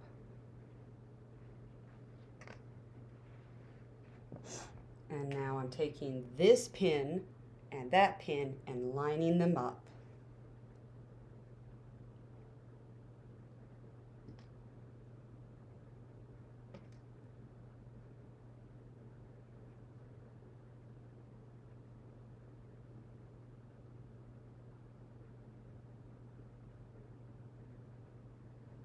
Oh, heck yeah, that's gonna work. Okay, find the inside of the dress. I just want to put my hand through it. Should have marked it better. I'm now worried about exactly what I just did there.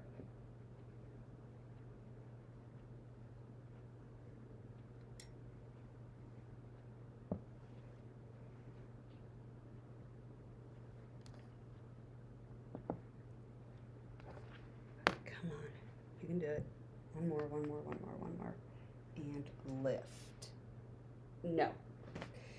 And hand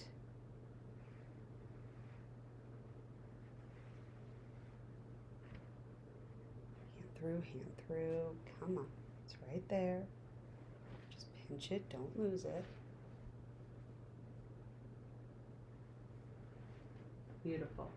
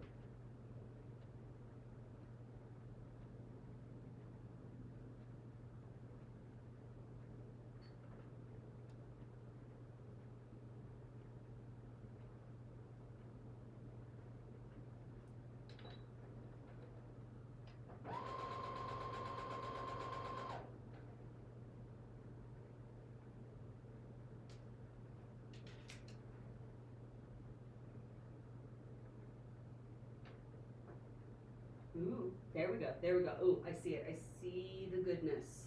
Okay, there.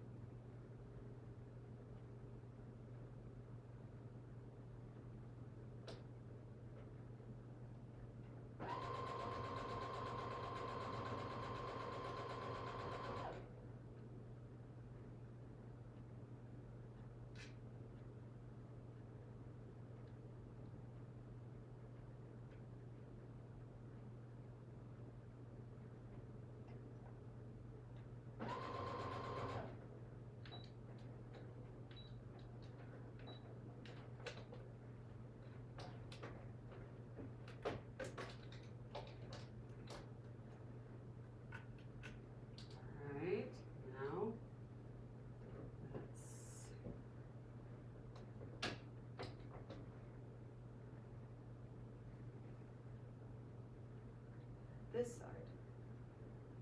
I was dead on correct. Absolutely attach that before everything else. You can get to where you need to sew so much easier.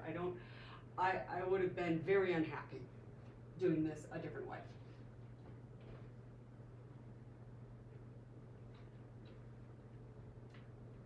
I would have been hand sewing this. And I'm not against hand sewing, it's just that it takes a lot longer that way, and if it's not necessary, heavens, use a machine, unless this is your thing. And if it's your thing, then throw out your machine and just hand sew everything. Okay.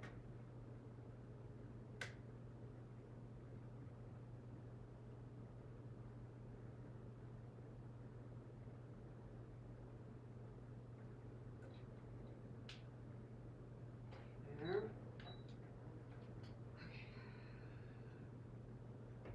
Even that out, open up the lace, shove that in there, and gently relax. Okay, there. Good.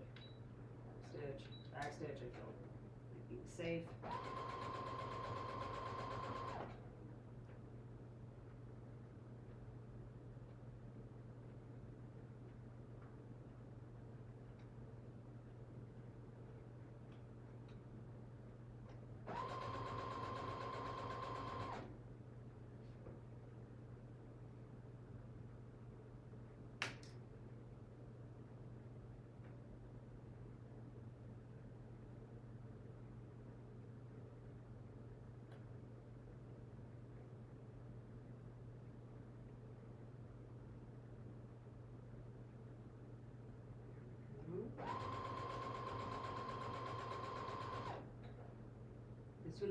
This side's taking a little bit more effort. That is okay. Eyeballing it says that everything is even. I could be wrong. I've been wrong in the past.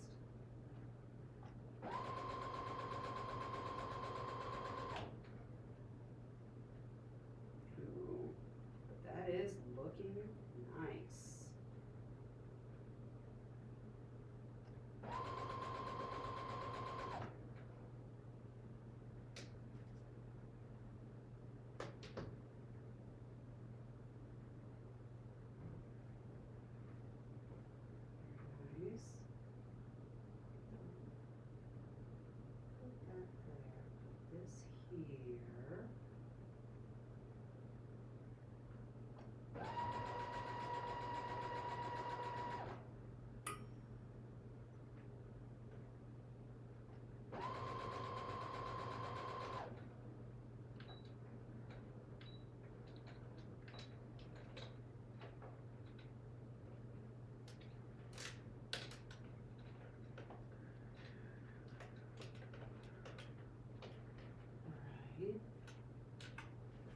All right, this is where we're at.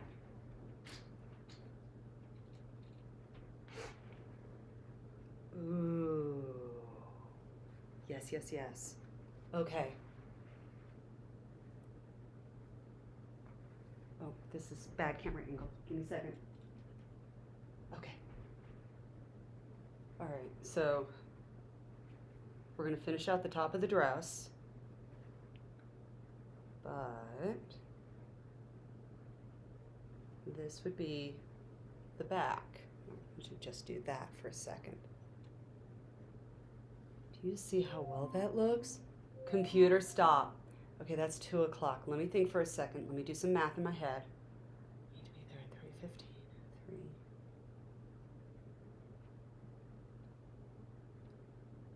Computer, 30 minutes. 30 minutes, starting now. Okay, now, I did not finish sewing this all the way around, or this all the way around. I'm waiting until I can put it on and do this and make sure it's good.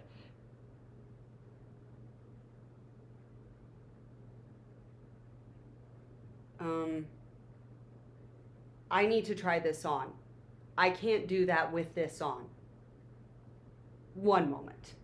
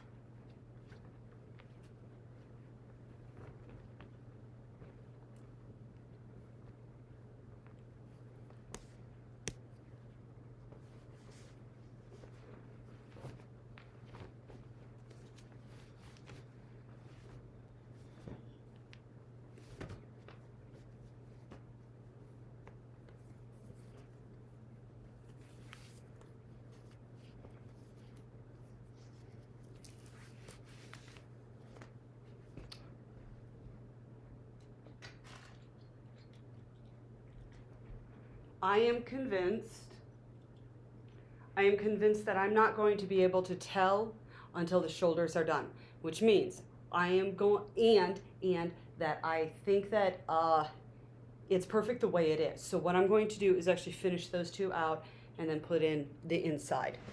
Okay, I am going to, because this is the last little push here, and I have now been doing this for quite a few hours. I'm not entirely sure how many hours this has been now.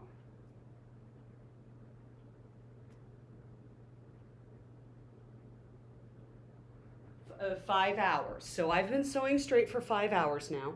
So I have 30 minutes, a little less than 30 minutes to try to figure out, man, the camera angle and, oh, the footage on this. I have questions. Okay, I have deep questions. This is what's gonna happen. I'm gonna finish sewing the flounce thing. I'm gonna take the inside, I'm gonna put it inside, sew it, flip it inside out, sew it again, flip it, and then see where we're at, and probably not show you the result, race out of here like my hair's on fire and try to do the rest of my day. That's on the calendar, and then I will see you back later tonight for finishing this up, because there's no way it's getting hemmed. I'll hem it tonight. I'll see y'all later tonight. So if I just go, I gotta go, and I throw things in the air and the camera goes dead, this is what's going on. Okay.